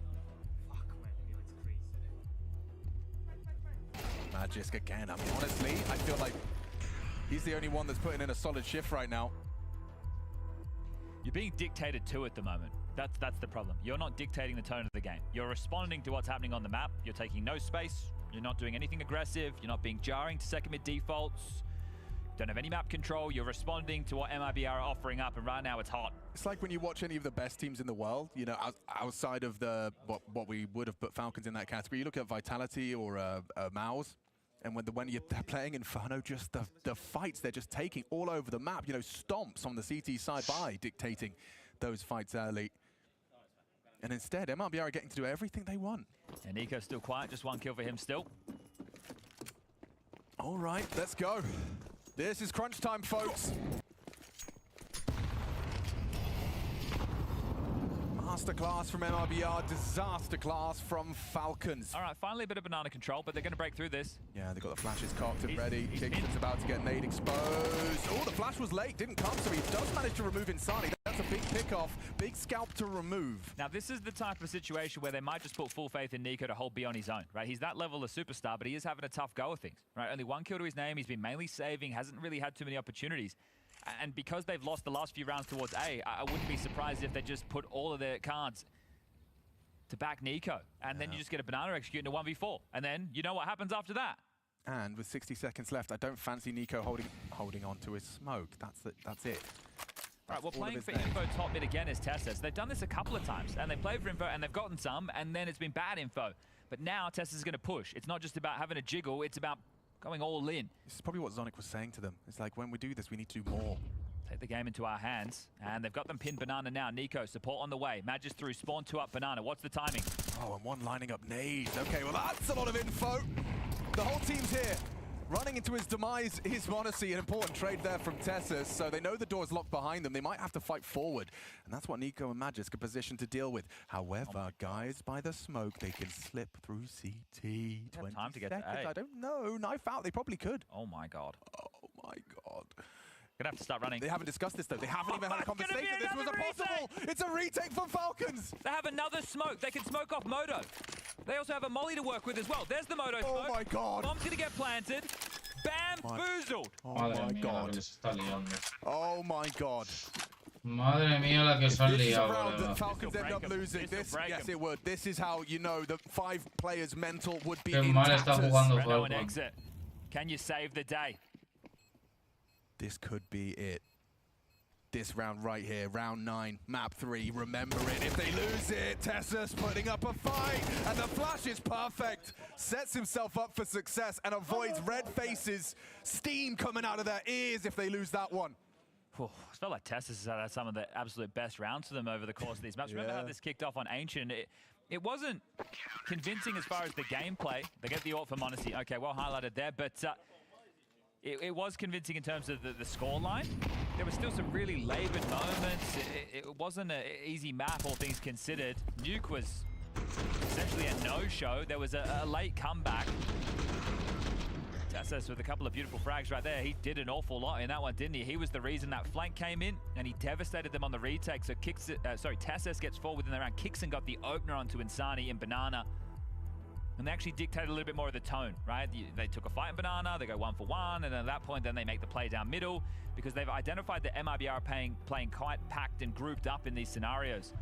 Yeah, I mean, you know you're onto a winner when Tessus has walked down mid and catches Lakowski crouching, lining up a nade. That's, I mean, you've booked him there. And that's more the proactivity that Zonic's probably trying to reinforce. The fact that MIBR call one, it now frees him up to just reiterate the same message. It's a 4-5 scoreline in this final map.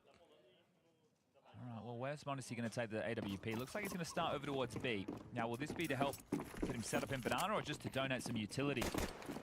Rono has help in second mid this time and multiple bodies, so this is telling of a different round. With that timeout taken, it looks like they're probably going to go for something a bit more direct again. That's what you want to see. Yeah, it could be a step piece into A. Set up on B. Nico freed up to go and support the Danes on A. Oh, they're ahead of this now. Just obviously fortunate because of the incendiary. They can't start to brave through. We'll have the smoke to block. It's awfully quick, but they don't have Banana info. This is going to happen rapid. Yeah, this is maybe ahead of his internal timing. Yeah, he's still putting out nades. Sideswiped. Good find from Tessus, but traded. He actually gets exit. He braved the flames to take that fight.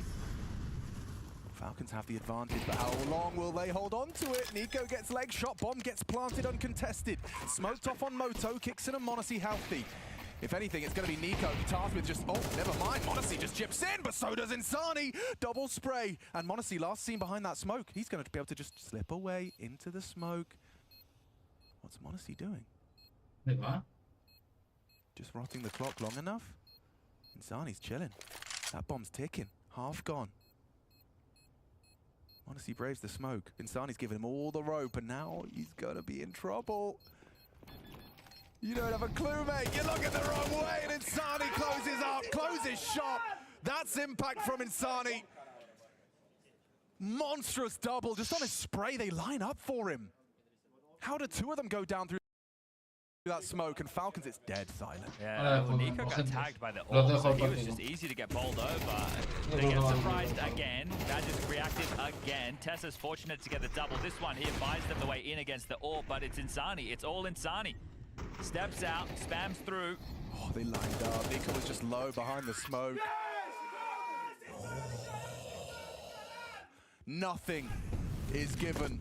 Everything earned. Falcons, you have to fight for this if you want to continue at the major. If you just want to see another game, never mind a spot in stage 3. I don't know, you know, with the sentiment of the scenario that's been going on. Oh, he's gonna play ahead of this. Knows that he can use the smoke. Actually looking for the fight. So this is cheeky, you know. He's gonna jump up. Yeah, I don't know if Monacy's. Whoa, he's ready.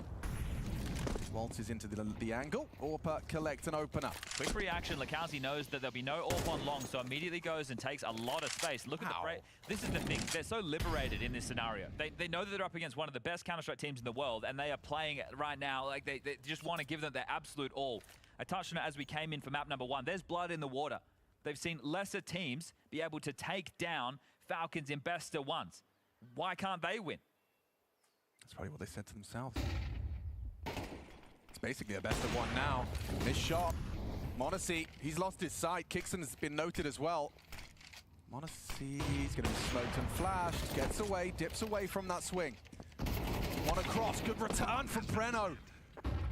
Oh, and it's a perfect weapon for the job. Safe holding that banana rotate. He just racks him up. It's too easy for him. Falcons plucked on banana. And look at this, he's picked up a FAMAS and he said, I'm hunting him, I'm taking him, we're removing this guy from the round. Nothing will be carried through. He's trying to save a FAMAS. We're gonna find you. And he goes down to exit, getting absolutely destroyed. Tell your friends. Tell your enemies. If you didn't think it was a reality, if you thought it was just a slow start on day one, if you want to blame the format, that's on you. The best of 1 losses to Bay and Lin Vision. A lot of you are sitting there saying, who? They go into a best of 3 against OG. They lose a map. Now they're against MIBR. Where do they even land in terms of best Brazilian teams? Oh, you nearly beat Vitality in a best of 5, did you? That doesn't matter here. That doesn't matter now. Austin's going to tell a different story. Nico, 1 kill. A single contribution from Nikola Kovac. Oh, and it gets better for Safe. Didn't even think that would be possible. Kixon tries to take some banana control. A simple nade break, AWP swing, job done. Kixon gone. It's just now disbelief, Alex. I can't believe the level of counter-strike the Falcons are not bringing to the server. Nothing is coming easy. It all looks labored. The individuals aren't themselves. They're being out-called, and they're going to lose it on A again. Yep, pins it in. Sonny has the bomb. And he's got the frag onto Magis, just perfectly placed.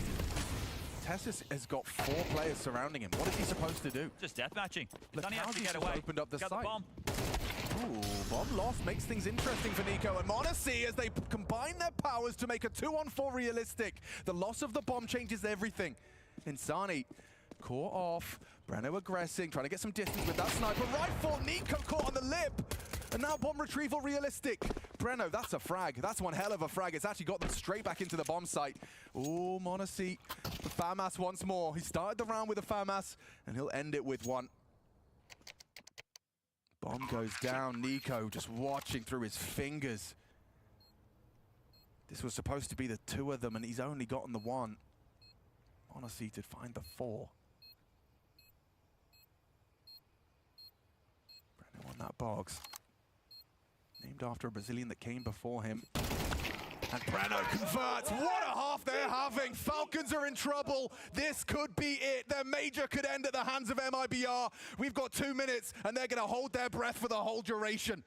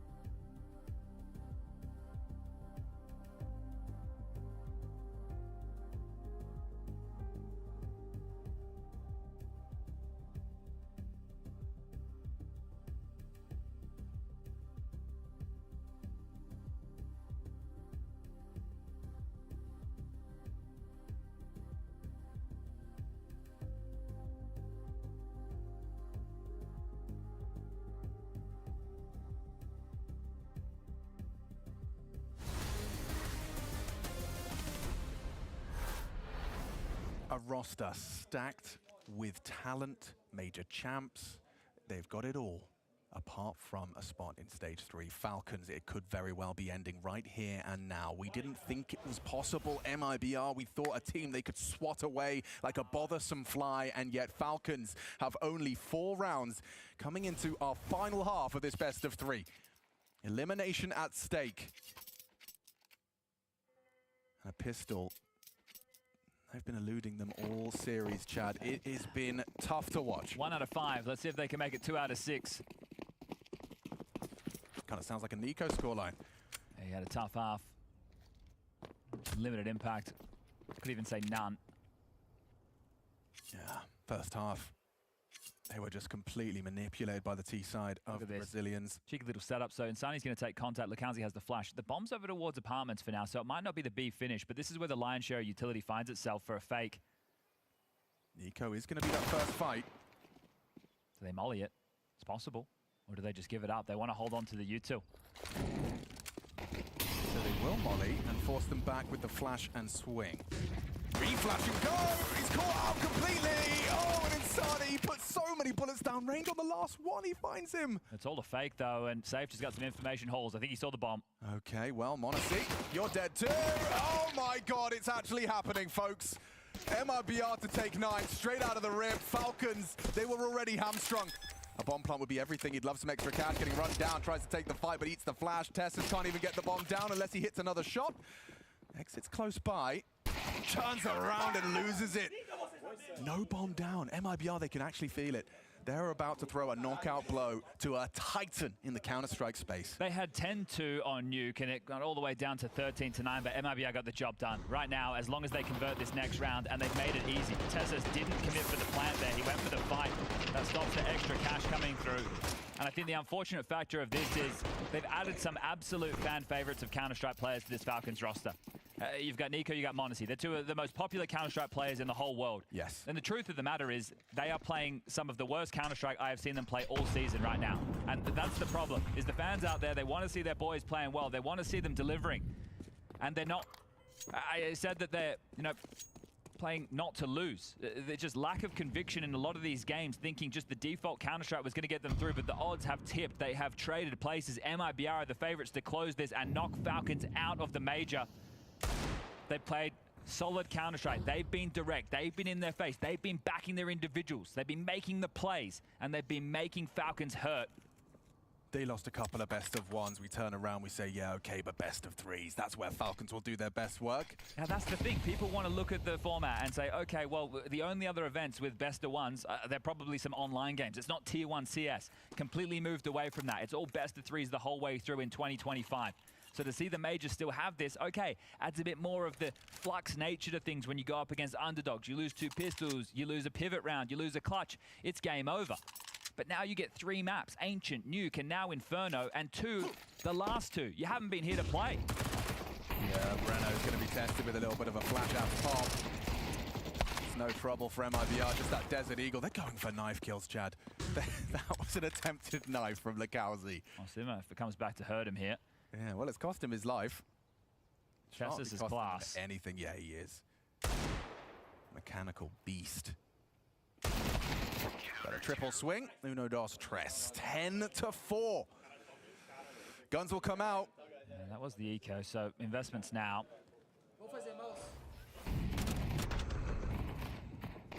4 AKs with the Lil. The Utah needs to be there to vie for this control.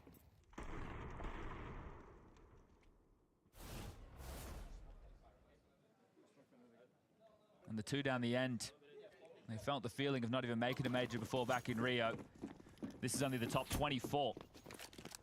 We're not even talking about the top 16. We're not even talking about the playoffs. MIBR are looking to do what OG couldn't. And this is just to keep their major hopes and dreams alive. Qualification not on the line here, literally just survival. Mal's spirit, vitality watching on with a big smile on their faces. You want to take care of one of our hardest opponents for us? Yeah, thank you very much. Certainly not looking like that now. Shadows of their former selves. Previously only losing to Vitality and Mouse, and now the list is long. And MIBR want to add themselves to it. You can only sing the praise of MIBR. Some great calling on that T side. Constantly outmaneuvering Falcons. Yeah, but Exit's going to be empty-handed this time. Still 2 here. Time to work with. A minute on the clock, going to pivot at least deeper into Banana for now. Still could go for the finish. Lucasi looking like he wants to cheat away. Block Smoke will dart in. That blocks top Banana for 20 seconds.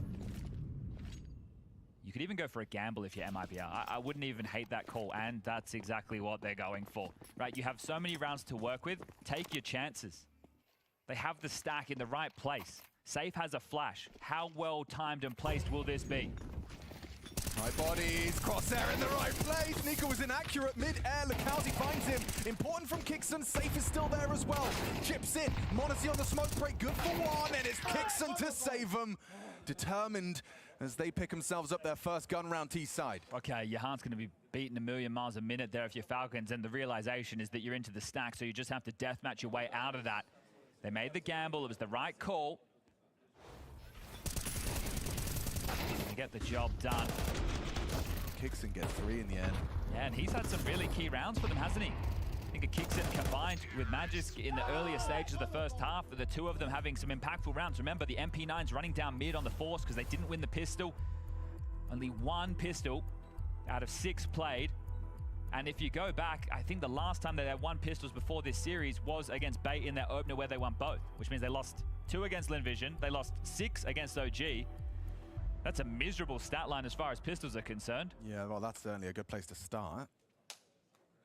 But I haven't seen any signs that MIBR are like in their heads or overthinking. Like they are so chill. It's like it's all been Falcons where we've seen displays of that. Well, that's a key point right there because that nervous nature will start to creep in now. Right after you had just won that pistol and you'd understood the fact that you were so close to knocking them out and keeping your run alive, keeping your major hopes and dreams, your season after this tournament break, you get a month off. It's going to be more if you lose today.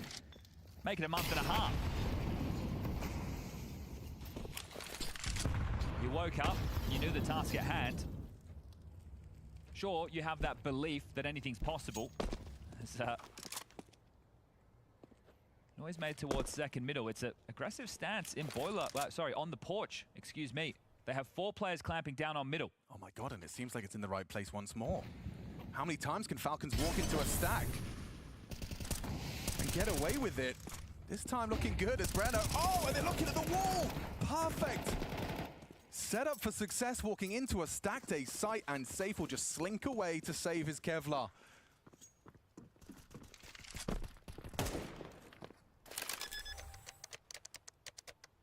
I understand he's anti-flash, but wasn't quick to return. Maybe it did catch him, clip him on the top of that porch.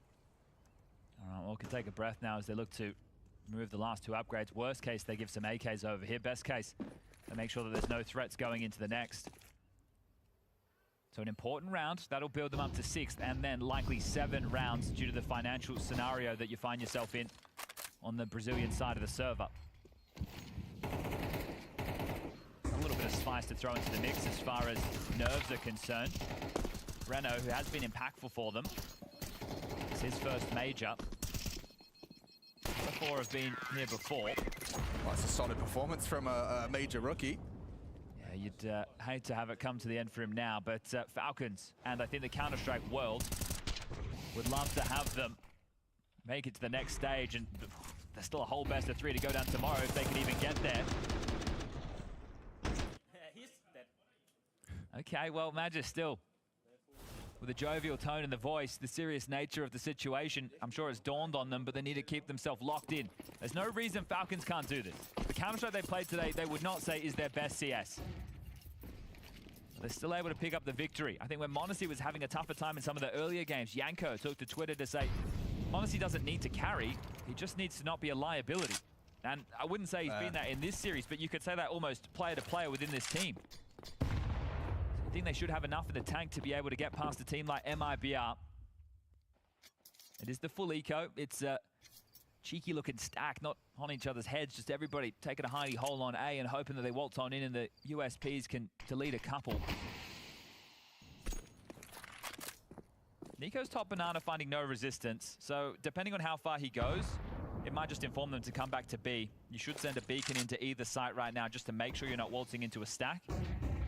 Yeah, don't overcommit while Nico's saying is nothing shooting at me. Yeah, and this is the thing. Nico's going to have to go quite deep before it's confirmed. So this is why you see him on every single clear, just doing it pre-fire live for everybody. And he's waltzed in. The fact he's gotten this far, exactly. They will start to cheat back over. And then Magis just gets to sit and lick his lips, as he knows he might have a couple of eeks ahead of him. If you're MIBR, I don't even think you need to move a muscle, right? You can do just repos so that you can try and get a couple of exits, sure, but everything's been cleared out. They've gone through ruins. Nico's being very diligent just to make sure that there's no loose pieces hanging around, and at this point you understand that it's the A stack. So this is going to be 7. Then the rifles will come back out with 2,400 as they're lost into the next, which means it's going to be a kind of rough CT side of buy. Might see some MP9s in the mix. So scoreline draws ever closer. And I thought that the OG win would be a confidence-building win, right? You could shrug off the fact that this pressure is at such a heightened point. But again, today... I think I would have agreed if it was like a really convincing 2-0. Sure. It wasn't. And that's what I was expecting today coming into this, especially after map number 1, right? The scoreline was convincing.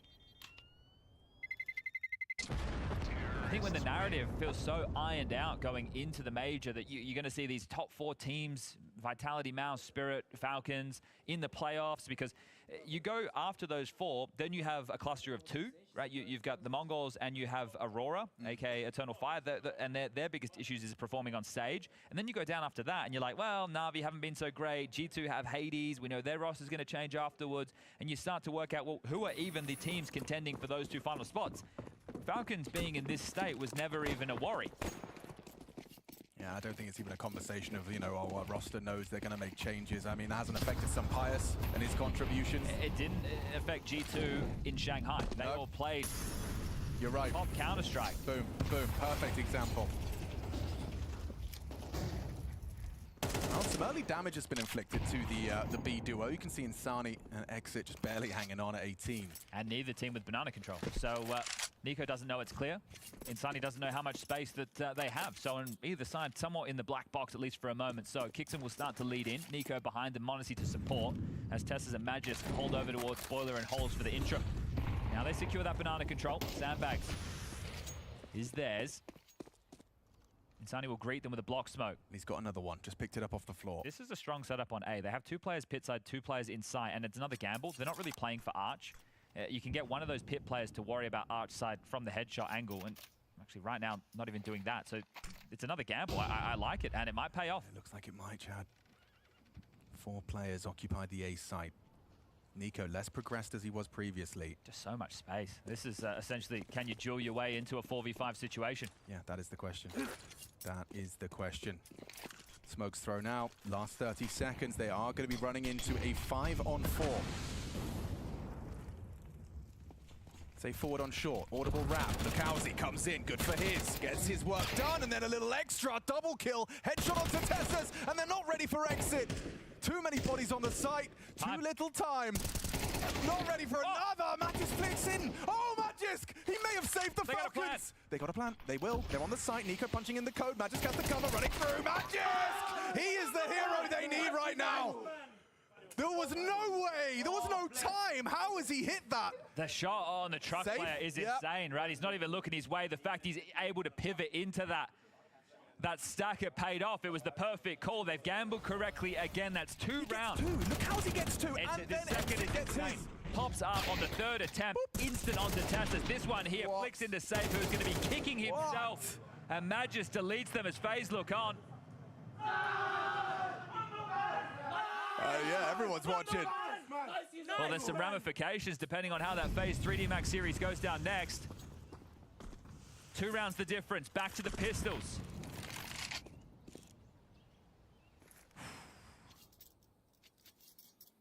Telling you, man, big game player Magisk. You'll start to catch on. That's the Danes. Top of the table right now. Lost to HE. Well,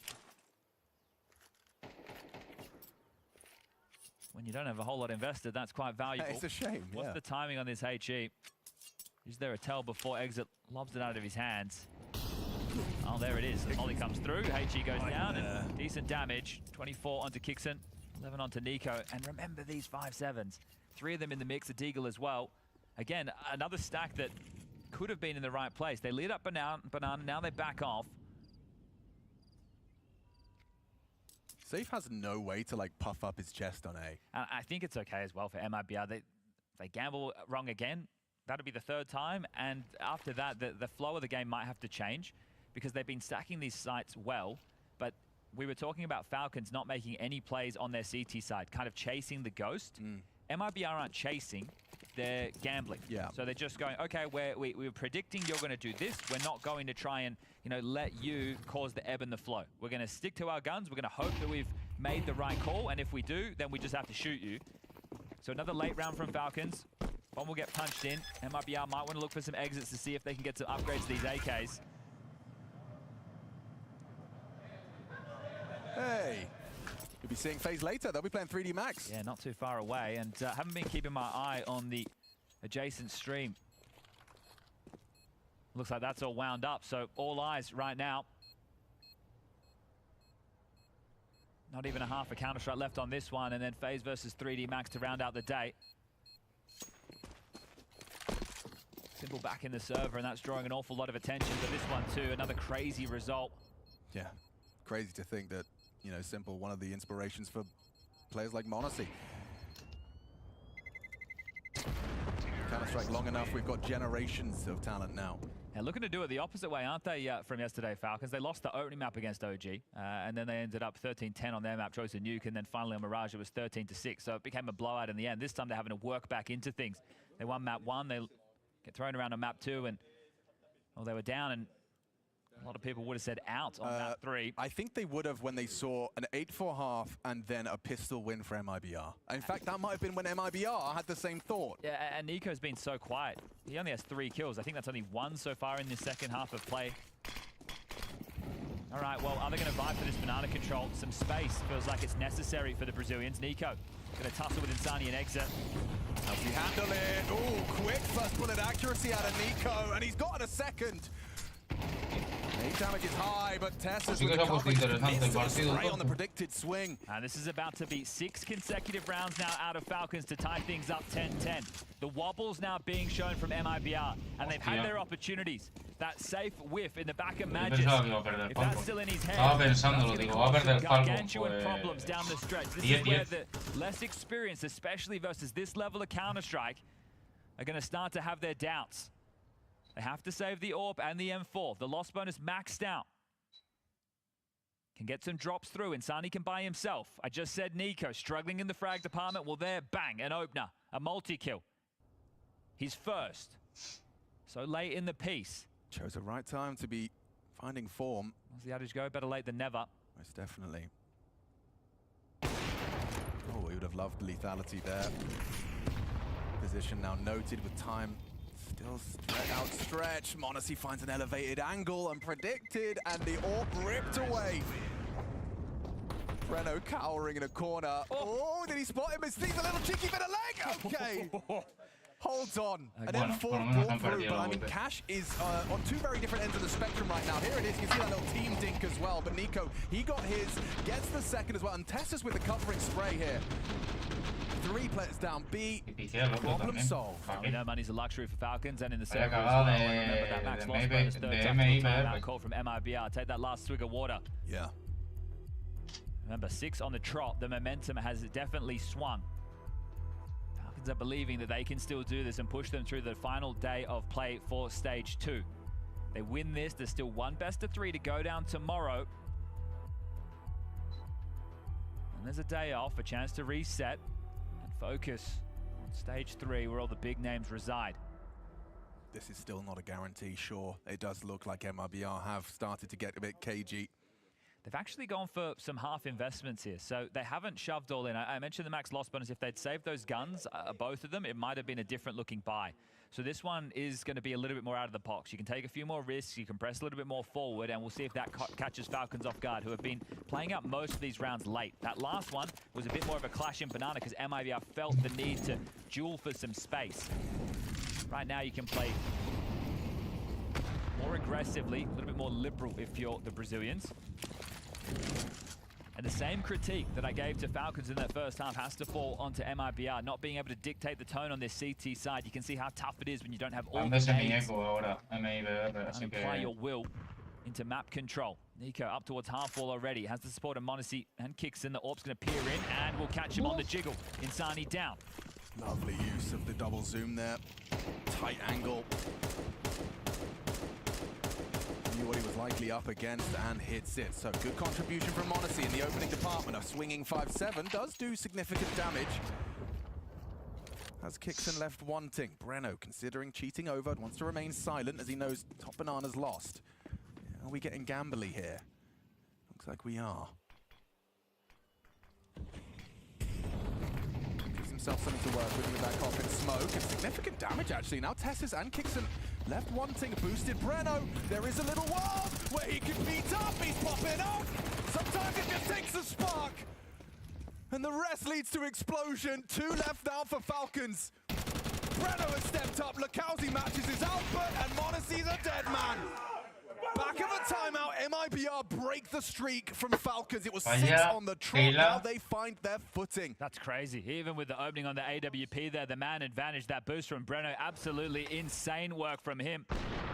They've got everything they need and more, but the fact of the boost and then the double up on this, they even go for it the second time round. 2 kills. Nico and Kixon just get caught with their pants around their ankles, and the Brazilians let out a roar. It was the lighter investment. It wasn't the full buy. That was just a couple of upgrades, and they get the job done. Well, there's plenty of cash for Falcons. They can go in again, but this one's back on. They're throwing an Aggie smoke. They're breaking. They're sitting ducks. Monacy onto Lakowski. And Breno now has to play turntail. Tessis is in hot pursuit. He knows he's going to be under scrutiny. He doesn't care about the incendiary. He wants your head. Runs him down. Takes the side. A esto es lo que me refiero, tío. O sea, vaya puta explosión de ronda ahora mismo, pero es que la anterior, vaya cagada, hermano. Oh my God, yeah, now Qué silence. puta barbaridad. Just so quick. The clear of that mid smoke, 2 players removed immediately, and Tessis, that palming, he was a man possessed. If they deal with that A player, the site is theirs now. Insani alongside an exit, looking for a safe haven. We might get to see it in the replay. What I want to understand is who was supposed to be holding the smoke for the potential. Vaya ronda, tío. Vaya explosión de ronda, tío. I think this is the thing. If there's the break of the smoke, there's so much to cover because the T's can path in so many different ways. So it's so tough. That clear comes through, you get caught off. You thought it was going to be respected, but that's not the case at all.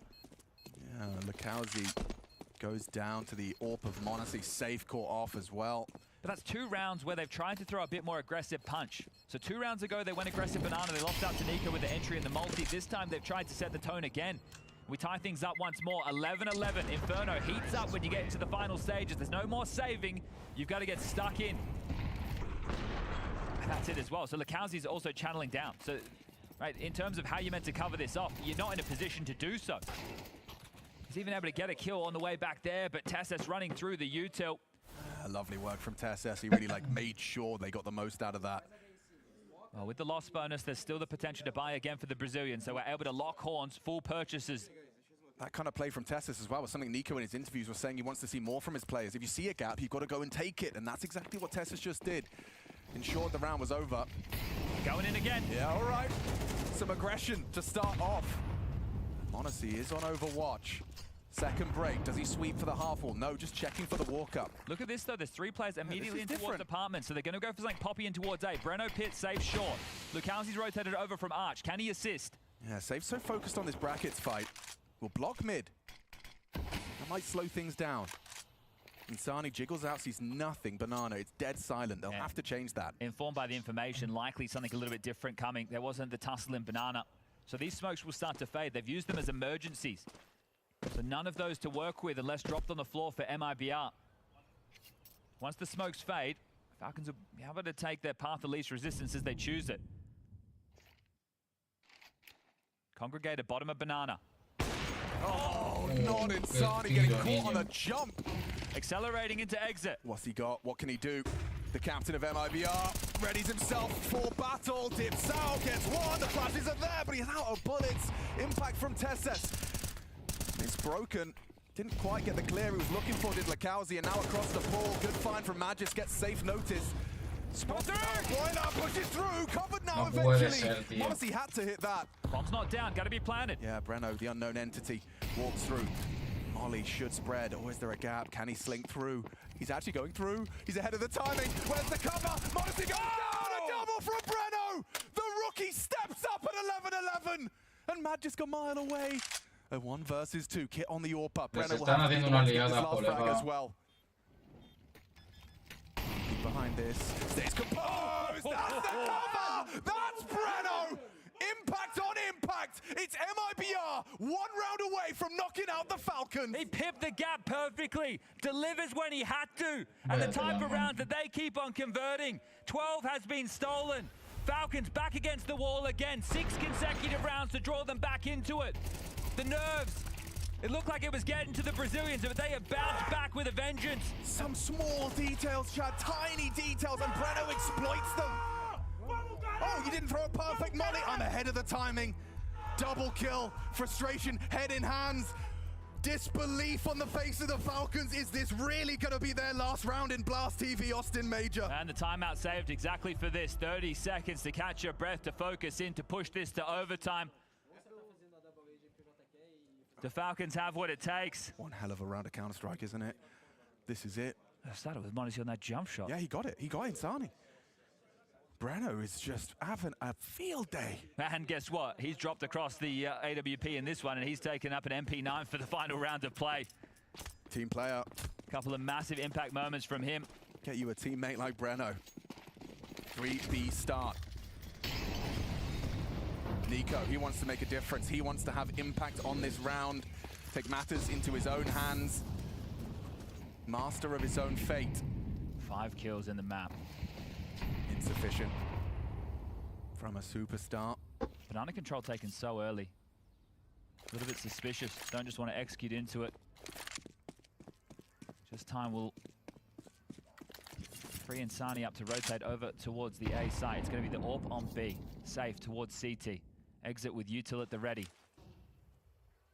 All 5 in Banana now for this execute. Up on the line, flash is good, missed shot, kicks it, he's just knife out. Accelerating and just booked by the flashbangs. Straight into the site, Falcons. Step 1 of their mission for survival complete. Bomb planted. A disadvantage retake for MIBR, they have to give this a go.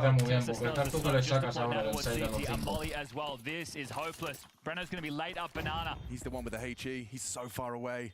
Magic's on his next sweep through, should be, oh no, unless they get misinformation, they have to stay stubborn on this, they have to keep checking.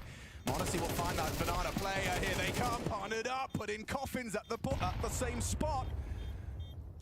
Safe's alone, Falcons have forced OT. Safe goes down to finish, and look at the relief. This is exhausting. Emotionally bankrupt at the end of this one for sure. They survive. Not theirs yet. Just look at the face. That tells the story. That tells the story better than we ever could. As soon as they got into that side, that was their round to lose. And kicks in again with another impactful moment. But yeah, just take a look at these Falcons players, the level of stress that they're likely feeling in this situation. And what's crazy as well is, you know, Nico, heartbreak is a recurring theme in the career of Counter-Strike. Isn't it? Nice weapon. It just seems to follow him wherever he goes. This one, considering the change in flow of the first season of 2025, in the conversation to contest for the major trophy.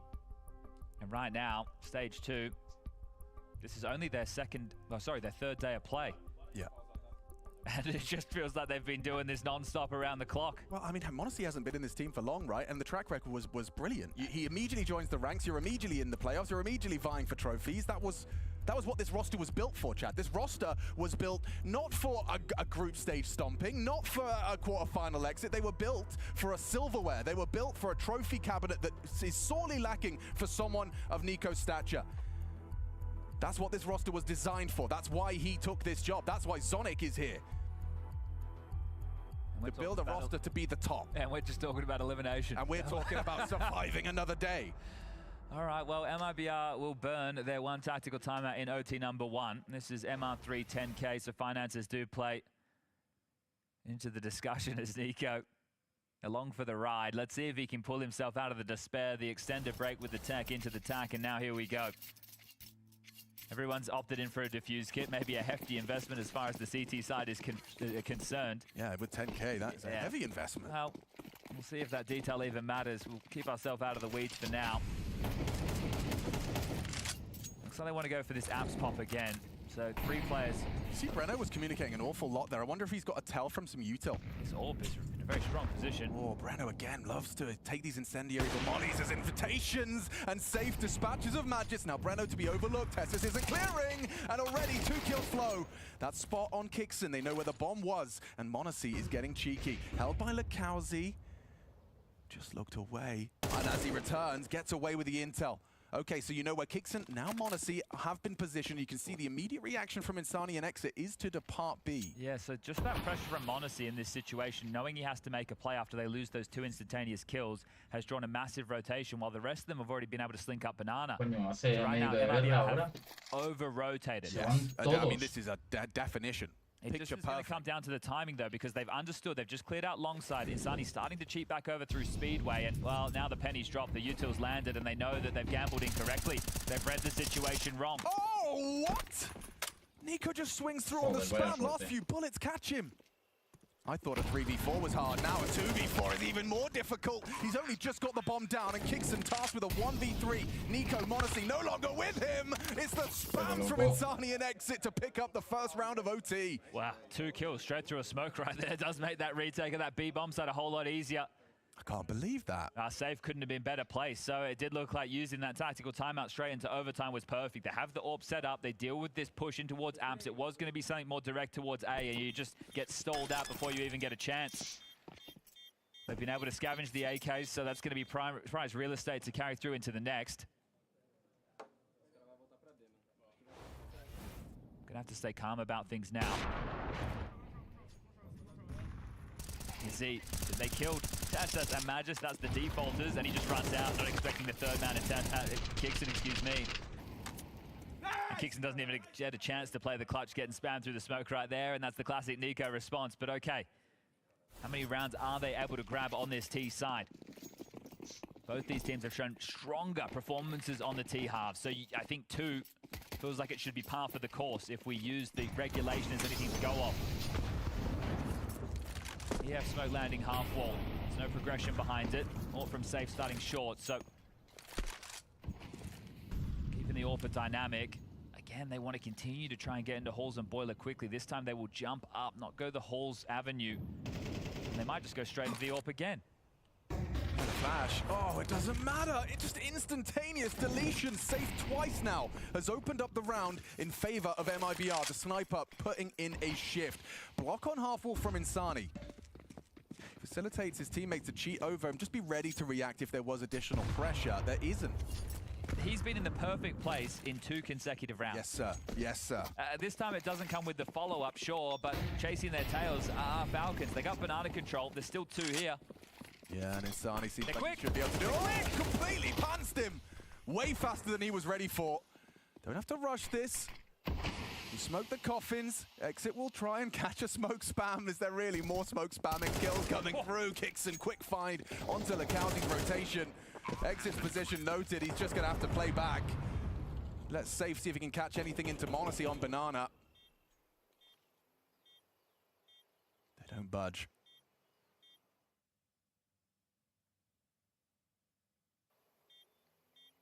They don't buckle. They do not move a muscle. CTs have accepted that this is not their round. Going for something late, perhaps? Trying to do something on the exit. Magic swings out. Exit gets his. Some damage mitigation here. Safe holds onto his sniper and takes one out on the way out. Missed shot on Monacy. And an overzealous repeat baits the shot. Everyone goes down in the end. The financial ramifications on either side of the server are nothing there. It's just a bit of deathmatch. I think what they're doing is hoping that Falcons think they're saving and start moving early and then can capitalize on a late retake. Sure. Because quite truly, there is no emissions for either team in the buys. Hence why they stuck around. Exactly. So even with those exits, they do nothing. And there was still money for MIBR to buy regardless because they had won the first round of OT. So right there, going for something a little bit out of the box. I think it was probably the only way in which you're going to win that round. Here we go, ready for this. Oh, perfect. All right, This not time. 3 from 3 for Mr. Safe. It's going to be Modesty to grab the opening kill. Okay, Falcon Sniper. Pues flotan agresivos o están jodidos. In their last T round of our first overtime, third map, Elimination Series. I have to just give all the props to Kixon right now. The type of plays that he has made in lieu of Nico's complete absence in this map has been insane. He's at 21 kills. Yeah, that's top of the scoreboard. He's happy to take risks. He's taking a lot of duels. He's not backing down. He's not playing scared.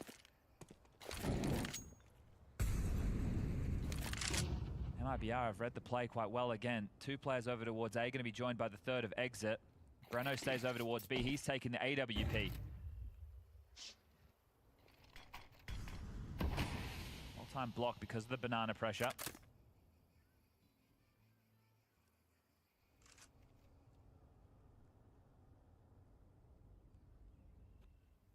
Nico, he knows the orb died. Ooh, that could have been a nasty demise. Confirmation that it's occupied.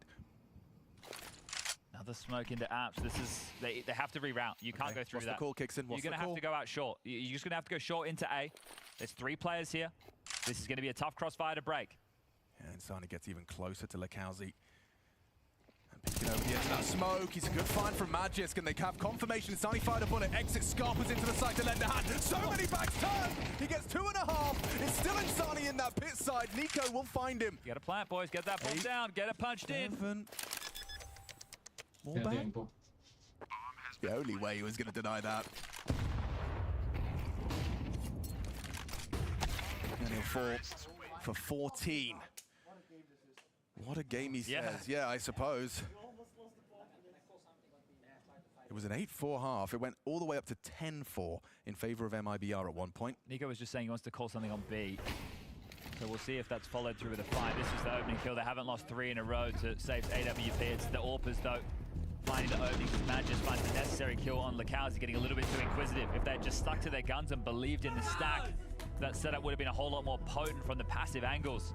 But they peer forward, and Curiosity kills the card, as it is going to be now the tactical timeout called by Zonic. They swap sides, and it's been a long time since they played a CT round. So just a conversation of, boys, we won so few rounds within that first half, and there was a patch of 3 with a 4 spy, right? So that's when we had their cash in the worst possible position. We weren't convincing on the gun rounds. We were chasing their tail. We were constantly reacting to what MIBR was doing.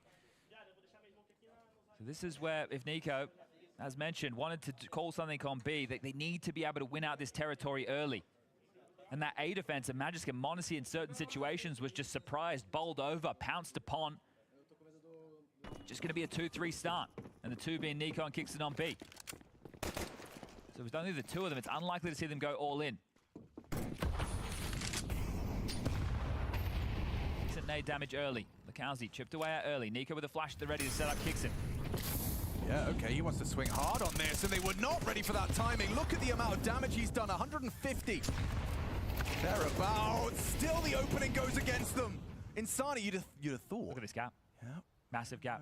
Honestly rotated. He couldn't just go for a B split right now. Brenno's going to be on a great timing. God, it's perfect. It's absolutely perfect. They're letting Breno cook. And so they should. There is no idea from Nico or Monacy that there is an enemy behind your line. This is the round. This is going to be the round. Nico's got a nade out. Monacy's focused on banana. Breno is going to have the back turned, and he wouldn't, would he? He just taps him in the back of the skull. Knows that's likely a second body here. The jump scare from Nico fell. A nice flick from Monacy, but it's not going to help.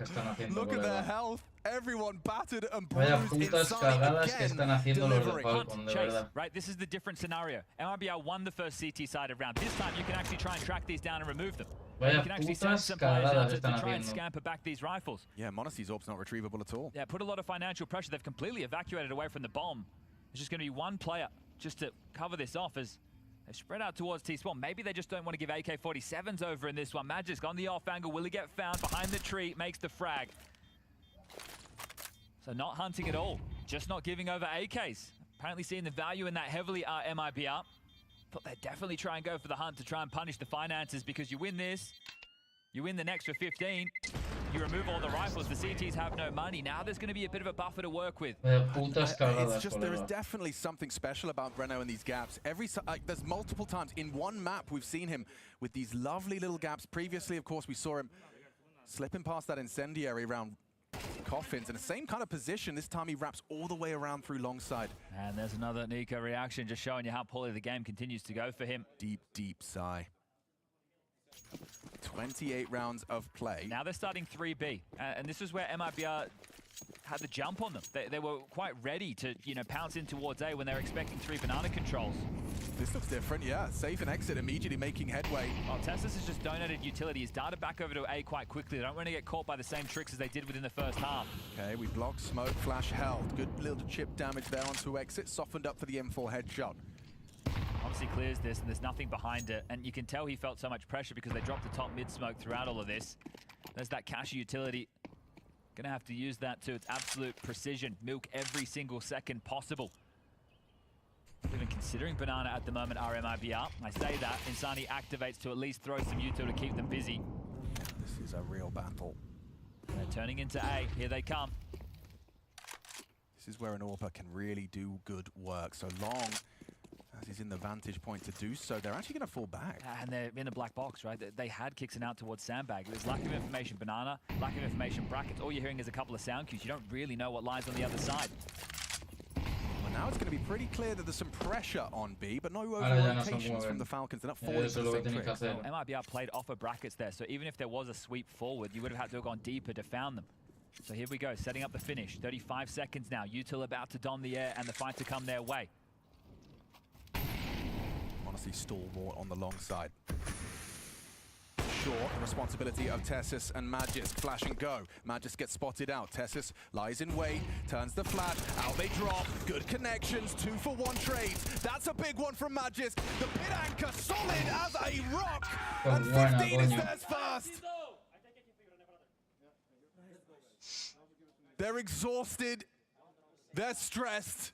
They were down 4-10 in the third map of an elimination game here in stage 2, and yet they hold on by their fingertips. A single round now, and Falcons can breathe a massive sigh of relief. For MIBR, this is survival now. Your tournament life is on the line in this last round. Just every moment that goes by is just so unbelievable that we're even in this situation. The Counter-Strike world is watching on with Jora Gape right now. Not a control. This time, Insani will get it. Already pressed forward towards Barrel. It's a flash. He's not. What? He was blinded. Still find Kixen. Tessus has joined Nico right now for this B defense. They should just follow through, execute into the site. Seems to be the plan, seems to be the go. Little bit of damage. Nico's got his nades out. Insani, when his team need him most, he stands up, he delivers. Can't say the same for Nico. All right, 2v5, retake of the B bomb site. Good luck, lads. Oh, they're up close tree. You're not clearing me. The Cowsies laughing at him. And MIBR, they ain't bothered. Certainly not Insani. Well, honestly, you have to give this one a go. We're about to go into double overtime. We reset the field. The CT sides of both these teams have just been a weak point. As Mondesi, try as you might, but they are just spamming. They know they've got this one secure. A flashy no-scope, sure. El Insani ese, tío, lo mata cegado. Both teams getting a tactical timeout yet again, and well, now you have to do all that again. This B defense, it's brittle. It's like a sandcastle.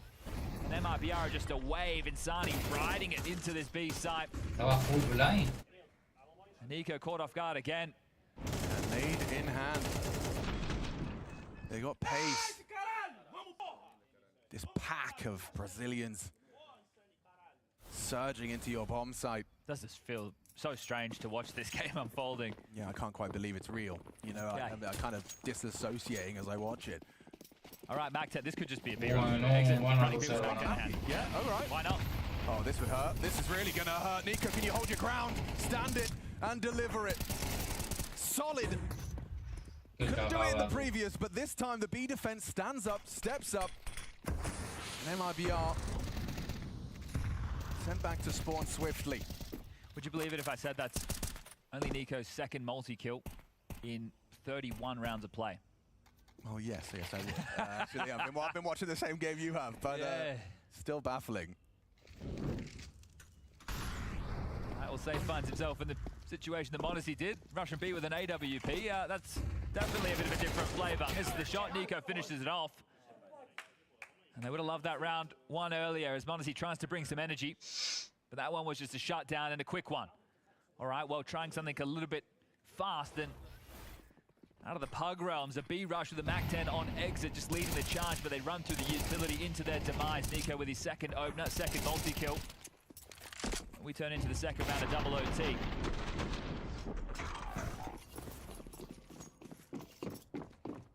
I think we go back to regular scheduled programming for the Azurians now. Yeah, it was an idea. Don't hate the call either. When you get into your second OT, that's when those kind of ideas start becoming actual valid contributions. Strat book gets stretched thin. Exit with a clear, safe with the pick. Yeah, not this time. Kixon's been caught off. He's learned his lesson. Or has he? Ooh, a missed shot from Safe. God, dangerous game being played, and NiKo is an opening death once more. Caught off by the Insani spam. Awkward now, very uncomfortable.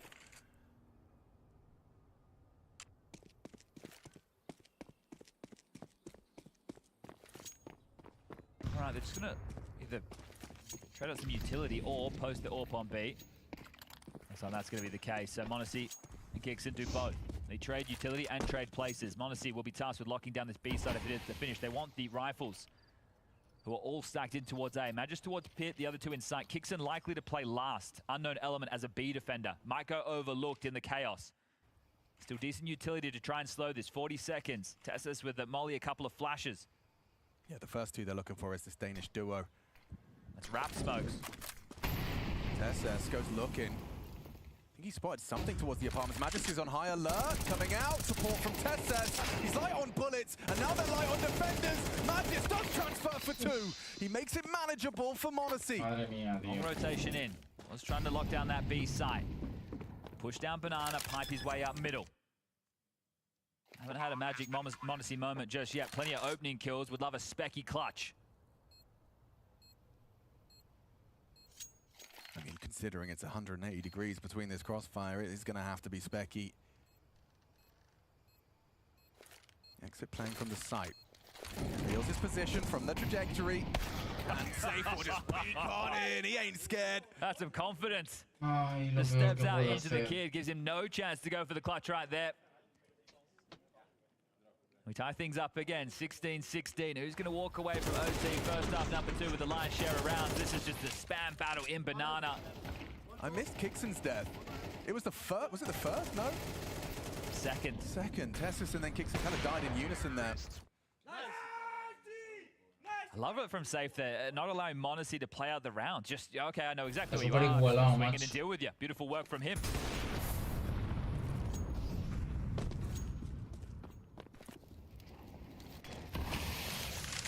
All rattled off mid immediately, and m0NESY's rotated quite swiftly over to B. NiKo again. And a lot of damage. Top banana chipped down to half HP as brackets control is established within a minute. Quicker. 30. Yeah, they've got this quite fast, and they found that long gap before. Maybe they try and pip it again. It's not a bad idea. Smoked for now. Okay, three-quarter smoke. This forces your long player to have to worry about Arch, and NiKo's already there. So the AWP on B with Kixon. NiKo on the jiggles to deal with this. So again, in kind of a black box of information. You don't have brackets, you don't have banana. We talk about this as a horrible position to find yourself on the CT side.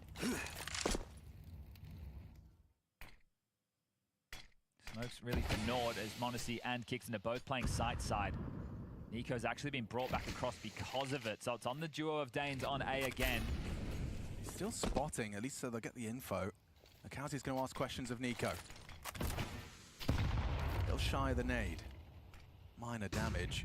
Turn flash. NiKo does connect onto Lakowski's long presence, and now Magic, he's ready. Tessus was too, but it doesn't matter at the hands of Insani. The flash layering's perfect, and MIBR take the site. NiKo stubborn for another. Puta cagada, tío. Renault has pit, they got a man advantage. MIBR to take the lead as we swap sides. Oh, flash is coming through. m0NESY had a glimmer of that. Dipping deep pit now. Brenno can just chill. Kixon going to come in through apartments. Going to have to try and set him up, and that flash maybe slightly premature.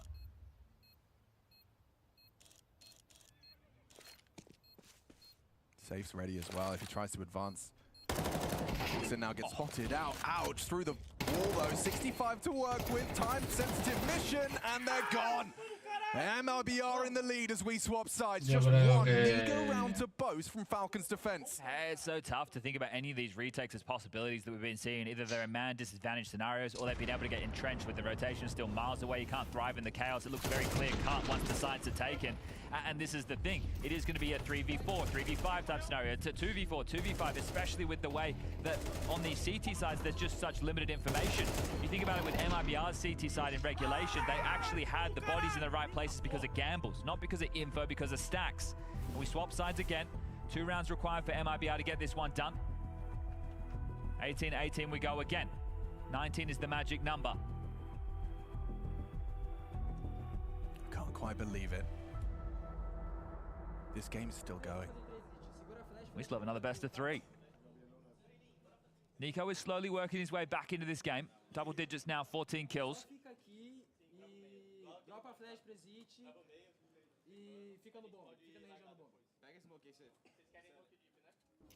Right, last few orders as they're about to leave spawn. Si mete MIB una ronda más han perdido Falcons. Si no, se van a otro overtime. Exchange of flame, standard part for the course. That smoke, however, is very forward.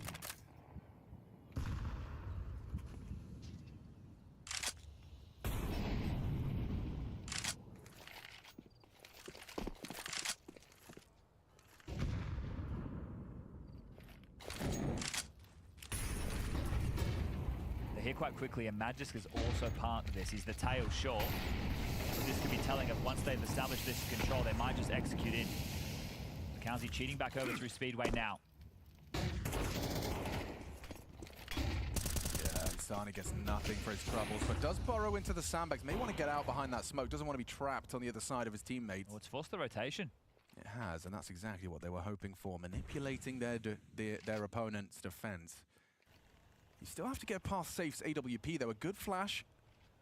Tessus can swing.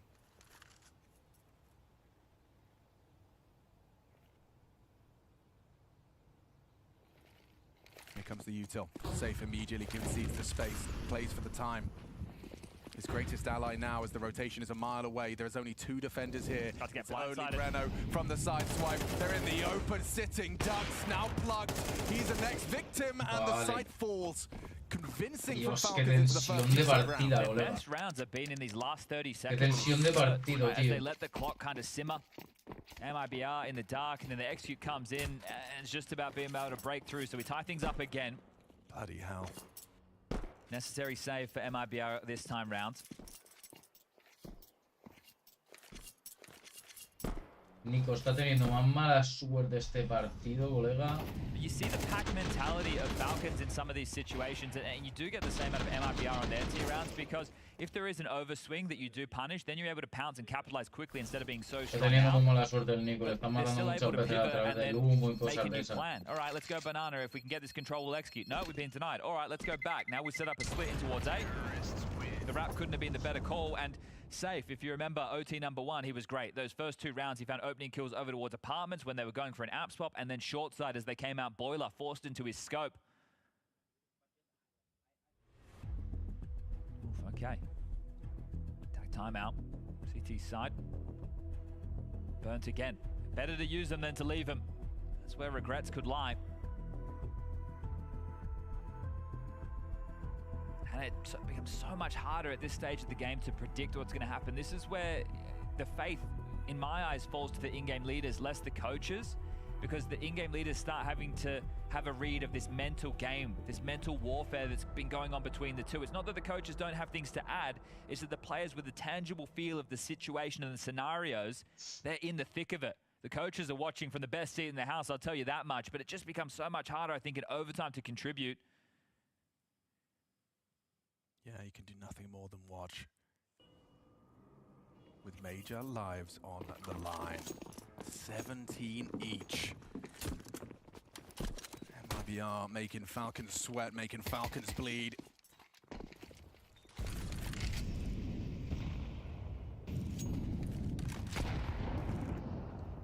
We've seen some dynamic warping into OT from Safe, and ooh, narrow miss. Elevated angle from Testis may have saved him, and it's a flick he's hit before. Same setup again. So we've seen Exit lob out this flash, and Insani go for the push. Will he go for it again? Yes, he will. So stubborn. That's what you wanted, though. Kicks an anti-flash behind the half wall, takes that sound cue as an invitation, takes his head off. Breno wins it. Magic can't quite believe it. Little crouch peek headshot. Tienen alguna ronda en loco de lucidez. Them just running in. So Breno's actually. Oh, he's going to push this. He's going to push this. He's feeling himself. Testis is actually reading the potential for this. Breno, jump scare. Testis ready. He heard the smoke and immediately prepared his crosshair. It's hard to fault Breno there. He's had some massive X-Factor moments in this game. He's overstepped the mark there and given one over, but the plays that he's made is why MIBR is still in this game. That's true. That's undoubted. Well, can his teammates bail him out after that push? Pues ya el primero que consiga 19 rondas. Safe's now going to search for the AWP. He'll find nothing down middle. More pipe through the apartments, and he could catch a timing. He certainly could. Ya visto, ¿no? Walking away. Oh, they've gambled B. Yep. They've gambled B completely. He's already left. Save joining him. Yeah, this round is done. This round is done. Chaval, vaya timing. They're going to have to save again. Anticlimactic as possible. Oh, we're not getting the fever pitch inferno with the back and forth, the crazy retake. I mean, this whole game has been around this like silent battle. You described it. You know, it's IGLs, it's pieces on a chessboard, and two dudes just going back and forth without playing one another. The 10K, it's just that it doesn't feel like a lot. It's only 2.5K extra, right? But it feels so much more limiting in this, and having to go for saves in overtime, it takes out the punch, but they can't save in the next. So 18 will be secure. Triple overtime, a guarantee for Falcons. Falcons have had 1 match point so far. And they can sign the relief again. So they hold on to these guns. Exit will be able to drop for Breno. Insani will be able to buy himself. But you're scratching the back of your dome. You're looking for any way in. And kicks in again, impact. Some massive multi-kill moments. Some key pushes, some key plays. And you're on the T Si meten una ronda más se acabó el partido, pero no sé por qué me da que les van a meter ahora estos. They played them so similar, right? There's only one that we saw them try and go like a little bit quicker into apps that was going to be poppy towards either Halls or Boiler. But otherwise, they don't get in the banana tussle with the U2, other than a very few rare occasions. They make sure they don't lose an opening kill. They don't take too much damage to the utility. And there's no reason not to do that again, because when you are just going for this default, you seem to be coming out on top. Here's the change. Oh, and a nice pickoff. Ahora ya no te ha salido, máquina. It's an opening kill. Exit goes, nameplated now. Desperation. The way these last 2 rounds have felt, they haven't even been in the round, so Exit pushes down, spams through, Tracer fire, Nico deletes him. And now they have the man advantage. They should just be able to whir into the finish. That's a gift. And so early.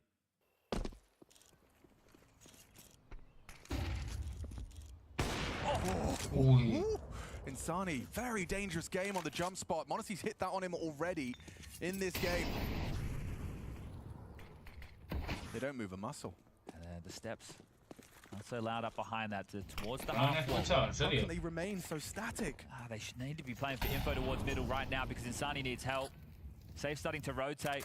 They're feeling the pressure. Lukowski blocks middle. The rotation's on the way. It's all going to come down to the timing because they're on the way in. Insani, you need something, anything, to give your team anything for this retake. Retaking B, number disadvantage. It's just not going to happen.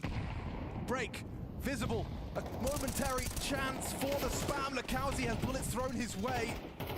Falcons sit up in their chair, 3 frags away from surviving another day of play. MIBR, just the 3 of them now with their fate in their hands. It's not looking good. It's not looking possible.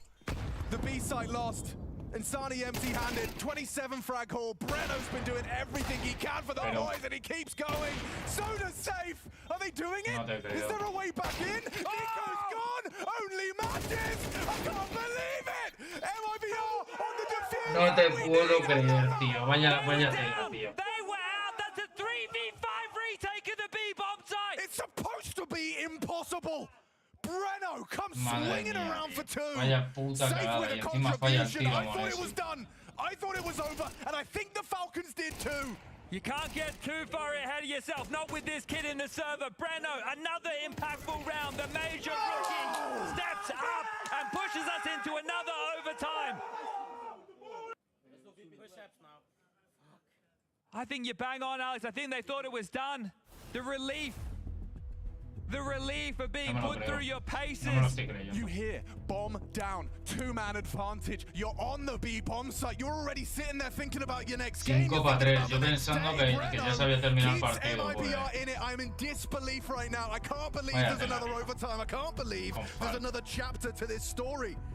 2 match points squandered now for Falcons. Keep a tally of that. And it feels like they're doing it to themselves. Well, that one in particular, I can't quite make sense heads or tails of what I've just witnessed. Breno with that double kill, so nonchalant with his approach. Oh my God. No te creo, tío.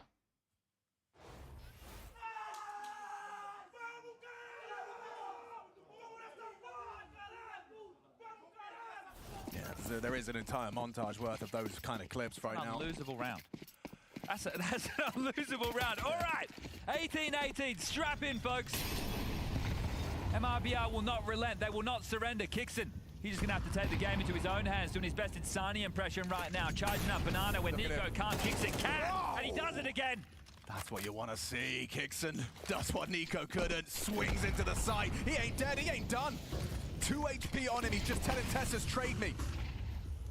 Smoke on CT. Breno's caught Magisk on the lurk. That was just a smoke spam. Yeah, boost was perfect. Got a view over the top of that. Saw him. They've slowed down. Yeah, they could have tried to brute force in the rotations there, and look at this. If Safe just gets to post up in second middle, there is absolutely no way back. This is the best weapon for the job. You have to finish B Falcons, and you don't know it. Yeah, they've died to Ya se van a bustear otra vez. Breno this time setting up Lakowski for it. Masked by the smoke, but can uncrouch. A break. Jet damage. Monacy and Nico want to Kixon low. Tessa's headshot now. It reveals his position. That's an important find from Monacy. Removes the booster. Where's the one that boosted him? Coming in from Coffins. Confirms it. Ooh, Monacy got put solo. Look at their health, but he's got the AWP. Little does he know. It's the worst. Ah, no, vale, que este va con el scope del 40 seconds have just begun. Safe's going to give this one a look. Kixon goes down. Safe with the first in the round. A wallbang not far off. Nico, gotta play safe. Nothing is a given in this game. That 5v3 is the embodiment of that. And Nico will close it down. Falcons realizing they are gonna have to fight tooth and nail if they want to actually close out this game. Nothing is for granted. Nothing is given. And Falcons are learning that the hard way at stage 2 of the major. You come in, maybe you're the world number 2, sure, but everybody... They got hands around here. Bay and Lin Vision condemned you to the 0-2. OG gave you a scare. And MIBR are putting you through your paces. This is a boot camp in front of our very eyes. And if you can survive this, maybe you can survive tomorrow. You know, you discussed how perhaps the OG win would have given them confidence. I think if they do survive this game will put hair on your chest. This game will have you reeling.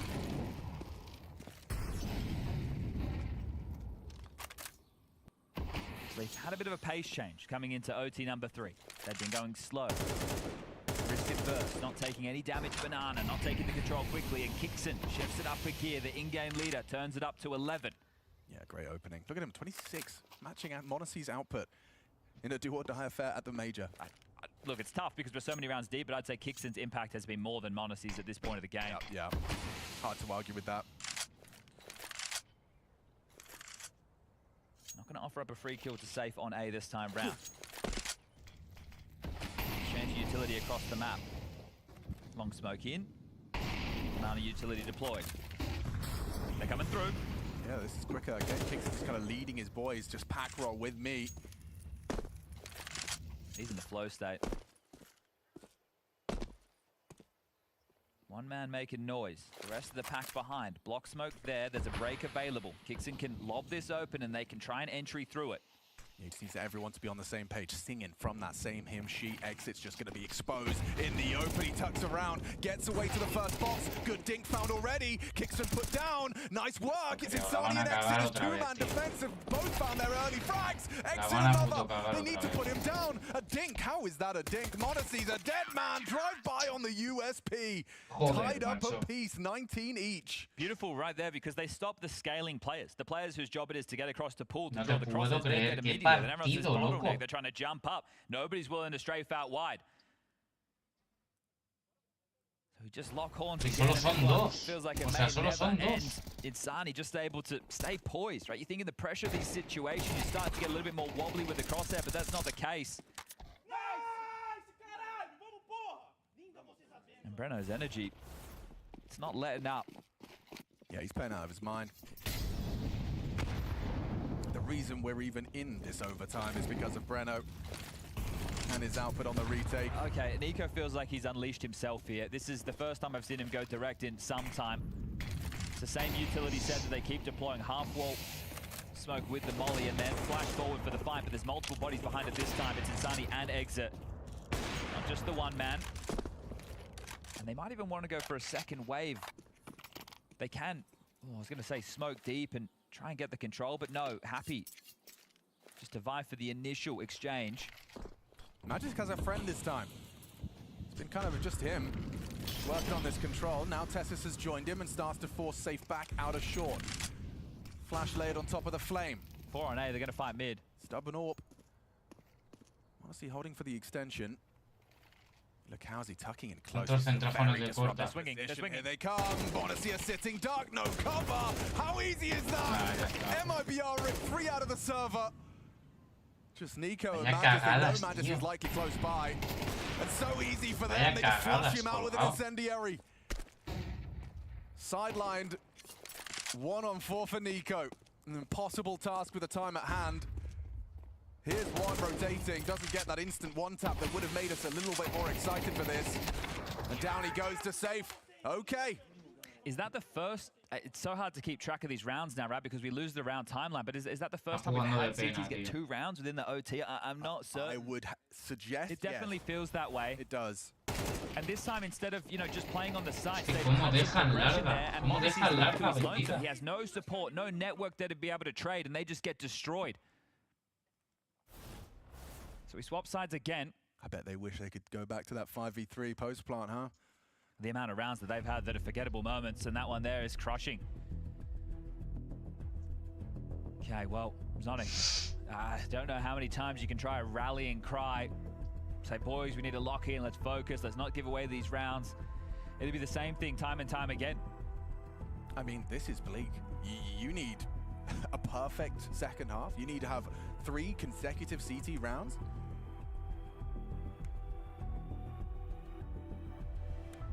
Change on the defense. There's been an AUG invested upon for Magisk to play from that pit anchor position. He's done quite a remarkable job in a lot of the rounds, and in that first half of regulation, we're going back an awfully long way. He was tested by a lot of poppy plays, and still in a lot of the time was able to go 1 for 1, which is tough to ask considering the setups that they had. Well, folks, this has been essentially a feature-length movie of an Inferno. And it's not done yet. Now it's time for that crescendo finish. You decide who the goodies and the baddies are. Oh, okay, he's not anchoring. He's going for some aggression, so the AUG up close can be 1 bullet to the head, depending on this range. Breno's on a 1-man mission there, so might be quite slow with it.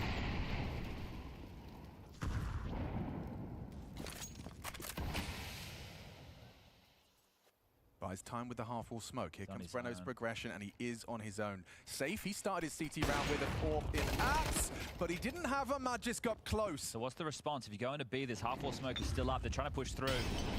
Okay, Kixon gets flashed in. This time, Insani doesn't get it full blind. That's the difference. Strong start to the Falcons' defense. Still, though, possibility for error. Uh-oh, you've lost your AWPer. Lakowski pulls a rotate with just him on the site. And Tessus goes down. That's even more convincing. Safe picks off Nico. He's killed 1B. Tessus fighting Lakowski. It's all over the shop. We're playing on both fronts, both sides. Lakowski onto Tessus. It's slipping through their fingers, John. Piece by piece, player by player, pulled apart. MIBR for 21. A golden opportunity now presents itself. Just Magisk. A 1 versus 3.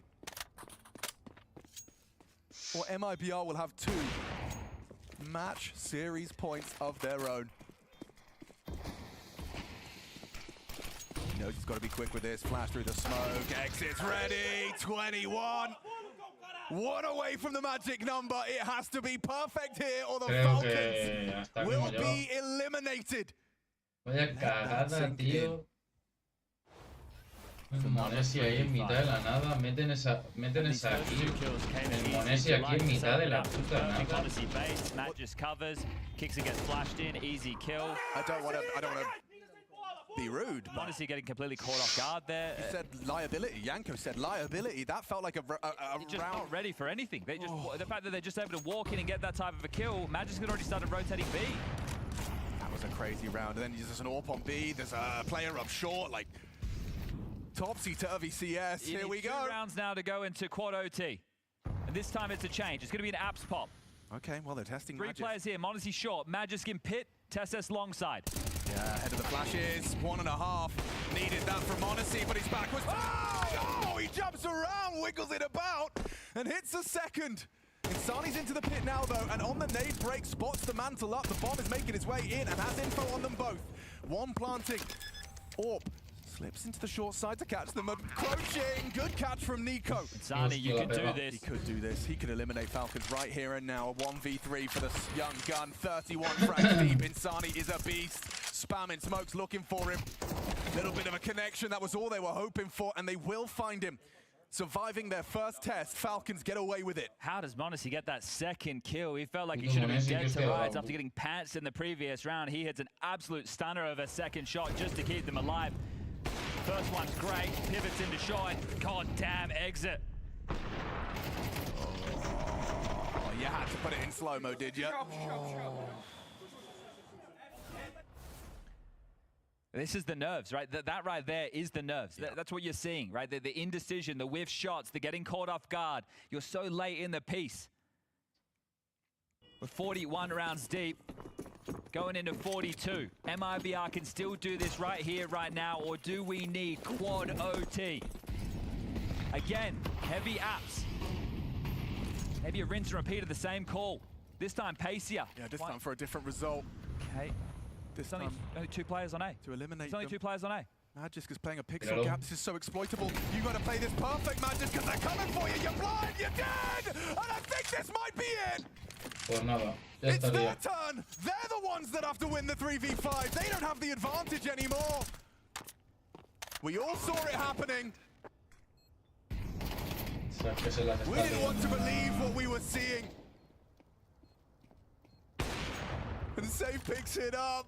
We expected the Falcons gliding into playoffs, vying for the trophy, making Vitality work, but oh no! We expected the Falcons to take flight. Instead, their ticket is booked by AMBIENTE. A flight home instead. No sé por qué el equipo ahora que tienen.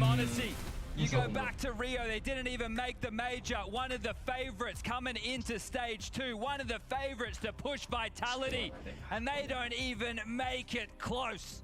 No top 16, No sé por qué, no sé si es una maldición, pero el equipo el que va, Monesi y Nico, son muy buenos, pero siempre les acaba pasando eso, tío.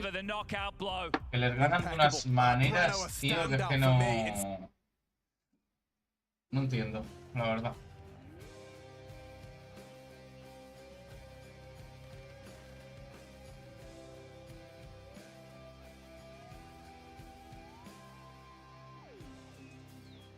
No lo entiendo. La puta.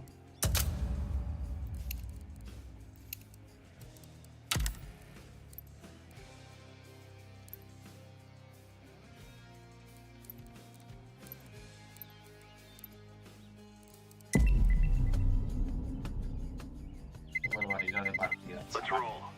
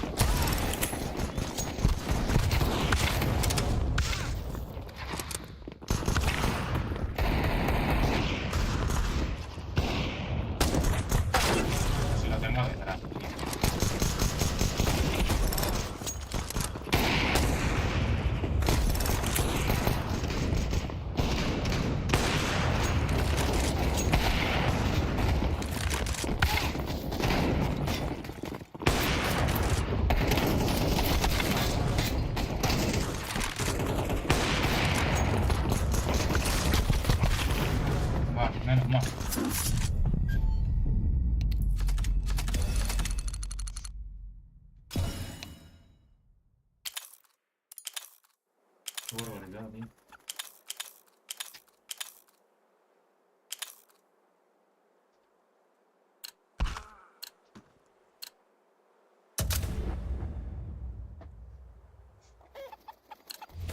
Vaya equipo, chaval. Madre mía, chaval. O sea, que se mete la gente aquí a practicar, vale, pero hostia, es que hay gente muy mala.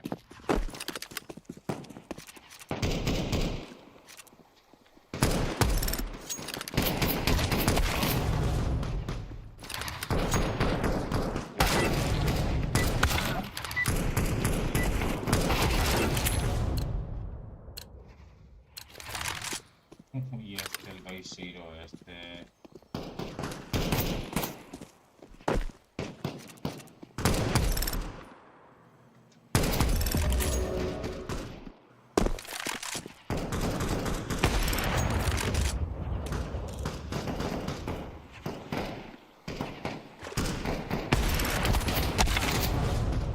Esto me salva, ¿no?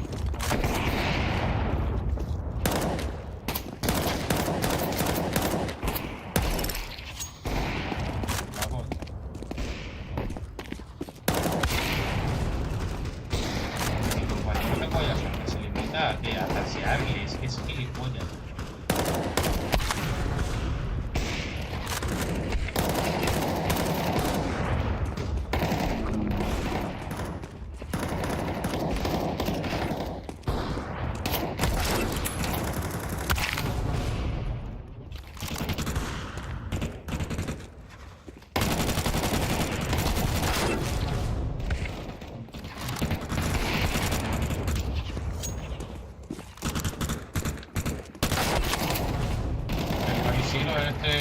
No sé.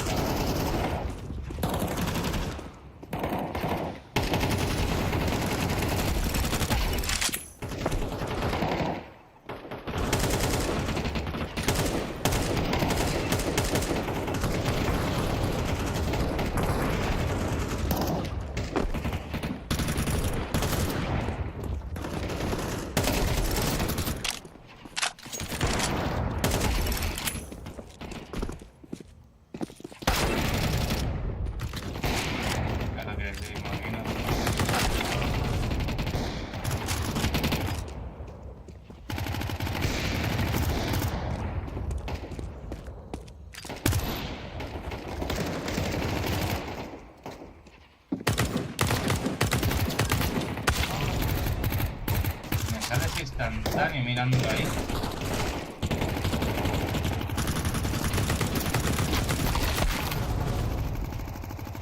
Tío, qué puto timing.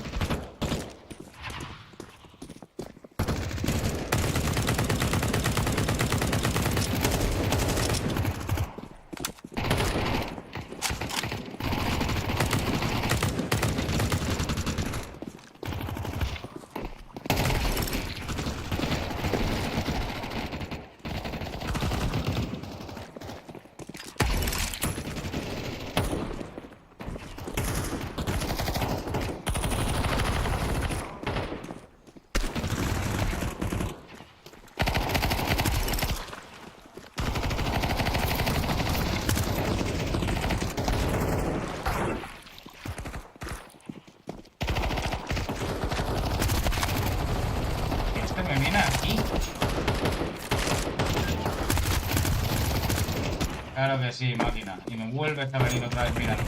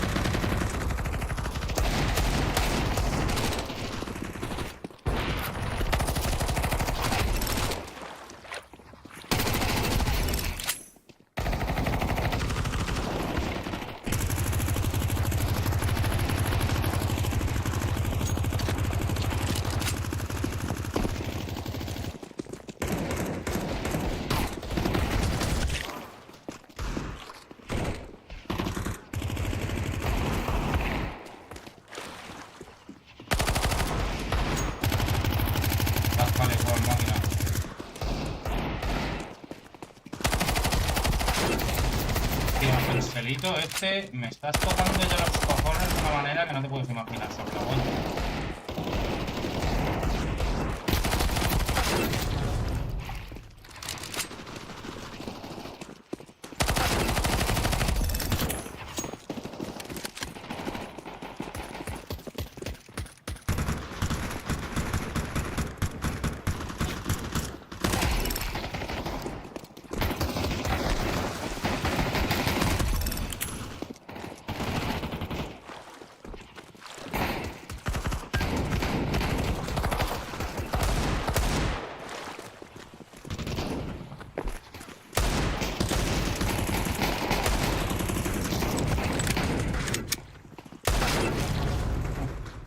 Sin máquina.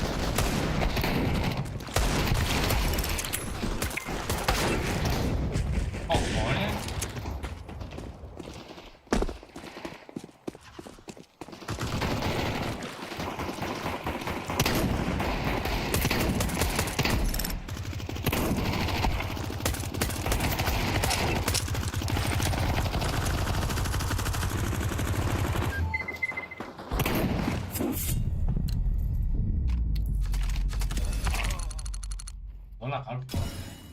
Barbaridad.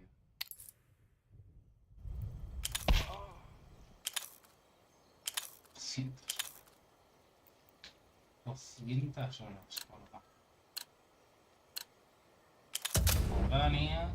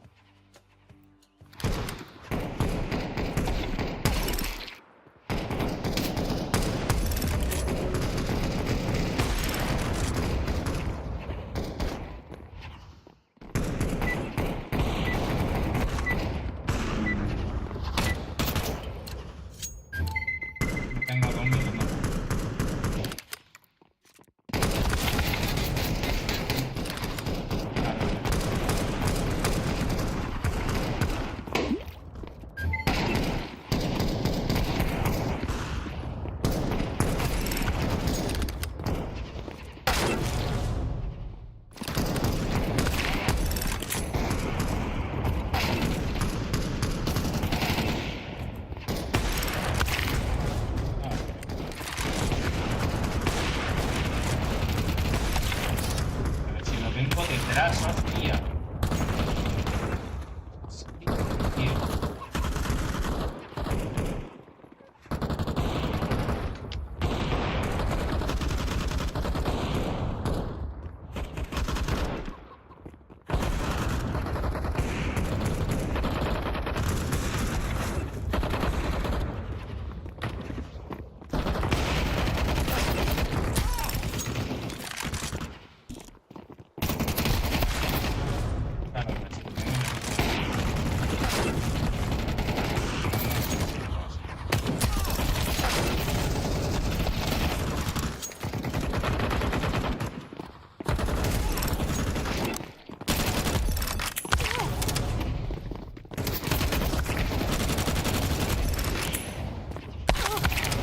¿Qué me vas a tachear ahí? ¿Tú la estás flipando o qué?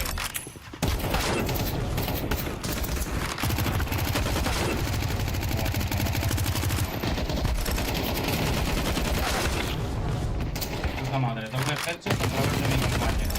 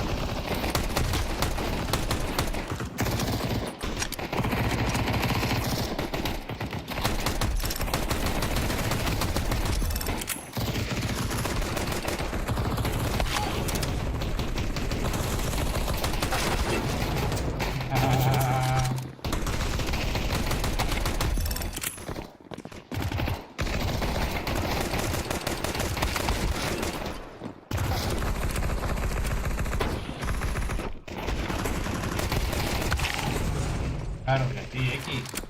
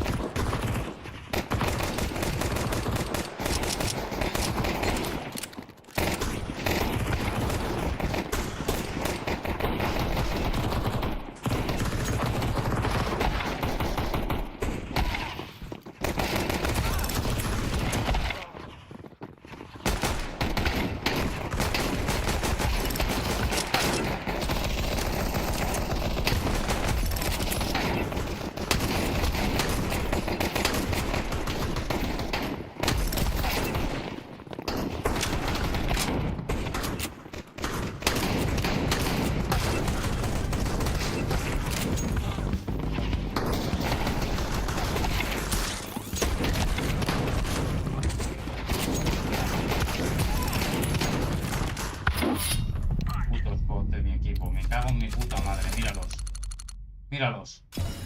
Todo bots.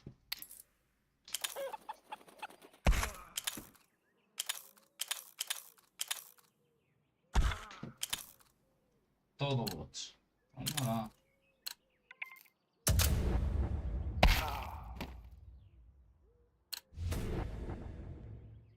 Qué asco de bots.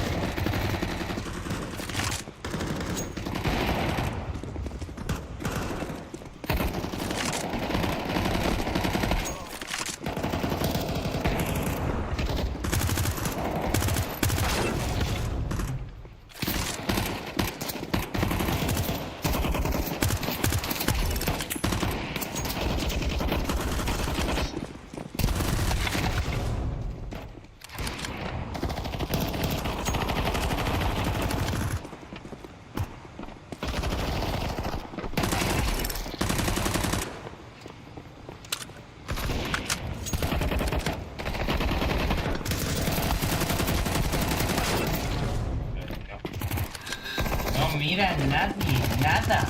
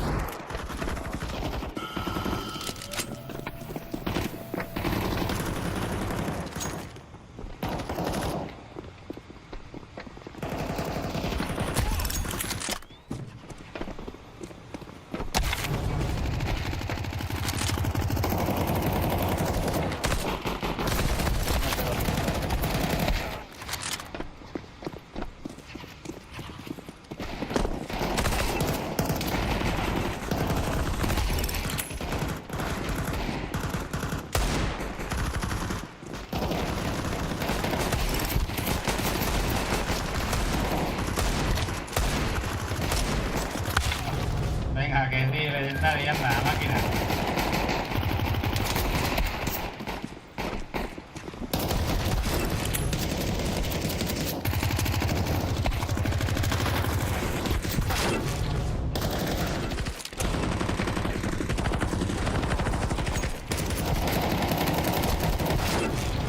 Vaya, tela, como me persigue a través de la pared. Claro que sí, no, claro que sí. Eres un jugador profesional.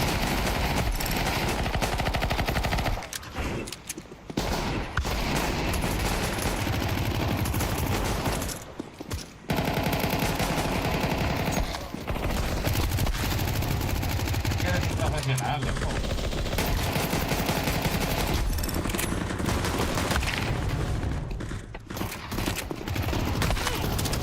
Claro, vamos.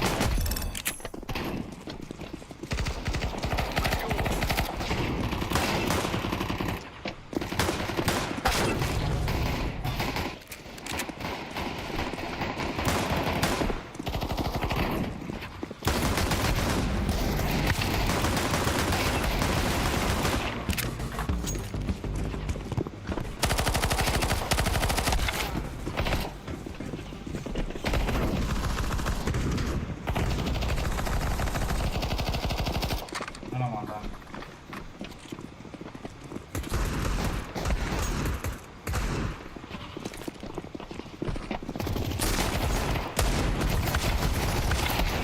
No te creo.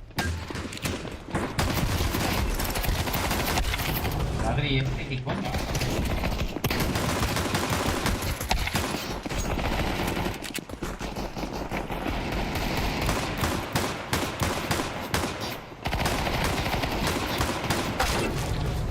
Ah, claro, loco. Claro que sí. Ya que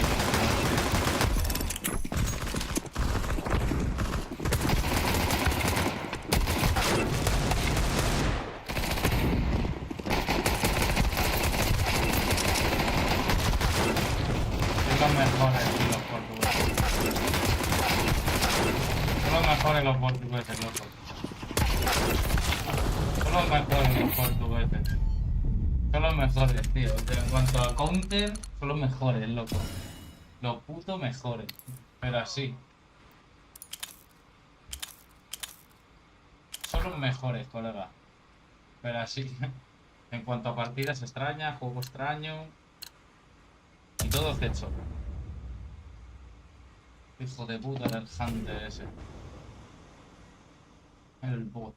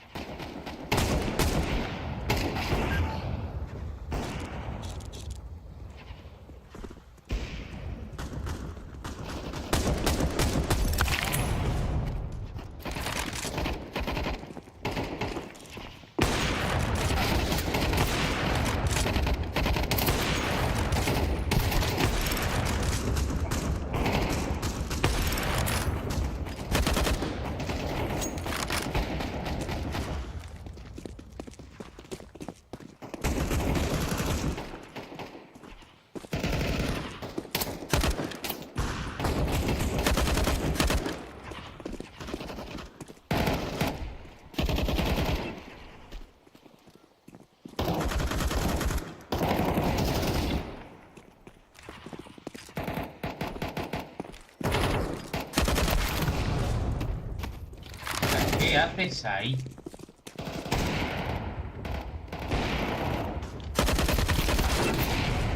Claro, máquina, claro que sí.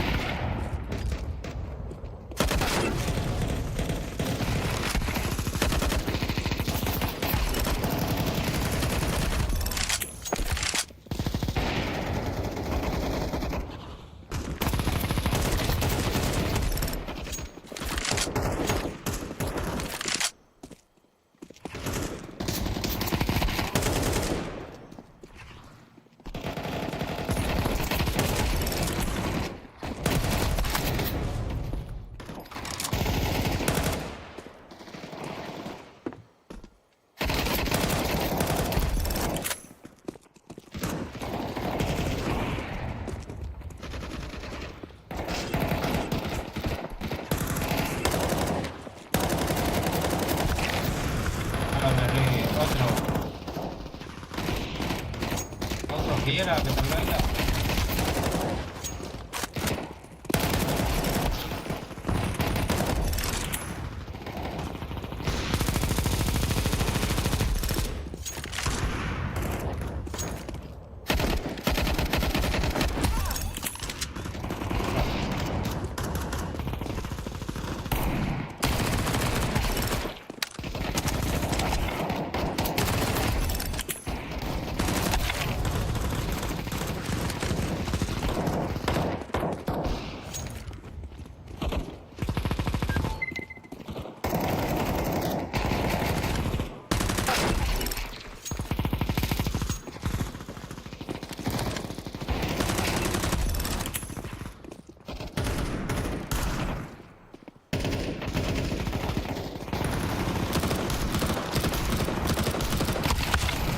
Claro que sí, Cody.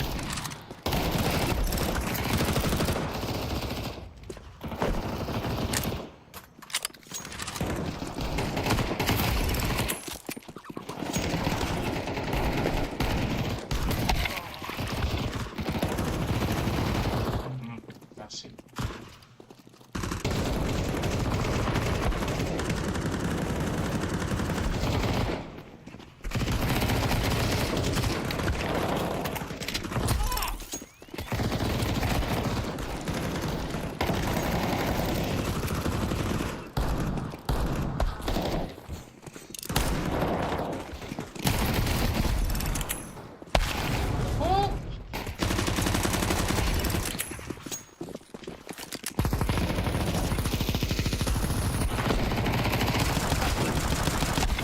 Pero si está arriba.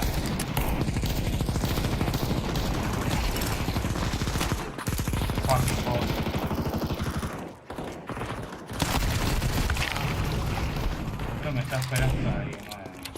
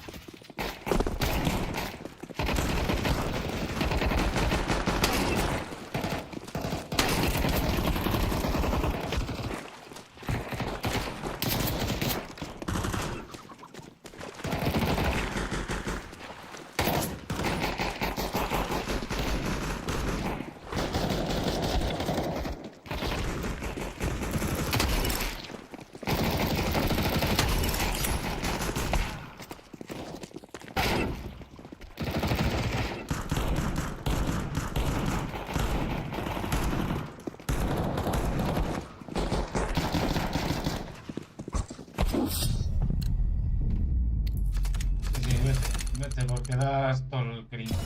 Puta.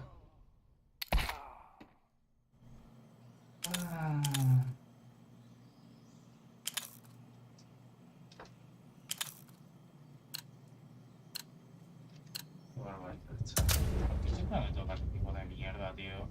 Tengo a todos detrás mía. Pero gente que es que los estoy viendo jugar nada más que pa'lante y morir, pa'lante y morir. Barbaridad.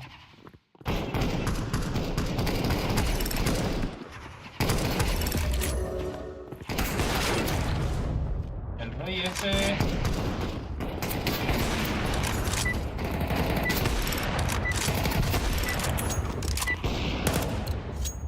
Es un normal.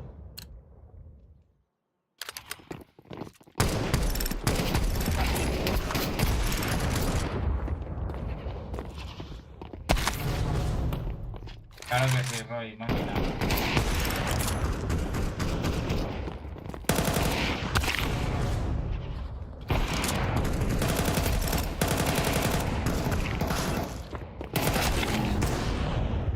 El Roy...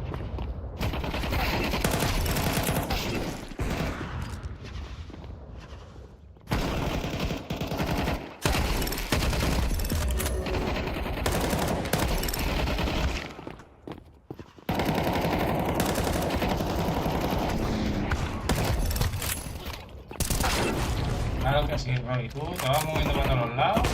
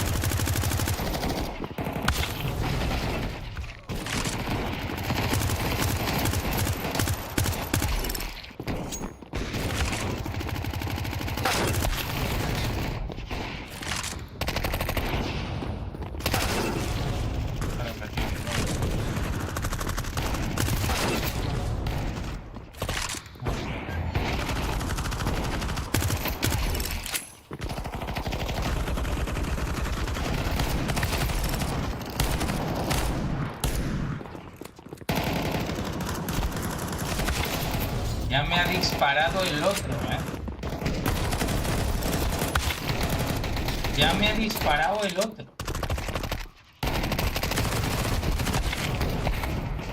El pibe este tan...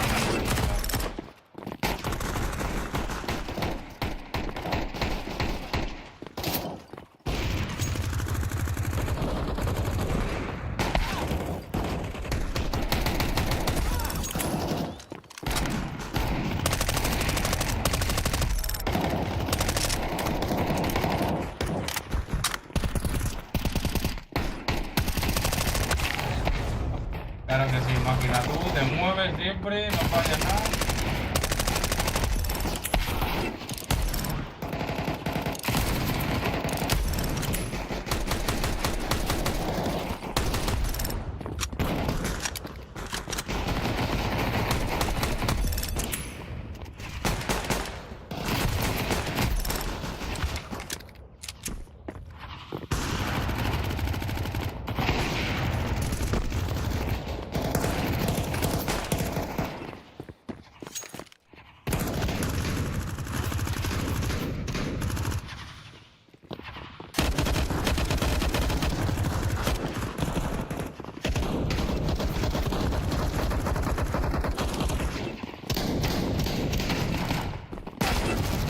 Claro que sí, Roy, loco.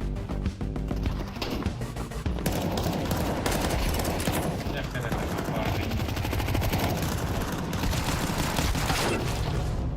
igual que el Lucky este.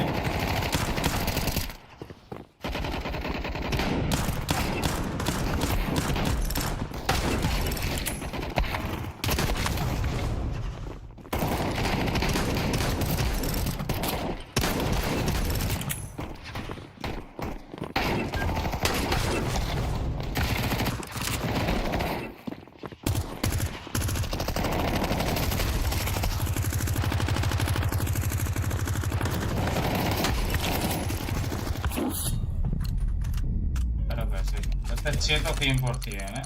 O sea, 100%. El pavo ese no me creo yo que no lleve nada.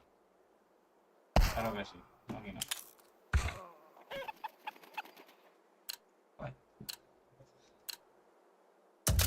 Vaya con mi colega. Pero ya te digo que estaban algunos amigos de él también. Y si encima metes el adicional de que sé que los portugueses, en cuanto juegan con alguien español,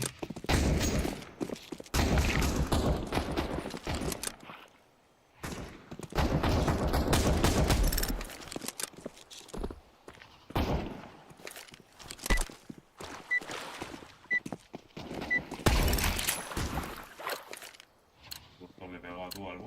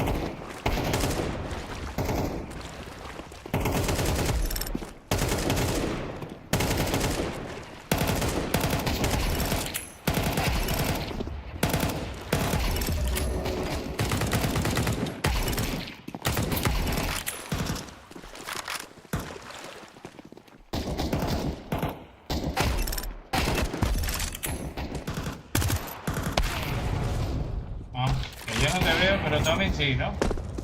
Vale.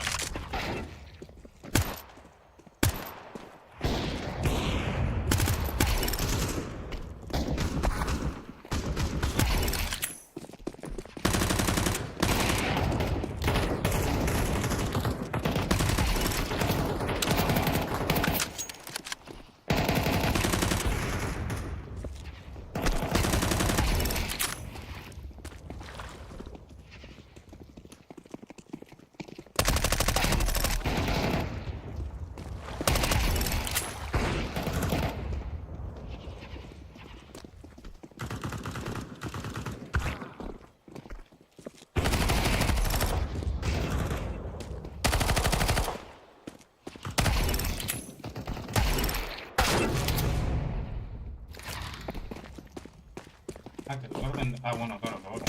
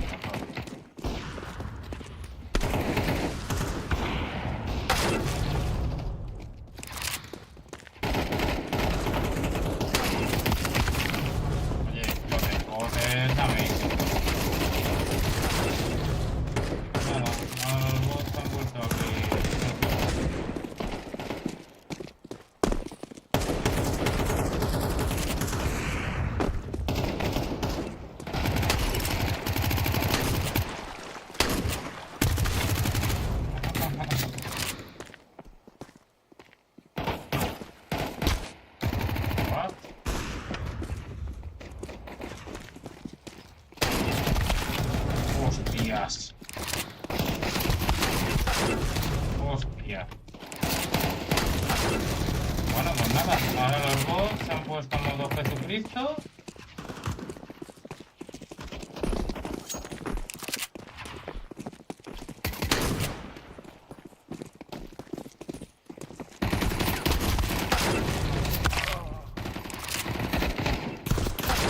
Pues nada.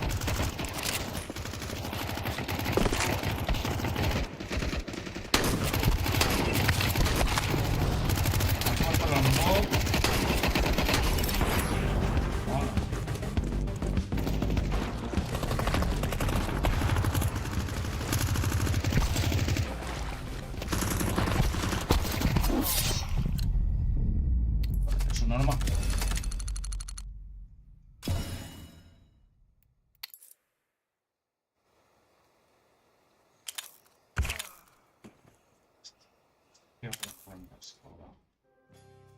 Yo creo que me voy a echar una y no. Bueno. No. Gente. Lo voy a... Hostia, ahora están jugando otros. Bueno, lo voy a dejar por aquí, gente. Muchas gracias a todos los que habéis estado. Espero que hayáis disfrutado. Mañana nos vemos. Y nada, que tengáis buena noche. Un saludito. Chao.